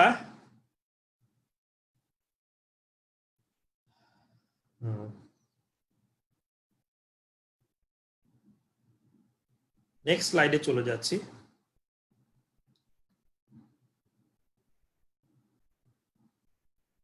Next is place or distribution. Okay, so এটার ব্যাপারেও অ্যাডাম অনেক কথা বলেছেন। সো আপনার যেটা মাথায় রাখবেন সেটা হচ্ছে ডিস্ট্রিবিউশনের নর্মাল যে চ্যানেলটা, ওকে, সেটা হচ্ছে এরকম: হোলসেলার বা পাইকারি বিক্রেতা। বেসিক্যালি এটার আগে একজন আছে, সেটা হচ্ছে কোম্পানি। ওকে, সো এখানে একজন আছে কোম্পানি। সো আপনি একটু বুঝে নেন বিষয়টা কি জিনিস। আমি শুধু কম লিখলাম, ওকে? সো বেসিক্যালি কোম্পানি হচ্ছে নাম্বার 1। এরপরে তার কাছ থেকে প্রোডাক্টটা যায় হচ্ছে গিয়ে পাইকারি বিক্রেতার কাছে। পাইকারি বিক্রেতার কাছ থেকে এটা যায় খুচরা বিক্রেতার কাছে, আর খুচরা বিক্রেতার কাছ থেকে এটা যায় হচ্ছে গিয়ে কনজিউমারদের কাছে বা ফাইনালি ভোক্তা যারা তাদের কাছে। সো এখানে হতে পারে, খেয়াল করেন, এখানে সার্কেলটা হতে পারে এরকম 1 2 3 4 এরকম হতে পারে। এখানে সার্কেলটা হতে পারে, এই ফ্লোটা হতে পারে এরকম 1 3 4, মানে মাঝখানে হোলসেলার নেই। আবার এখানে হতে পারে সার্কেলটা অনেকটা ডিরেক্ট মার্কেটিং এর মতো, মানে এখানে যেটা আছে পরের স্টেপে নিচে যেটা আছে সেটা হচ্ছে 1 থেকে 4 ডাইরেক্টলি কোম্পানি নিজেই সেল করে। সো আপনাদের বেশিরভাগ, আপনারা যারা উইতে আছেন, আপনারা খুব সম্ভবত 1 থেকে 4 মানে কোম্পানি থেকে কনজিউমার কাছে ডাইরেক্টলি সেল করেন।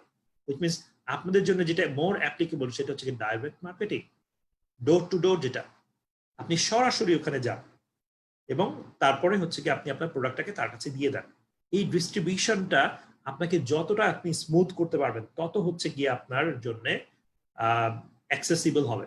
আমি একটা কোম্পানির ব্যাপারে জানি যে কোম্পানিটার প্রোডাক্ট কোয়ালিটি খুবই লো কোয়ালিটি অন্যদের তুলনায়, কিন্তু সামহাও তাদের ডিস্ট্রিবিউশন চ্যানেল খুব স্ট্রং হওয়ার কারণে তারা এখনো বিজনেসে টিকে আছে। প্রোডাক্টের নাম হচ্ছে Pran cola. So Coca Cola, Sprite, Coca Cola, Pepsi, RC cola, এই জায়ান্ট বিগ ইয়ার পাশে প্রাণকোলা সামহাও টিকে আছে বিকজ তাদের যে ডিস্ট্রিবিউশন চ্যানেল গ্রামের যে প্রত্যন্ত অঞ্চলে পাওয়া যায়, এটা কোক, পেপসি বা আরসি কোলার পক্ষে যাওয়া কখনো পসিবল হয়নি। সো যেটা হচ্ছে গিয়ে প্রাণগুলো খুব সহজে দিতে পেরেছে এবং এই ডিস্ট্রিবিউশন চ্যানেলটা স্ট্রং হওয়ার কারণে এটা পসিবল। সো ডিস্ট্রিবিউশন চ্যানেলটার যত্ন নিতে হবে। ওকে, সো আপনি যেহেতু ডাইরেক্ট মার্কেটিং করছেন, সো আপনি কনজিউমারের কাছে সরাসরি যাচ্ছেন, সেই কারণে আপনাকে এখানে অনেকগুলো বিষয় আপনি নিয়ে আসতে পারেন। আপনি ফোন কমিউনিকেশনের মাধ্যমে তাদের প্রবলেমস গুলোকে সলভ করতে পারেন এবং রেগুলার বেসিসে ফোন কমিউনিকেশনটাকে খেয়াল করতে পারেন। তাদেরকে বিভিন্ন গিফট পাঠাতে পারেন, বা হচ্ছে গিয়ে এই যে আমি সেদিন আমাদের এক আত্মীয়ের ওনাদের বাসায় দেখলাম যে ওনার যে জুয়েলার্স থেকে ওনারা প্রোডাক্ট কিনেন, সেই জুয়েলার্স থেকে ওনাদেরকে পয়লা বৈশাখে ইলিশ মাছ পাঠিয়ে দিয়েছে এবং একটা বেশ একটা ডালা করে পাঠিয়ে দিয়েছে ফর দ্য প্রাইম কাস্টমার্স যারা আপনার পাশে দাঁড়ায়। তো আপনিও তাদেরকে এরকম ছোটখাটো বিভিন্ন অকেশনে তাদেরকে এরকম কিছু সারপ্রাইজ দিতে পারেন। ওকে, সো দিজ আর, যদিও এটা ডিস্ট্রিবিউশনের পার্ট না, তারপর আমি বলছি, বাট ডিরেক্ট মার্কেটিং হচ্ছে গিয়ে কোম্পানির পক্ষ থেকে কনজিউমারকে সরাসরি দেওয়া হয়, প্রোডাক্টটাকে সাপ্লাই দেওয়া হয় আর কি, বা পাস করা হয়। ওকে, সো নাও সো আমি আবার একটু পেছন থেকে আসছি যে আমরা কি কি কভার করেছি। আবারও বলছি, সো প্রথমে বলেছি প্ল্যানিং ছাড়া কিছুই হবে না। So you have to have planning. আমি বলেছি যে প্ল্যানিং হচ্ছে গিয়ে একটা প্রজ্ঞা, একটা উইজডম। ওকে, সো এই প্রজ্ঞা ছাড়া বিজনেসে আসার বেসিক্যালি খুবই সাঁতার না জেনে নদীতে ঝাঁপ দেওয়ার মতন একটা বিষয় হবে। ওকে, সো প্ল্যানিং করে আসতে হবে। প্ল্যানিং করার প্রথম বিষয়টা হচ্ছে কি আপনাকে প্রচুর ইনফরমেশন গ্যাদার করতে হবে এবং সেটা করবেন আপনি মার্কেটিং রিসার্চের মাধ্যমে। এবং সেটার জন্য দুটো উপায় আপনাদেরকে বলেছি, একটা হচ্ছে ফিল্ড রিসার্চ, একটা হচ্ছে ডেস্ক রিসার্চ। ফিল্ড রিসার্চ নিজেই ব্যক্তিগতভাবে গিয়ে যাওয়া, আর ডেস্ক রিসার্চ হচ্ছে কি আপনি কম্পিউটারে বসে বসে এই জিনিসগুলো দেখা অথবা বিভিন্ন রিপোর্ট সার্চ করা। এরপরে আমরা আপনাদেরকে বলেছি কাদের ব্যাপারে আপনি ইনফরমেশন কালেক্ট করবেন। আমরা বলেছি আপনি আপনার সাপ্লায়ারের ব্যাপারে ইনফরমেশন কালেক্ট করবেন, আপনার প্রতিদ্বন্দ্বীদের ব্যাপারে ইনফরমেশন কালেক্ট করবেন, আপনার কাস্টমারদের ব্যাপারে ইনফরমেশন কালেক্ট করবেন, এবং আপনি যে ইকোনমির আন্ডারে অপারেট করবেন সেই ইকোনমি সম্পর্কে আপনার জানতে হবে। ওকে, সো সে আপনি অনলাইন ট্রেনিং চালু করতে চাইলাম আমি, কথার কথা, কিন্তু আমি এমন একটা জায়গায় অনলাইন ট্রেনিং চালু করতে চাচ্ছি যেখানে 4G নেটওয়ার্কই নাই, বা হচ্ছে গিয়ে একটা জুম কানেক্ট হতে মেবি 15 মিনিট লাগছে। এই জায়গাতে আমি কিভাবে হচ্ছে গিয়ে অনলাইন কালেক্ট করবো, কিভাবে হচ্ছে অনলাইন ট্রেনিং নিব? সো ডেফিনেটলি আমাকে ক্লাইমেটটাকে খেয়াল করতে হবে যে ওখানকার পরিস্থিতিটা কি আছে। এরপর আমরা বলেছি 4Ps। একটা বিজনেস করতে হলে অবশ্যই আপনাকে ফার্স্ট ডিসিশন নিতে হবে আপনার প্রোডাক্ট কি, দ্বিতীয় ডিসিশন নিতে হবে আপনার প্রোডাক্টের প্রাইসিং কত হবে। সো প্রাইসিং করতে হলে আপনাকে প্রাইসিং স্ট্র্যাটেজি গুলো, কৌশলগুলো শিখতে হবে, যেগুলো আমরা আপনাদেরকে দেখিয়েছি। এরপরে আমরা ডিসিশন নিতে হবে আমি এটাকে কিভাবে প্রমোট করবো, কিভাবে মানুষের কাছে পৌঁছাবো, কিভাবে আমার প্রোডাক্টের খবরটা আমি মানুষের কাছে কিভাবে পৌঁছাবো। তো সেটার জন্য আমরা বলেছি যে এই প্রসেসগুলো, এই কৌশলগুলোকে আপনারা নিতে পারেন। মোস্ট ইম্পর্টেন্ট এখানে আবারও ইউএসপি, ইউনিক সেলিং প্রপোজিশন, আপনার প্রোডাক্টের সব থেকে ইম্পর্টেন্ট ফিচারটা যেটা অন্য কারোর মধ্যে নেই সেটাকে আপনাকে প্রমোট করতে হবে। অলরাইট, নেক্সট আমরা বলেছি যে এটা আপনি কিভাবে আপনার কাস্টমার কাছে পৌঁছাবেন। আপনি সরাসরি পৌঁছাতে পারেন, আপনি পাইকারি বিক্রেতার মাধ্যমে পৌঁছাতে পারেন, আপনি খুচরা বিক্রেতার মাধ্যমে পৌঁছাতে পারেন, অথবা পরিপূর্ণ একটা চ্যানেলের মাধ্যমে যেতে পারেন। That is up to you, depend করছে আপনার প্রোডাক্টের চাহিদা কত এবং আপনার ফাইন্যান্সিয়াল ক্যাপাসিটি কত। নাও ওকে, আমি আপনার 5 মিনিটসের একটা পজ, 5 সেকেন্ডসের একটা পজ নেন, বিকজ এখন আমি আপনাদেরকে যেটা দেখাতে যাচ্ছি সেটা খুবই গুরুত্বপূর্ণ একটা কনসেপ্ট। ওকে, সো প্রোডাক্ট লাইফ সাইকেল, এটা আমি প্রোডাক্টের মধ্যে আলোচনা করলে পারতাম, বাট আমি আগে 4Psটা শেষ করে নিয়েছি। আপনার মাথার মধ্যে এখন আছে যে আপনার বিজনেসের জন্য আপনি 4Psটা কিভাবে সেট করবেন। এখন আমরা যেটা দেখছি এটাকে আমরা বলছি প্রোডাক্ট লাইফ সাইকেল, PLC, এবং এটা খুবই এসেনশিয়াল একটা কনসেপ্ট যেটা আপনারা যারা বিজনেসে আছেন তারা অবশ্যই জিনিসটা বুঝবেন এবং সারা জীবন মনে রাখবেন। ওকে, একটা মানুষের যেরকম লাইফ সাইকেল থাকে, একটা প্রোডাক্টের একটা লাইফ সাইকেল থাকে, জীবন চক্র যেটাকে আমরা বাংলায় বলি, একটা প্রোডাক্টেরও একটা লাইফ সাইকেল থাকে। সো একটা প্রোডাক্ট প্রথমে যখন সে বাজারে আসে তখন সে শুরু করে এখান থেকে। ওকে, সো এখান থেকে শুরু করে, যখন তার সেলস থাকে নেগেটিভ, মানে সে এখন বাজারে আসেনি, তো সেলস তো নেগেটিভই বা সেলস নেই, জিরো, এবং টাইম এই জায়গাটা হচ্ছে সে প্রোডাকশন হচ্ছে, এই জায়গাটাতে তার প্রোডাকশন হচ্ছে, এরপর সে বাজারে লঞ্চ করে। ওকে, এটাকে আমরা বলি ইন্ট্রোডাকশন স্টেজ। ওকে, ইন্ট্রোডাকশন স্টেজ। সো ইন্ট্রোডাকশন স্টেজে সে প্রোডাক্টটা এখন উঠছে, কি হচ্ছে এখানে সেলস বাড়ছে, এই যে আমার লেফটে দেখেন এখানে sales, this is sales. So এটা উপরেও উঠছে, তার মানে সময় যাচ্ছে, আর এখানে আছে টাইম, ওই পাশে আছে সেলস, এখানে আছে টাইম, মানে হচ্ছে গিয়ে যত সময় যাচ্ছে আমার সেলসটা বাড়ছে, কিন্তু আমার শুরুর দিকে যেহেতু ইন্ট্রোডাকশন স্টেজে আমার সেলস অনেক কম থাকবে এবং মেবি আমার ফাইন্যান্সিয়াল লস থাকবে। ওকে, আমাদের কস্ট কনজিউমার অনুযায়ী আমাদের কস্ট বেশি থাকবে, কিন্তু শুরুতেই তো আপনি কাস্টমার পাচ্ছেন না। ওকে, এবং আপনি হয়তো কিছু ইনোভেটিভ কাস্টমার পাবেন যারা নতুন নতুন জিনিস ট্রাই করতে পছন্দ করে, যারা ট্র্যাডিশনাল জিনিস ট্রাই করতে পছন্দ করে, তাদেরকে আপনি শুরুতে পাচ্ছেন না। ওকে, এবং কম্পিটিটরদের সংখ্যাও হয়তো কম থাকবে আর কি।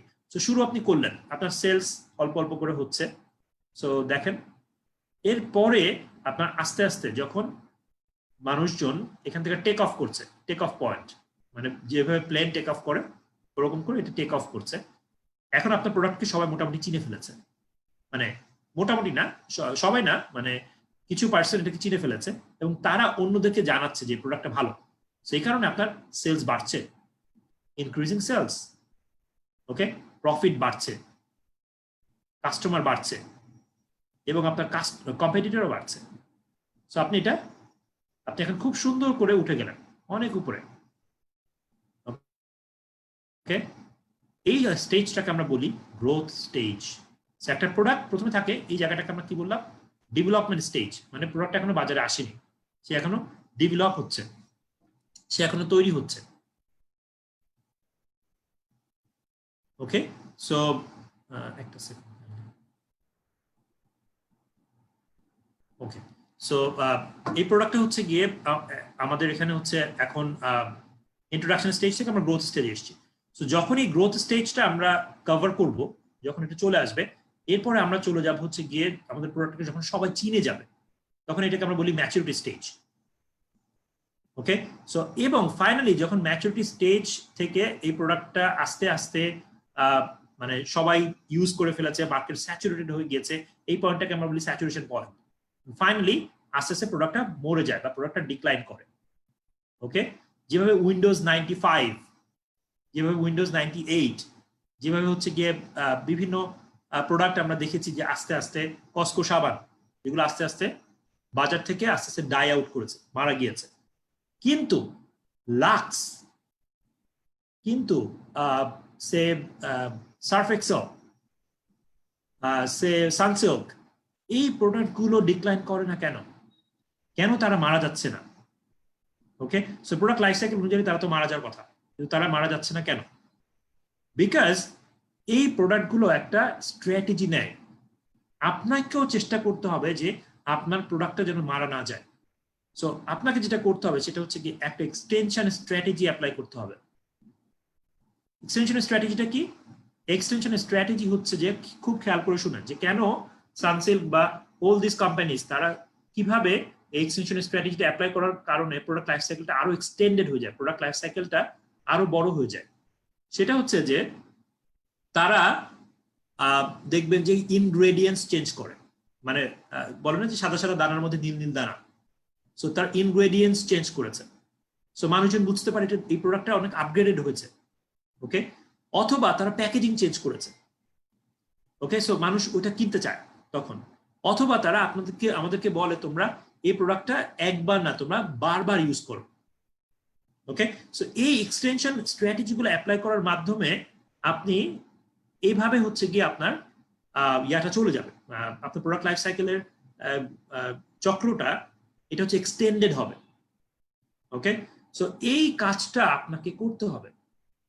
যখনই আপনার প্রোডাক্ট একটা সিচুয়েশনের মধ্যে চলে আসবে যে এটা হয়তো সবাই মার্কেট স্যাচুরেটেড হয়ে গিয়েছে, আস্তে আস্তে এটার সেলস কমে যাচ্ছে, তখনই আপনাকে চিন্তা করতে হবে আপনাকে কিছু এক্সটেনশন স্ট্র্যাটেজি অ্যাপ্লাই করতে হবে। যে এক্সটেনশন স্ট্র্যাটেজি অ্যাপ্লাই করার মাধ্যমে আপনার প্রোডাক্টটা আবারও সামনের দিকে আরো এক্সটেন্ডেড হবে। অলরাইট, সো এটা ছিল আমাদের প্রোডাক্ট লাইফ সাইকেলের কনসেপ্ট, এবং এটা খুবই গুরুত্বপূর্ণ একটা কনসেপ্ট, এটা আপনাদেরকে একটু খেয়াল করতে হবে আর কি। এবং সোয়াট অ্যানালাইসিস আমি এটা একটু বাদ দিচ্ছি, বিকজ আমি মনে করছি যে এটা অনেক দূর কভার করেছে, বা অ্যাডামস অনেক সময় নিয়ে এটাকে কভার করছে। So let's overlook that. Finally এই বিষয়টা মার্কেটিং বাজেট, মার্কেটিং এর বাজেটটা আপনি কিভাবে করবেন সেটা একটু আপনারা খেয়াল করেন। সো মার্কেটিং বাজেট আপনি করতে পারেন অনেকগুলো উপায়। এর মধ্যে একটা হচ্ছে গিয়ে আপনি সব কাজ করলেন যে আমার প্রোডাক্ট প্রডিউস করতে এত টাকা লাগবে, আমার ওখানে ভাড়া করতে এত টাকা লাগবে, আমার এমপ্লয়ীদের বেতন দিতে এত টাকা লাগবে। সো লাস্টে আপনার যে অ্যামাউন্ট বাকি থাকে সেটা আমি মার্কেটিং এর জন্য ইউজ করবো। সো এটা একটা উপায় হতে পারে, এটা একটা অ্যাফোর্ডেবল বাজেট। যেটা একটা হতে পারে আপনি প্রত্যেক বছর আপনার পার্সেন্টেজ অফ সেলস, যত টাকার সেলস হবে তার একটা পার্সেন্টেজ, সে 1%, আপনার সেলস হয়েছে 1 লাখ টাকার, আপনি ওখান থেকে 1%, বা 10 লাখ টাকার আপনি ওখান থেকে 1% মার্কেটিং এর জন্য রেখে দিলেন, যেটা আমার মার্কেটিং পারপাস আমাকে খরচ করতে হবে। ওকে, একটা হতে পারে হিস্টোরিক্যাল বাজেটিং, যে সবাই যেভাবে হচ্ছে একটা বিজনেস শুরু করার আগে একটা অংশ রেখে দেয় মার্কেটিং এর জন্য, আপনি ওভাবে রাখতে পারেন। লাইক বাংলাদেশে একটা কমন আমি দেখেছি যে মোটামুটি যে টাইপেরই বিজনেস শুরু করে, যেটা 50 লাখ টাকার উপরে বা 1 কোটি টাকার বিজনেস, সেগুলোতে 5 লাখ টাকা হচ্ছে গিয়ে তারা মার্কেটিং এর জন্য রাখে, 5 লাখ টাকা। সো আমাদেরকে এটা একটু মাথায় রাখতে হবে যে আপনি কোন বাজেটিংটা ফলো করবেন। ওকে, আরেকটা হতে পারে কম্পিটিটর বেস বাজেটিং। আপনার প্রতিদ্বন্দ্বীরা বাজেটিং এর জন্য যে অ্যামাউন্টটা অ্যালোকেট করছে, সেই অ্যামাউন্টটা আপনিও রাখতে পারেন। বিকজ খেয়াল করে দেখুন যে আপনার প্রতিদ্বন্দ্বীরা যে পরিমাণ খরচ করবে মার্কেটিং এর জন্য, আপনাকেও এইভাবে খরচ করতে হবে। ওকে, সো ওটাও একটা উপায় হতে পারে। বিকজ কোনো টুলস অ্যান্ড মিনস, উপায় এবং মাধ্যম আপনি বাকি রাখবেন কেন, রাইট? এবং আর একটা হতে পারে objective and task based budgeting, যেটা হচ্ছে গিয়ে ইট ডিপেন্ডস যে আপনি কোন পর্যন্ত যাবেন। সো আপনি যদি মনে করেন যে এখন আমি 100,000 কাস্টমার, 10 লাখ কাস্টমার হচ্ছে কি আপনি এখন 1 লাখ কাস্টমার হচ্ছে কি আপনি এখন কভার করবেন, তাহলে আপনার বাজেটিং একরকম হবে।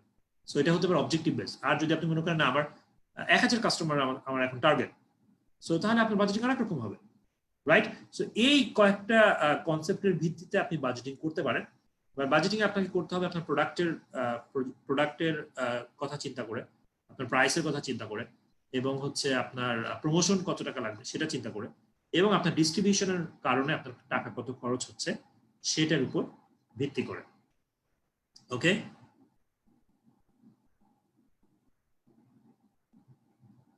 রাইট। সো এইটা ছিল আমাদের টোটাল আজকের মার্কেটিং প্ল্যানের উপরে আমাদের আজকের ডিসকাশনটা। একটা সেকেন্ড।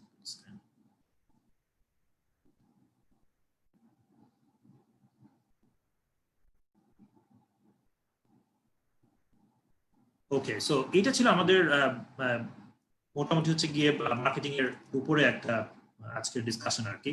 এরপর আমি আমাদের ইম্পর্টেন্ট একটা আছে ওটাতে চলে যাচ্ছি, এবং it will not take more than 5 to 10 minutes. So marketing research first কাজ, আপনি ইনফরমেশন জোগাড় করবেন।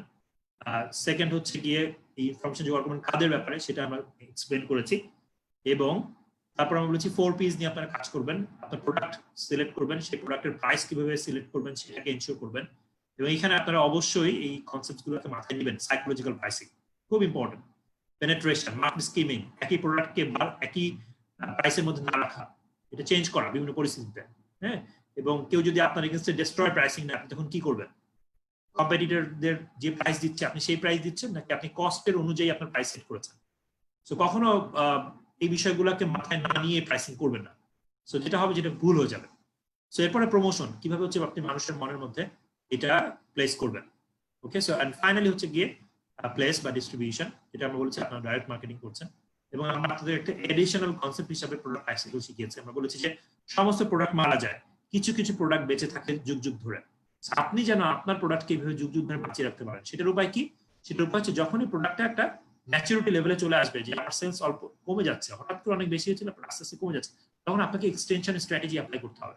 বুঝবেন, আপনাকে প্রোডাক্টকে আপগ্রেড করতে হবে, অথবা তার ইনগ্রেডিয়েন্টস চেঞ্জ করতে হবে, অথবা তার প্যাকেজিং চেঞ্জ করতে হবে, রাইট? সো এটার মাধ্যমে হচ্ছে গিয়ে আপনি আপনার প্রোডাক্টটাকে সামনের দিক আরো বেশি সময় ধরে তাকে তরুণ মানে আপনার প্রোডাক্টের তারুণ্য ধরে রাখতে পারবেন। ওকে, এবং ফাইনালি আমি বলছি কিভাবে আপনি বাজেটিংটা করবেন। অলরাইট, সো এরপরে আমরা আপনাদেরকে আমাদের গত ট্রেনিং এরই কিছু জিনিস আমরা আপনাদেরকে চাচ্ছি যে এটা একটা রিপিটেশন হোক, বিকজ এটা করার মাধ্যমে আপনাদের যেটা হবে যে আপনি একটা কারেক্ট একটা বিজনেস প্ল্যান করতে পারবেন। অলরাইট, সো বিজনেস প্ল্যান হচ্ছে কি এখানে আপনাদের 7টা স্টেপ দেওয়া আছে এবং আপনাদের ওখানে অলরেডি আপনাদের যে একটা লিঙ্ক আপনাদেরকে দেওয়া হয়েছে, ওই লিঙ্ক থেকে আপনারা এটা একটু ডাউনলোড করে এই বিজনেস প্ল্যানটাকে কমপ্লিট করে আপনারা সবাই ওখানে যে ইমেল অ্যাড্রেসটা দেওয়া আছে সেই ইমেল অ্যাড্রেসে আপনারা একটু পাঠিয়ে দিবেন, এবং এটা খুবই গুরুত্বপূর্ণ এবং এটা করতেই হবে। যারা এখানে অংশগ্রহণ করছেন প্রত্যেকে এই বিজনেস প্ল্যানটাকে কমপ্লিট করে ওই ইমেল অ্যাড্রেসে এটা পাঠাবেন। তো বিজনেস প্ল্যানটা আপনি কিভাবে করবেন সেটা আমরা জাস্ট একটু আপনাদেরকে বলে দিচ্ছি, এবং তারপরে আমরা আমাদের প্রোগ্রামটাকে শেষ করে কোয়েশ্চেন এন্ড আনসারে চলে যাব এবং তারপরে হয়তো প্রোগ্রামটাকে এন্ড আপ করবো আর কি। সো স্টেপ 1, সো আপনি কি করতে চাচ্ছেন এটা লিখবেন। Right what you are going to do. So আপনি কি সেল করতে চাচ্ছেন, কি সার্ভিস দিতে চাচ্ছেন সেটা লিখবেন, স্টেপ 1। স্টেপ 2 হচ্ছে গিয়ে আপনার বিজনেসটা কিভাবে রান করবেন। ওকে, সো তার মানে হচ্ছে কি আপনার বিজনেসটাকে আপনি কিভাবে অপারেট করবেন, আপনি লোক নিয়োগ করবেন কিভাবে, আপনি বিক্রি করবেন কিভাবে, আপনি ফাইন্যান্স ম্যানেজ করবেন কিভাবে, এগুলো সবকিছু এখানে আসবে। Okay, so in a brief, but ফাইন্যান্সের জন্য আমরা অবশ্যই একটু পরে ডিটেইলে আমরা রেখেছি, বাট এখানে হচ্ছে আপনার বিজনেসটা কিভাবে অপারেট করবেন, মানে অপারেশনাল, যে হচ্ছে গিয়ে ফর এক্সাম্পল আপনি হচ্ছেন গিয়ে মধু বিক্রি করেন, বা হচ্ছে গিয়ে কালিজিরা বিক্রি করেন, বা কালিজিরার তেল যেটা এটা বিক্রি করেন আর কি। সো এই জায়গাটাতে আপনি কিভাবে এটা সংগ্রহ করবেন, কার কাছ থেকে সংগ্রহ করবেন, কিভাবে এটা কাস্টমার কাছে পৌঁছাবে, এই পুরো প্রসেসটাকে আপনাকে লিঙ্ক করতে হবে। Step number 2। স্টেপ 3, আপনার টার্গেট মার্কেট কে সেটা আপনাকে ফাইন্ড আউট করতে হবে। Okay, step 4, who is going to be working with you, আপনার পার্টনার্স কারা, তারা কি আপনার ইনভেস্টর নাকি তারা আপনার সাথে ডাইরেক্টর, সেটা আপনাকে এনশিওর করতে হবে। স্টেপ 5 হচ্ছে গিয়ে ফাইন্যান্সিং, যে আপনি এখানে একটা ফাইন্যান্সিয়াল প্ল্যান তৈরি করবেন, এবং তারপর হচ্ছে গিয়ে স্টেপ 6 হচ্ছে গিয়ে কোনো রিস্ক থাকলে সেগুলোকে আপনি আইডেন্টিফাই করবেন, এন্ড ফাইনালি হচ্ছে গিয়ে স্টেপ 7, সেটা হচ্ছে আপনার সম্পর্কে ওখানে একটা লিখবেন, এবং সেটা আপনি এই পুরো জিনিসটা আপনারা একবারে একটু আমাদেরকে পাঠিয়ে দিবেন। So finally we are almost at this the last slide. আমি আপনাদের উদ্যোক্তারা যারা আপনারা আছেন তাদের জন্য যেটা বলবো আর কি, সেটা হচ্ছে গিয়ে এই লাইনটা, don't stop until you are proud. Okay, so আপনাদের যেন কোনো রকমের বাধা, কোনো রকমের এই যে বিভিন্ন রকমের চ্যালেঞ্জ, এগুলো কোনো কিছুই যেন আপনাদেরকে আটকে না রাখে। সো আপনারা যারা উদ্যোক্তা আছেন আপনাদেরকে সামনের দিকে আগাতে হবে, যে কোনো টাইপের বাধা বিপত্তি এটাকে অতিক্রম করে, এবং খুব দ্রুত আপনাদের লক্ষ্যে আপনাদেরকে পৌঁছাতে হবে। এবং এখানে আমরা যেটা বলছি, do not stop until you are proud. তো যতক্ষণ পর্যন্ত আপনি আপনার স্বপ্নকে ছুঁতে না পারছেন ততক্ষণ পর্যন্ত আপনি চেষ্টা করতে থাকেন, এবং ইনশাআল্লাহ একদিন সময় আসবে যখন আপনি আপনার যে অভিষ্ট লক্ষ্য, যে গন্তব্য, সেখানে আপনি পৌঁছাতে পারবেন। এবং আমরা সবাই আপনাদের জন্য দোয়া করি যেন আপনারা সবাই সেই লক্ষ্যে পৌঁছান। সো আমরা আজকে শেষ করছি, এবং আমি মোহাম্মদ মাহবুবুল আলম, এবং আমার ট্রেনিং ফার্মটা যেটা আমি চেয়ারম্যান সেটার নাম হচ্ছে থটস। আজকে আমরা যে ট্রেনিংটা আপনাদের দিচ্ছি বা গতদিনে যেটা দিচ্ছি, এটা সম্পূর্ণ properly and sincerely guided by Silk Oak team এবং women and e commerce.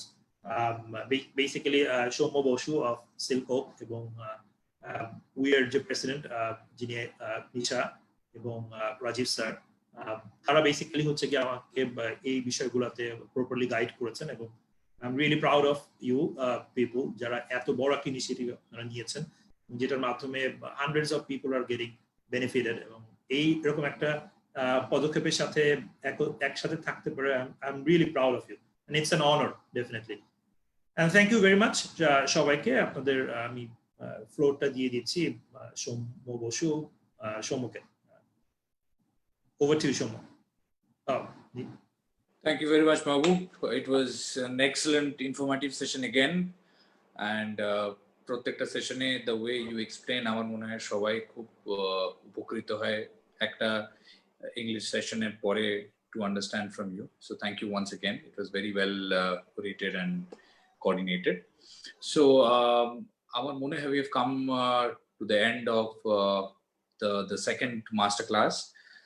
I believe আমাদের যে প্ল্যানিং এই মাস্টার ক্লাস করার, সেটা হচ্ছে যে আপনারা যারাই উদ্যোক্তারা আছেন যারা কোনো ফর্মাল ট্রেনিং ছাড়া নিজেদের বিজনেস শুরু করেছেন, নিজেদের ব্যবসা বাড়িয়ে নিয়ে যাচ্ছেন, তাদের প্রত্যেকের জন্য আমরা একটা যদি সাপোর্ট সিস্টেম ক্রিয়েট করতে পারি, যেখানে আপনারা দ্য বেসিক নুয়ান্সেস ব্যবসা করার, যেগুলো প্র্যাকটিক্যাল নলেজ তো আপনাদের আছেই, প্র্যাকটিক্যাল নলেজ পেয়েই আপনারা কাজ করছেন, যে থিওরিটিক্যাল নলেজ আছে সেই থিওরিটিক্যাল নলেজ যতটা সম্ভব আমরা সাপোর্টিভলি আপনাদেরকে যদি প্রোভাইড করতে পারি, এবং সেটা যদি over a period of time আপনাদের ব্যবসায় হেল্প করতে পারে আপনাদেরকে, then will be more than happy to keep on doing this.